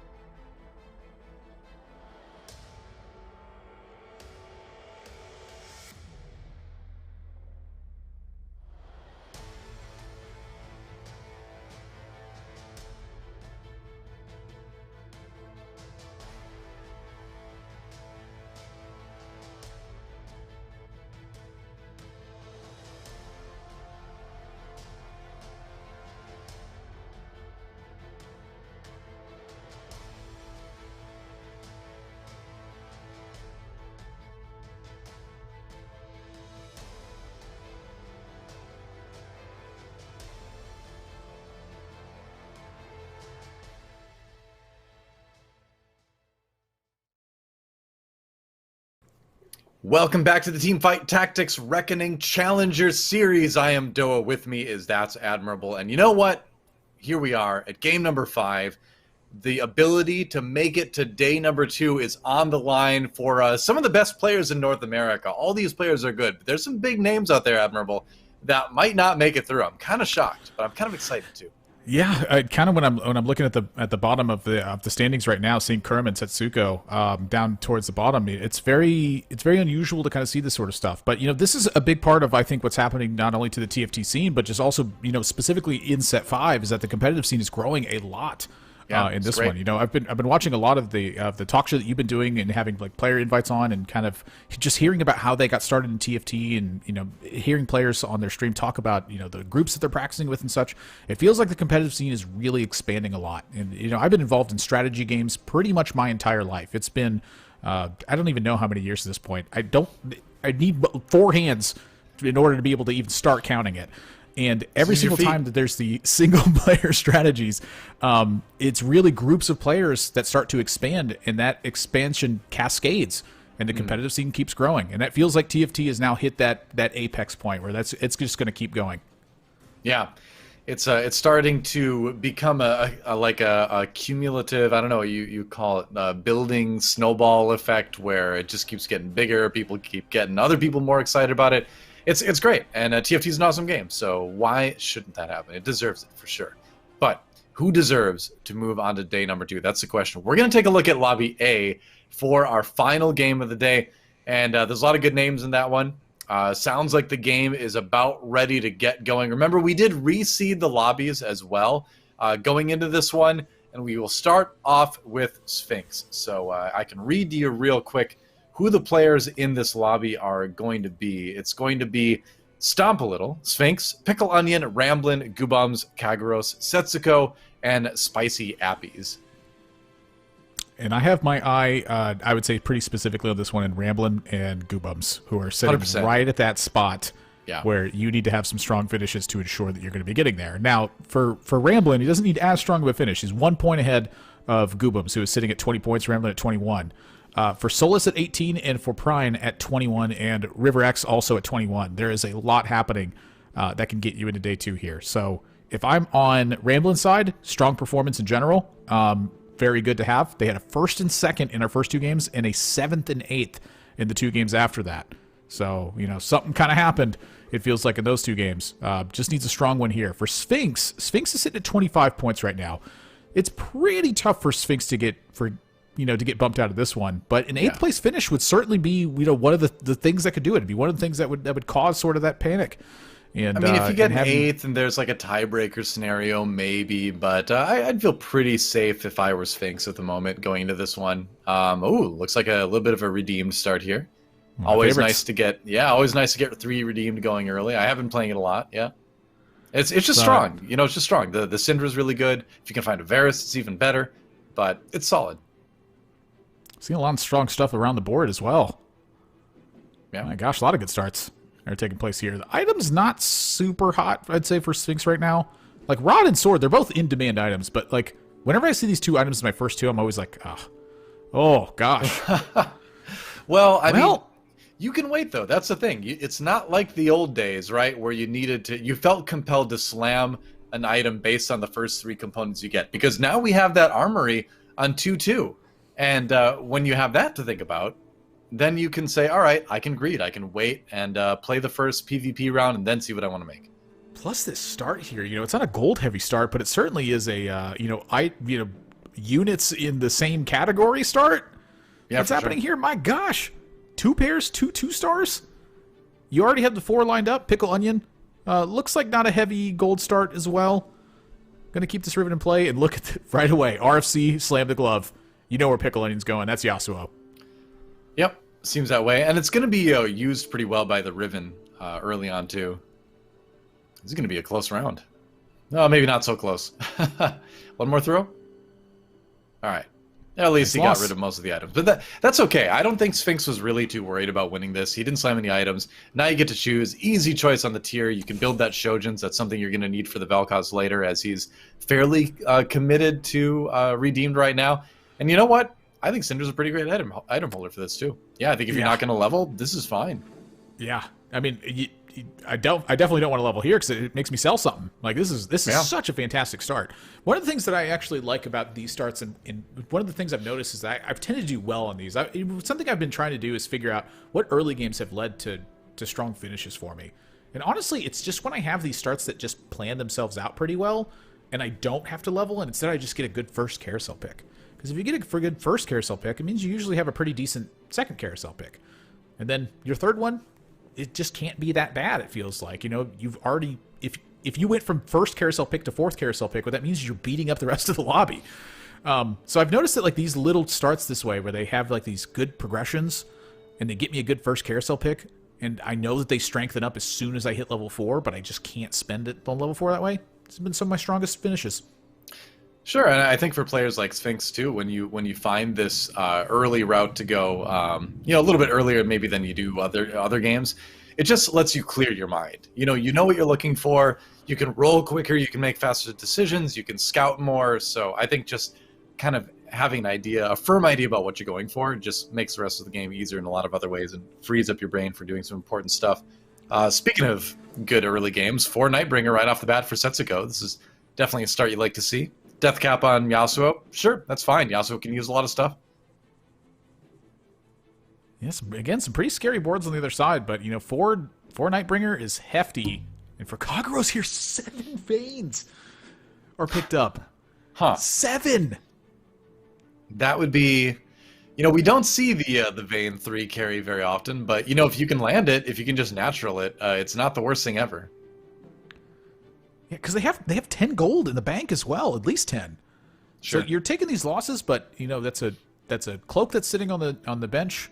That's a Runons. You know, chain. I'm not so hot about the chain right now, but if you can hit a Vayne 3 and get the right items on, Vayne 3 deals a lot of damage. It's about as much damage as the Vayne 2 did in that patch where, you know, Vayne crushed everybody, right? Regardless of what composition you had at the end of that patch. She was good for sure. We'll see though. You know, sometimes you get in that situation where it's like, oh my gosh, I've got so much of this. Like if I can get a 3-star, it's huge, right? And then that causes you to make some like kind of unorthodox economic decisions. You know, maybe not ideal economic decisions. So you have to be careful in those situations. If you're Kivix, that you don't get a little bit baited by that too. Especially because Kivix really needs like a first or second, honestly, to have a chance at going through to day 2. And in most cases, they might be able to squeak by with a third. But you need to have a very strong finish, I feel like. So, you know, what are you going to play? Is it going to be Vayne 3? Do you really want to put your hopes and dreams in Vayne 3 in this meta? It's a brave move if that's the case. Wow. The board's just... everybody looks strong. Again, this is like a very unusual thing. Goob's here with A-Bomb and the Infinity Edge on that Callista. Such a huge impact for Setsuko here, though. Bunch of Nightbringer in play. And again, usually what that means is when you're taking these losses, you're not taking heavy losses, but that Nunu just ate the the Yasuo away, and that changes a lot of how I'm going to look at it. Does not taste good either. That sword is hard to swallow. Like, I mean, that's got to cut your insides up, right? I mean, I guess Nunu's kind of undead in this one, so it's maybe not that big of a deal, but I'd be concerned. I'd maybe want to see a gastroenterologist or whatever stomach doctors are called. I'm pretty sure I was close on that.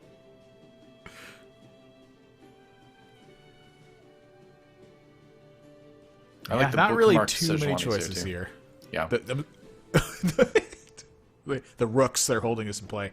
Yeah, pretty much. Doing a little bit of scouting around, seeing how contested are you. Who's the bishop on that board? Because I feel like you have a king and queen, right? With the Morgana and the Lee Sin Yasuo. I would say Lee Sin. Probably. This is kind of a monk type thing, so it's sort of in the the general vicinity. I don't know. It's a bishop. I'll buy it. Yeah. Either way, Yasuo the RFC on the other side. So, and usually there are, you know, a couple people going for Nightbringer in each lobby. So not too surprising to see. Powerful effect. It's like got a built-in tank. By the way, it amplifies your damage. Whew. Yep. Yeah, not bad. It looks like it will be still a win for Setsuko, though, yeah. And Ramblin', talk about players that really need a good result as well. Ramblin' at 21 points, so just needs to have a solid game, to get to that mid to high 20s mark where usually that ends up being the cutoff. I don't know if that's going to be the case for this particular day, but generally that's what we've seen in the past pretty consistently. So jumping over to Kagros here, who had that vein, finds the Runons for this vein as well. No more picked up, but at 30 gold. But some pretty hefty losses it looks like they've been taking, down to 66 as we're reaching stage 3. All right, over to Setsuko now. Or back to Setsuko, rather, as a little bit of scouting is happening. What will the Krugs bring? Oh, they'll bring Elise in. He was hiding inside one of them, apparently. Yeah, Diana was sitting in the view of this window as well. Yeah.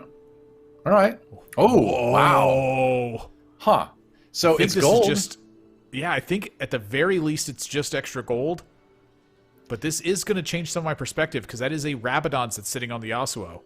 There's nothing wrong with taking a moment to think about this a little bit, especially where you see a Lux in the shop too. So you're like, all right, I only have 1 stars. How committed am I really to this? Am I able to possibly pivot to redeemed? Because you've also got the decent front line that Ivern provides, because he nearly always gets the cast off, even without any items. So I think that's kind of the thought process that Setsuko is going through right now. Yeah, I mean, look, you have a Rabadons on the Yasuo. You have a sword sitting on your bench, which can easily become a Shojin. Yep. I feel like this is a very, very convincing position to me. I don't blame either way, honestly, because I've just seen so much different Yasuo stuff happen that I feel like it could just build anything and be fine. You definitely take time to think about it, though. Agree with not selling these right now, just selling the Ivern to get up to 30. Probably want to take some time to do a bit of scouting, see how contested you might be. I've got a feeling that he's going to stay the course here from just letting that Lux go. Well, it's not the correct tier. Yeah. It is a good tier. Well, with enough damage, Shadow Shojins can be okay on Vel'Koz. It does lower your damage, but it only lowers it by 15%. So if you have something else bring your damage back up again, it's not the worst item ever. Like you said, it's not ideal, but it's worth thinking about. Then again, you've also got the possibility for a Sunfire Cape as well. Generally, you're going to usually go with the tier. Yeah, and that's what he's going to go with. All right. Here's the roll. Yeah, I feel like it's just going to kind of be which arrives. Is going to be some of the choice. I think it's going to be Nightbringers at this point. Yep. Looks like Nightbringers is going to be the plan. I think that's fine. You've also got half of a Shadow Hand of Justice, which is great for Yasuo. Yeah. I feel like this was a tough call to make, and I feel like it was the units that showed up were gonna dictate part of this. And I feel like when you have the 6 Nightbringer show up and you have a pair of Yasuo's, pair of Morg's, pair of Lee Sin, it feels really tough at that point, I think, to just be like, yeah, you know what, I should go the Vel'Koz route at this point. I don't blame him for taking this roll down. I don't blame him for this decision. I think this is probably the wise choice to make, and at this point it's just figuring out how to make sure it capitalizes. Meanwhile, taking a peek at Sphinx's board there, is that the infamous Lux reroll potential? That'd be interesting. I didn't get a good look at it, but I'd be curious. We're gonna go over to Goobum's board for now, though, and check out his Abomination. And all right, he's got the IE on the Abomination, got the Redemption, I guess, and looks like it just might be Riven Carry Abomination, which is a build that was popular in the last patch. I feel like I haven't seen it as much this time around, so I'm not super familiar with the relative strength of this versus the popular vertical builds that we're seeing a lot of people do. But yeah, this is really interesting to me because I don't personally recall having seen this build. Oh yeah, it was popular towards the end of the last patch, Abomination with Riven Carry. Well, I guess maybe popular is overstating it. It was played, and it was played enough to get the attention of a lot of top players, and I saw it a couple times. You basically, if I recall correctly, you go Abomination, Riven is a carry, you try to reroll for Riven, and if you hit it, it can be very strong, because Riven has just a ton of time to do Riven things, and then you've got the Abomination coming out for cleanup, or for more frontline, basically. Yeah, I'm very interested in this. I mean, it does seem like, one of the toughest things I've had for Riven is that the surrounding of Riven gets taken down, and then Riven gets collapsed on. Like, that's been probably one of my most common things. Everything for Goobums is upgraded in play here right now, and this is an unbelievably strong start. One of the things that I feel like I want to talk about here a little bit is just Goobums and being on win streaks. Goobums on win streaks closes out games a lot.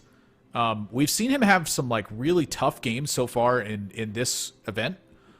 But when Goobums is win streaking, my gosh, it just feels like he gets what to do because he sees the paths so much differently, I feel like, than what a lot of players are looking at. He understands like what needs to be done in order to improve it, at what point they need to move in order to improve it as well.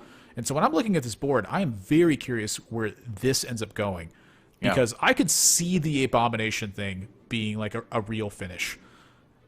So it's been 7th, 3rd, 1st, and then an 8th for Goobums. So kind of an up and down trajectory. So hey, if the roller coaster continues, this could be a good finish based on results today so far. Yeah, I'm thinking about again the Riven being collapsed on. The Abomination really does help that from happening. So yeah, for sure. Very intrigued. Well, it's going to be strong for now. As you can see, he hasn't lost a single round just yet. That Vayne, one Vayne away from Vayne 3. Yeah, and that's also a sword. A belt finishes off that Vayne for having, what I would consider calling best in slot. But they've been at 5 and they've been rolling for a bit here. So a lot of life being paid by Kaguraos to try to have this massive spike take place. And if it doesn't get found soon, I feel like that is going to get collapsed on. Because for Kaguraos, they're sitting at 17 points. So I don't blame them for taking this risk right now. You know, you look at Ramblin', who's an 8th right now at 21 points. Kaguraos needs a very strong finish. And this is kind of what I've been talking about leading up to this point, is that the risk versus reward assessment, it changes a lot depending on what kind of finish you need. For Kaguraos there, I think that's the right kind of risk to be taking. You've been presented an opportunity, find Vayne 3 and give it there to it the is. items. Kaguraos found it. Got the Vayne 3 right there, immediate level 6. Yeah, here's where you level up. And you know, with these types of reroll builds, traditionally with the 1-cost carries, you do go low health before you hit. It does have 6 Forgotten in. You've got the Vayne 3. Now you need to start winning some rounds for sure. We'll see if that happens. Goobums wants to know too. Yeah, I'm just very interested in how this board takes place. Those 2 brawlers up front right now, they provide great leverage for this Vayne to just keep chipping away and restoring some of that health. Mordekaiser taking it down. But we have yet to see the Scion pop out. This is like the first time the Scion has showed up. Yeah. You've got the Infinity Edge, too, so the Scion's going to do a lot of damage. Redemption's kind of negligible, but it is like a little bit of healing at least. A couple good items on the bench, too. You could do the Runins. Well, actually, is Shadow Runins... Because does Riven do on-hit damage? I'm trying to remember the exact wording there. Shadow Runins is a little bit better for Riven, because Riven is just pure damage that Riven's delivering. Right.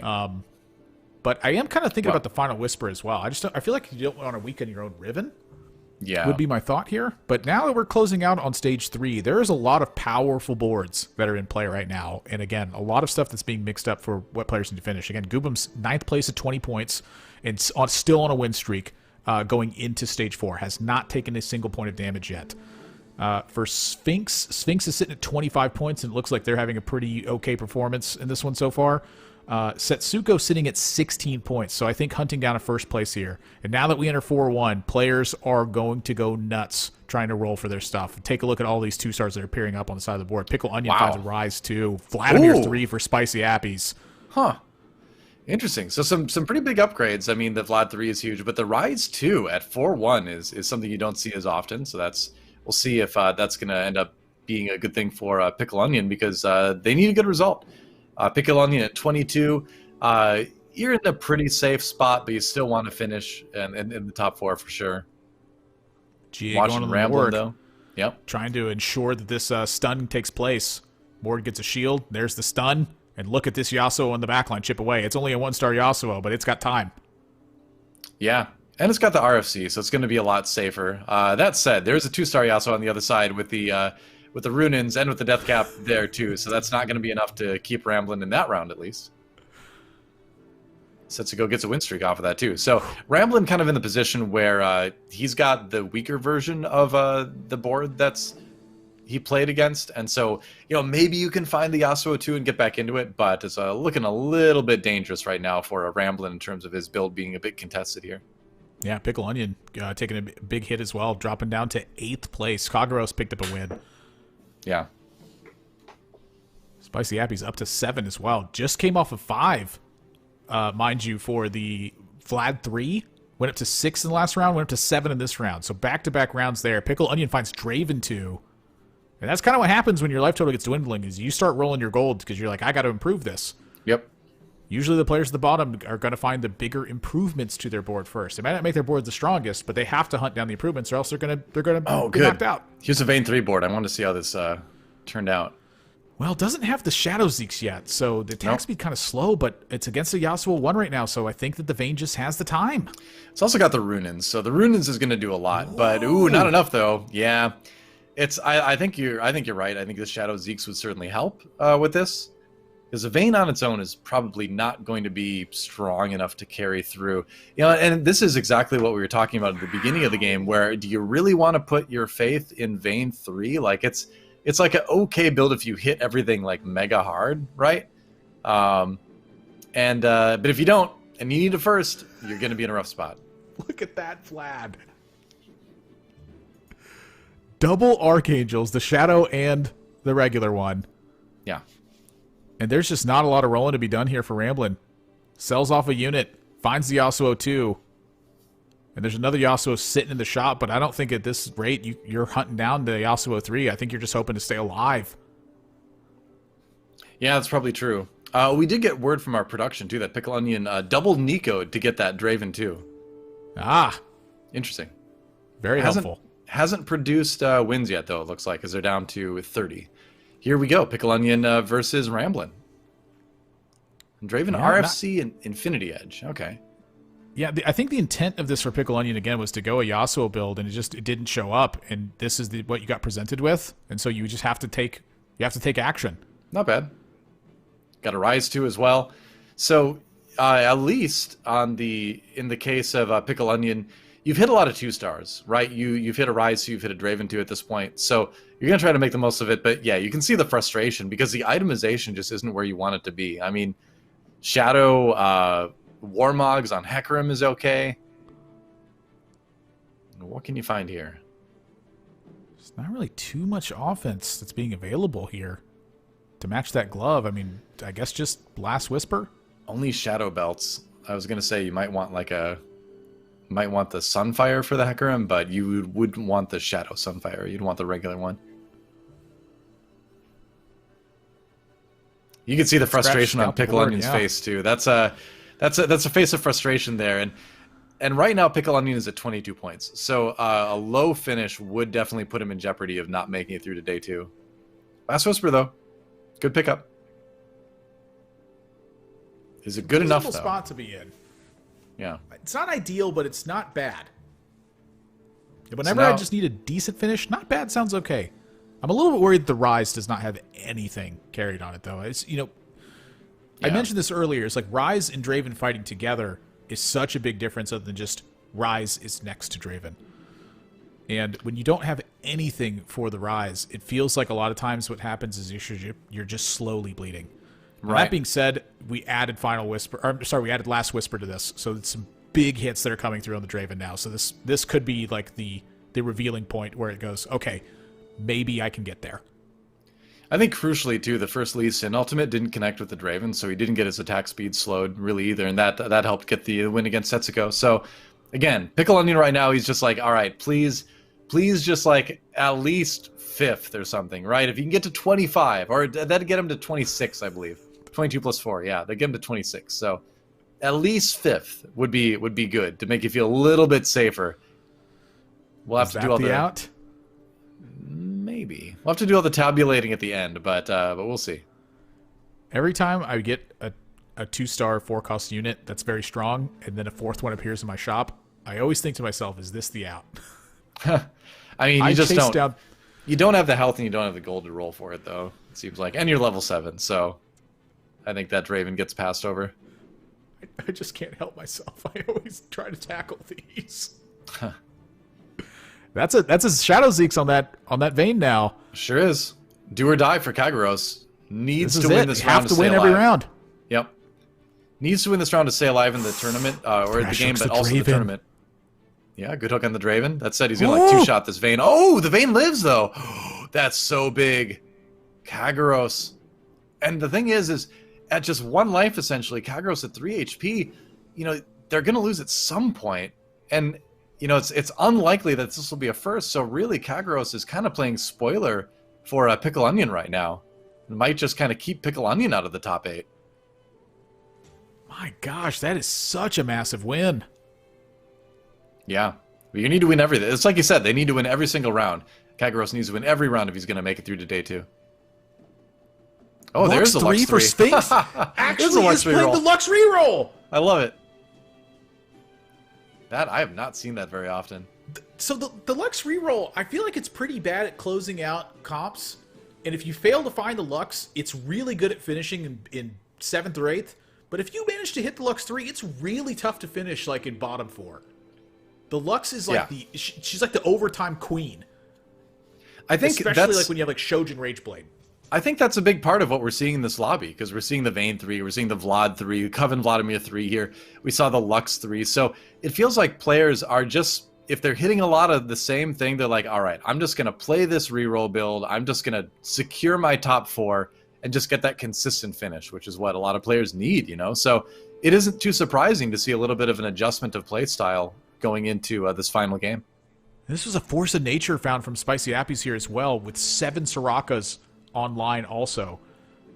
So I'm looking at this Coven Vlad, the force of nature being applied here, Thieves Gloves getting onto this Garen right now. Like there is some real possibility that this Vlad has just hit its curve and it's going to be like actual first place finish.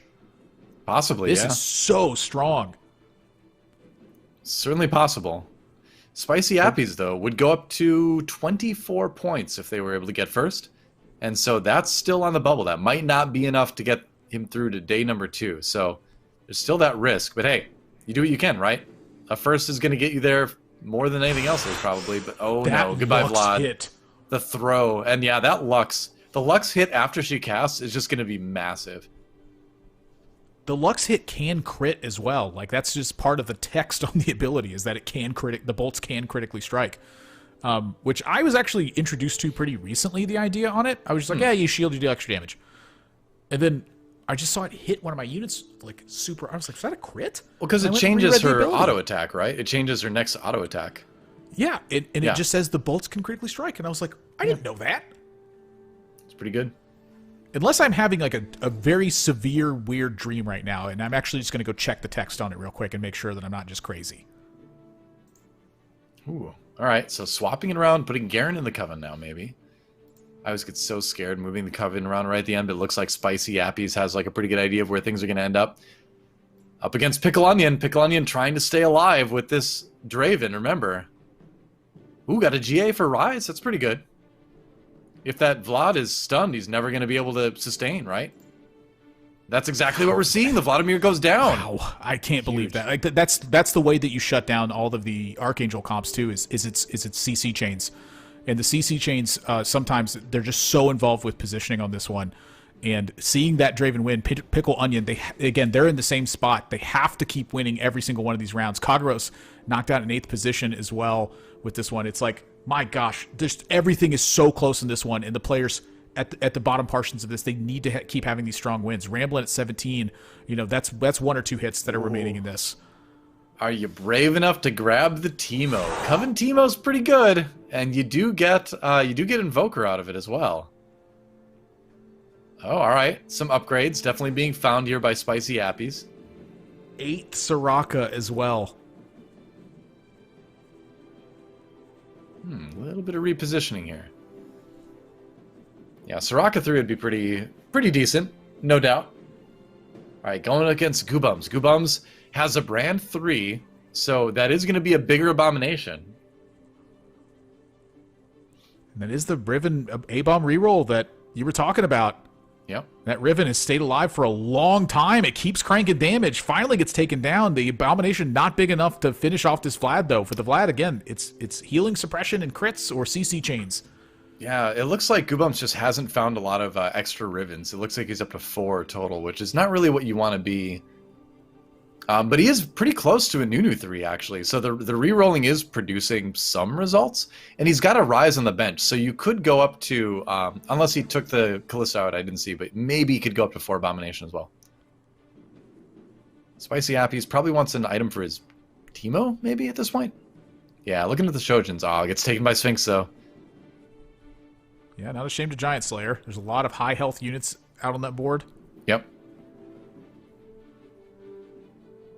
I kind of like that on like a Soraka 3 if you get it. So you have one on the Lissandra 3, the Soraka 3. Spread the Giant Slayers around. You get a Giant Slayer. Yep.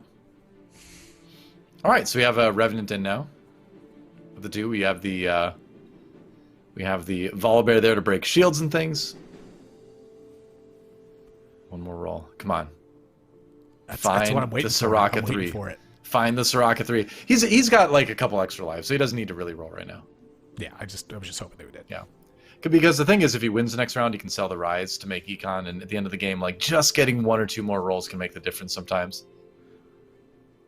Diana well positioned, but my gosh, that is a lot of fighting to be done. And that Yasuo still only has 2 items. The pop-up as well from the Daisy. Yep. And the CC on the Vlad. Oh, but the Mordekaiser doesn't get the one-shot on the Vladimir. Oh, all right. Pop-up? So this is it. Look out. I think that ticked it in the direction right there, but just too many units died. Yep, certainly starts to seem that way. Trundle, I wonder what Trundle's going to get if he gets a cast off on this. It could be big. Oh, no, never mind. No items on the Trundle anyway. So that's a crucial win for Spicy Appies. And again, that's a 12,000 damage Vladimir. When you're 1v5, you do get to do a lot of damage. That is true. Goodness gracious. It's just so crazy to watch how some of these units have like these inevitability points to them, where if they just cross a certain threshold, you can't take them out. They're going to win by themselves. Yep. Ooh, Ramblin' out in 5th. Okay, so let's take a look at this. Pickle Onion out in 6th. That's rough because he only had 22 points, so he's not going to gain a ton. Ramblin', same kind of situation. 21 out in 5th. So I'm going to stop doing. I'm going to not do calculations. We're going to wait and see what the results are at the end, but definitely some concern for some of those players in the middle of the standings. And this was the composition that Spicy Appies lost to last time. It was the Lux comp. And it looks like that this Vladimir not only getting stunned, but it's getting focused as well. Oh, big bounce on the Rise, though. The Rise was the one doing the stunning, and now the Rise kind of out of the running, I believe. Yeah, and the Teemo cranking those mushrooms to the back line, that slows down the attack speed as well. That slowed down the Lux. Lux gets picked off. The Vel'Koz not having any impact in that spot. I think Spicy Appies wins this one. Yeah, he does. Yeah. By a lot. And that's, so it's like you talked about, the crowd control chain that was occurring because of the Rise got stopped. He took out the Rise. Nothing was stopping the Vlad from casting, and that's that. Yeah, I really thought he needed another Archangel staff. I didn't think he had enough today. Yep. Well, the Lissandra's missing one. Yeah, there you go. Actually, definitely benefit from it, for sure. Let's see. Not too many impactful items being spread around the board.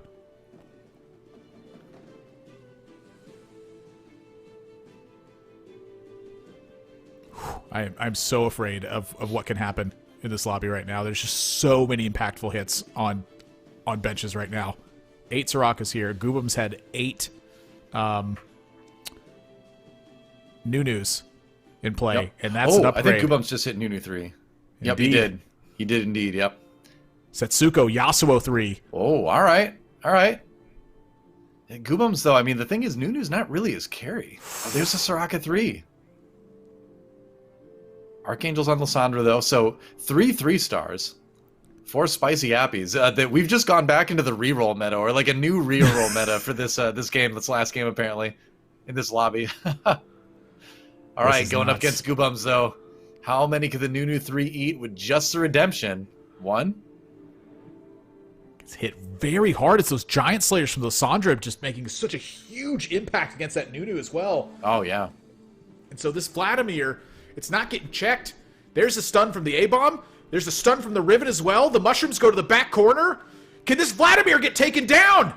Maybe. Everyone's going for it. I think with one more stun. Nunu! One more stun? Oh, the heels keep getting bigger! Oh, is it going to be a tie? No, it's not quite. Oh, Spicy Appies gets taken out.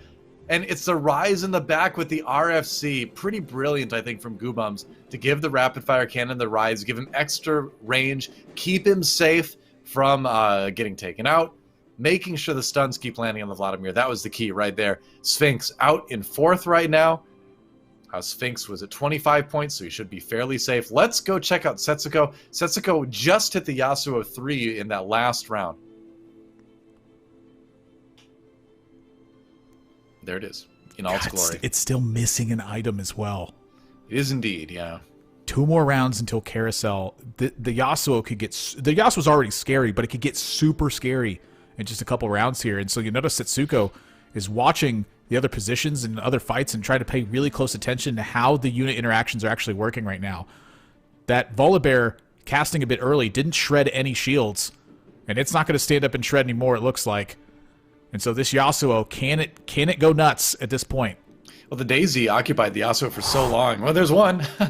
That shield is massive. And he's going to one-shot so many things, too. Not the Vlad, but a lot of other things. Vlad is chained, though, from the Morgana. Yep. And Spicy Abby's gets taken out. Goobums, 2nd place right now. And Setsuko at 49 health with a Yasuo 3 and an item slot that can be filled up next round.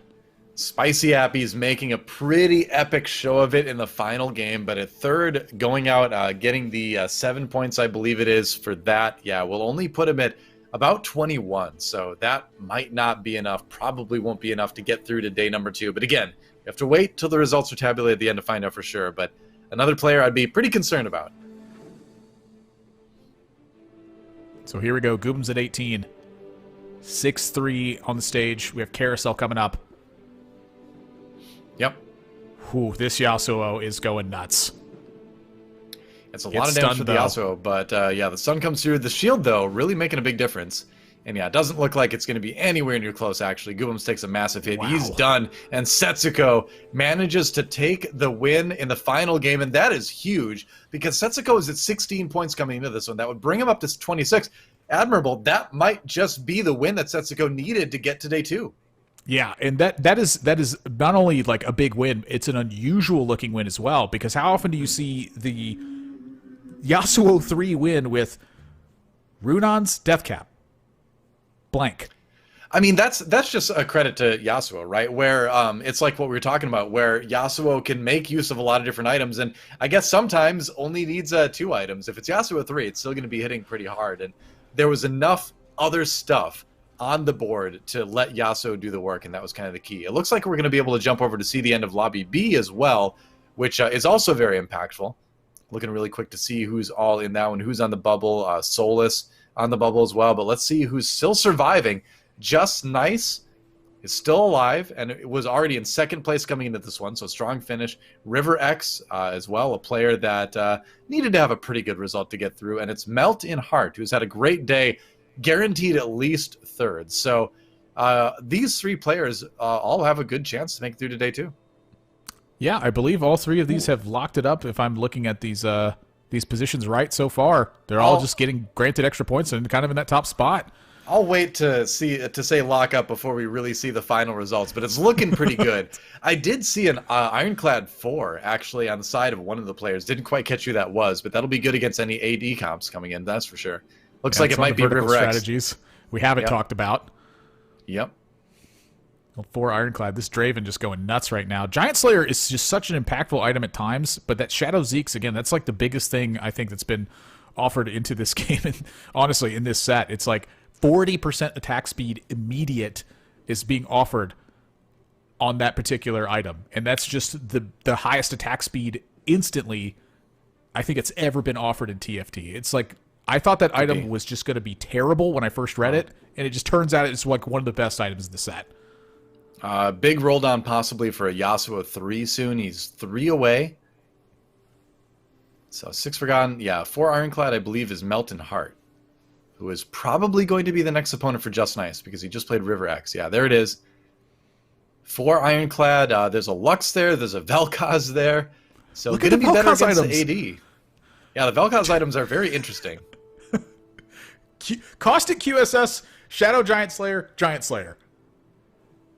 All right, well, did some damage. Yasuo, though, just not able to cut through this, as you can see. Yeah, it gets popped? Well, Oh Four my gosh. ironclad. What can you say? That's a lot of armor. That's a lot of armor right there. Well, it's only 180 armor to each unit on your team. Yeah, it looks like it's working against the Draven as well. So Melton Heart, 1 HP in a dream right now. Is this just a genius build?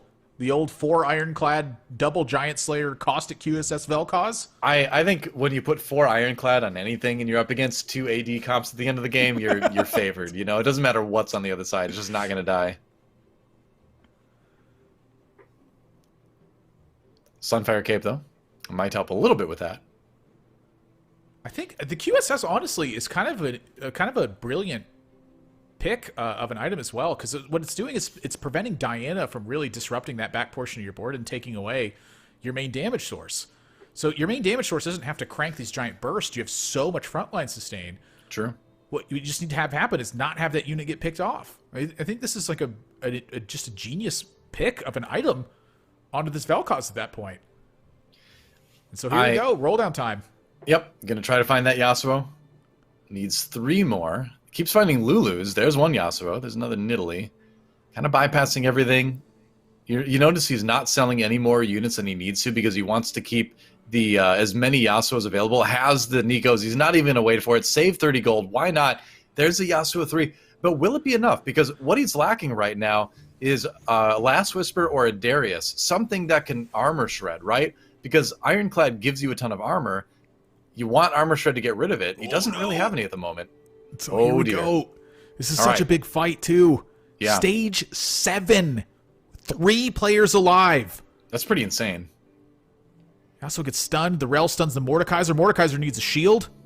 This is going to just need to be a huge grind to be able to cut through all of this. The shields are just so big, though, because of the Lux. And the Yasuo has just been kind of like walking around, too. He needs like a map to get to this back line. He's doing a Finds lot his of way to the damage, back. though. Takes out the Vel'Koz. Wow. Man, Yasuo 3 just doing enough damage. And that's a double kill. That's a double win. Yeah, just nice. Getting the win. And he was already second place in the standings overall, so that might just propel him to first on the day. Indeed. That is a massive finish there. 28 points. Stacking on 10 more on top of that. That's going to be 38 points. Wow. Coming in for just nice at that point. And just what a crazy end to these lobbies here, too.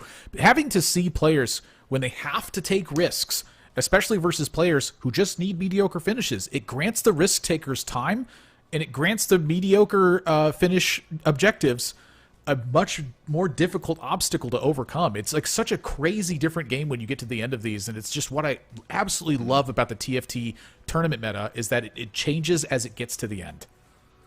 Yeah, you see the players start to adapt to each other, start to adapt to the situation as well. That's what we got to see a lot of in that final game, which is really cool. We revisited the reroll meta in both lobbies, actually, interestingly enough. So now the question is, how much will carry on to day 2 with that in mind? But first, we have to finish up day 1. We have to see who made it through Admirable. I mean, like I said, I'm not going to do any math here. I've given you some estimations based on other tournaments in the past, based on the points players was at.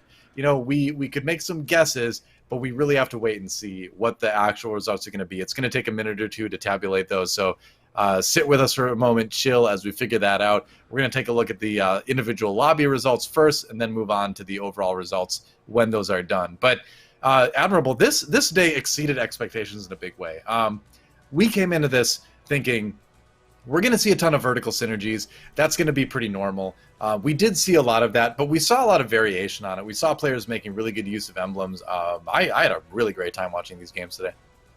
Yeah, I'd say that like coming into it, you know, Dawnbringer and Redeemed were actually 2 of the more popular ladder strategies these players were picking. I was kind of going back and looking at their what they're doing on ladder to kind of look at this. Nightbringers really took over for what players were choosing a lot of in this lobby, and frankly, the players who were choosing Nightbringer, they were finishing very well on top of that as coming into it. And Forgotten seemed to have a little bit of a downswing as we got to these last couple of games. Right. Well, let's take a look at the results overall here. Lobby B is the one I'm looking at. We watched Lobby E, but Lobby A rather, but Lobby B is the one that we didn't catch a lot of. We only caught the very end.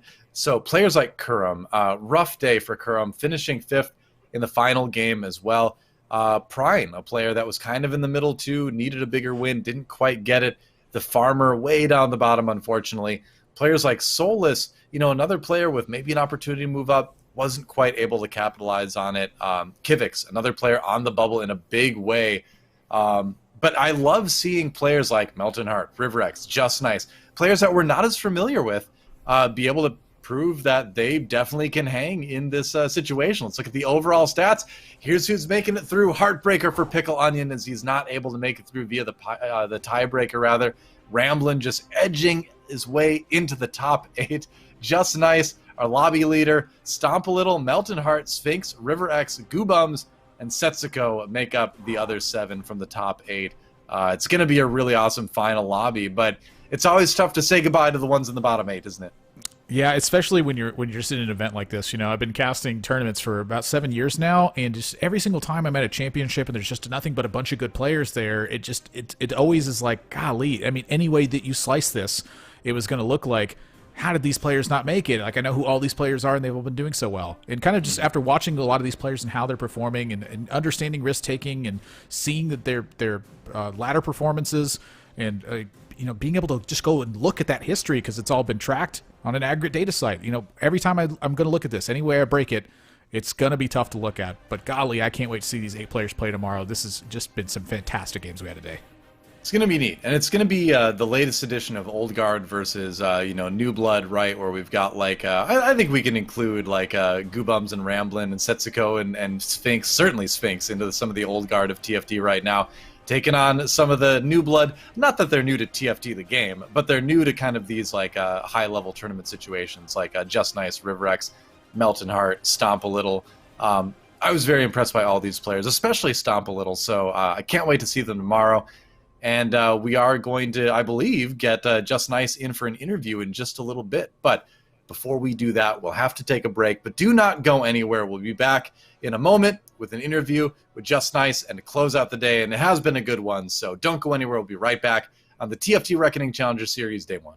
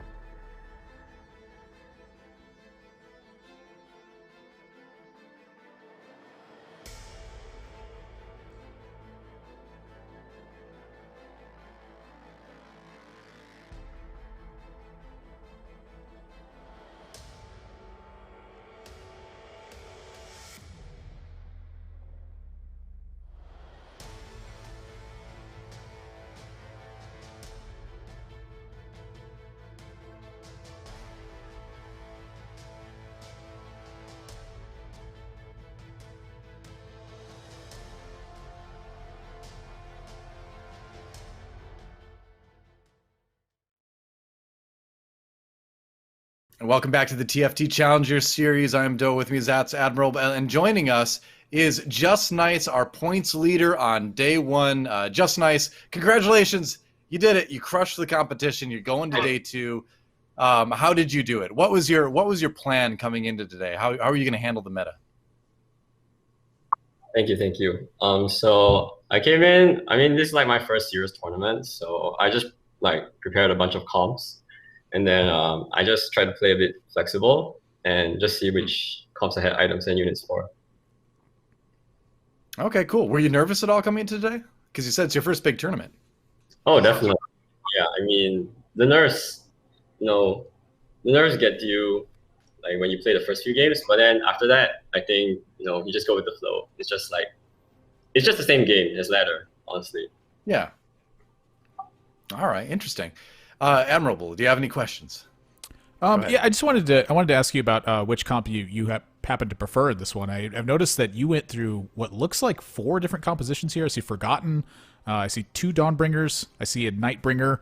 Like, which one of these did you have one that you preferred at all to play, or is there one that you tend to lean towards? I definitely like playing 6 Dawnbringer Karma. I think it's really strong, and it's really nice to see the Karma shots machine gun people. So that's really fun. But yeah, you can't get too fixated on any one comp with how fast the meta shifts. You have to be able to play like many different comps. Yeah, 100%.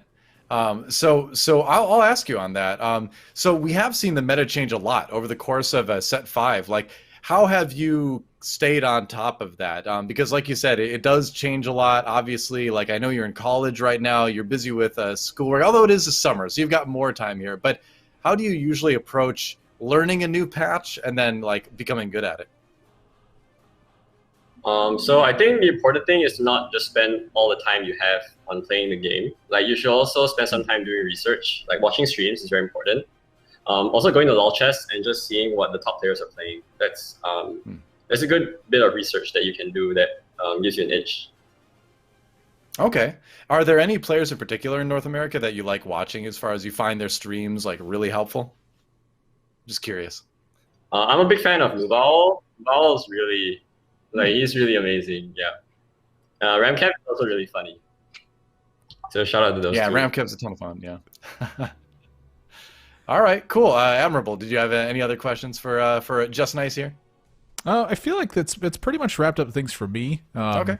Hearing about how you're doing research and staying flexible to things, and that the research is very important in conjunction with the play. I think that those are very excellent points to make, and I feel like that's also what's helped me a lot in improving my own TFT play. So it's good to hear that from other players, that I'm not just wasting my time and getting lucky and finding the right things to do.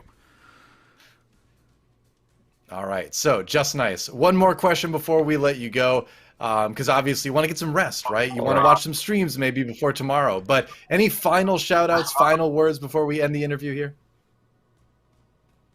All right, I have 2 shout-outs. I want to shout out Xenoquads and my homies back in Singapore. EQ, please. Yeah.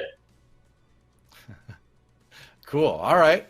Well, congratulations again on being the points leader here in day number 2. Best of luck, or day number 1 rather. Best of luck in day number 2, and looking forward to seeing your games. Thanks for stopping by. Thank you very much. All right, folks, there you go. That was Just Nice, crushing it today in TFT Challenger Series. Really admirable performance. Wouldn't you say, Admirable? Yeah, I definitely would. Kind of just if you go look at, they mentioned LOL chess. If you go look at their page and just see what their last 5 games were, there is like a hefty amount of diversity in just these 5 tournament games alone. And so, really emphasis on the idea of staying flexible. The idea of flexibility, I don't think, is changing your composition as you move along. I think the idea of flexibility is being willing to change at certain points and figuring out different ways to kind of move your items around and make use of them, because that's exactly what I'm seeing at this page. And I feel like I'm learning stuff just by kind of glancing at, where they're putting items and what they're doing with them. There's a lot of this stuff that I just never thought of. And when I'm seeing it, I'm like, wow, I've missed a lot of opportunities before. No wonder these players are so good. Well, I mean, it's like just Nice was saying, right? Where you can't just play 100% of the time, which is obviously what most of us would prefer to do, right? You know, because playing is fun. But if you really want to become good at the game, you need to do research. You need to watch players that you want to emulate. You need to go back and look at your own VODs from time to time. It's a process, right? Training always takes multiple things, not just one thing. So cool to hear that from a player excelling in his first tournament. He said it's his first big tournament. Doing really well. Seems like the nerves weren't affecting him that much, so very cool to see. But Admirable, that's going to bring us to the end of day number 1. Before we go, any final thoughts? Just that 6 Renewer is much more powerful than I initially thought it was. If you can hit it, sure. That 6 Renewer game that we saw was scary powerful. How you just it seemed like you couldn't kill some of the units. It's way opened my eyes to just Renewers in general, as well as all the early starts I've saw from Renewers. Again, I feel like I've just been missing opportunities, so I'm just going to kind of let all this sink in and not be overwhelmed by it. I have games I need to cast tomorrow, but it has changed my perspective, which is what seems like is my lesson today. Keep your perspective open. Fair enough. Yeah, I think I would agree. I think we've learned today that the meta is more open than we thought. Everyone was already, a lot of people were already saying they're pretty happy with the meta in terms of the balance across the board, but saying that it was mostly those vertical synergies that people focused on. We learned that's a bit more broad, perhaps, at least in the tournament meta. Ladder is always a little bit different, but I think we've got a lot of cool stuff to look forward to tomorrow. It's been a ton of fun. I want to shout out the staff over at GiantSlayer and Wisdom for doing an amazing job putting the show on like they always do. Shout out to Ball Street, our sponsor with TFT, FantasyTFT.com. Go check it out. You can go and put your stock in different players as they play the game. It's rising, it's lowering as the players do well, do not so well, as players get hyped up by the fans, get less hyped up. It's going to be fun. So go check it out, FantasyTFT.com. Fun to have them work with us on this event. And thank you to you out there for watching. Hope you join us again tomorrow for more TFT Reckoning Challenger Series Day 2. It's going to be awesome. Got the checkmate format. Somebody needs a first, or 40 points to win it all. It's going to be great. Don't miss it. Until then, stay safe, play some games. We'll see you tomorrow.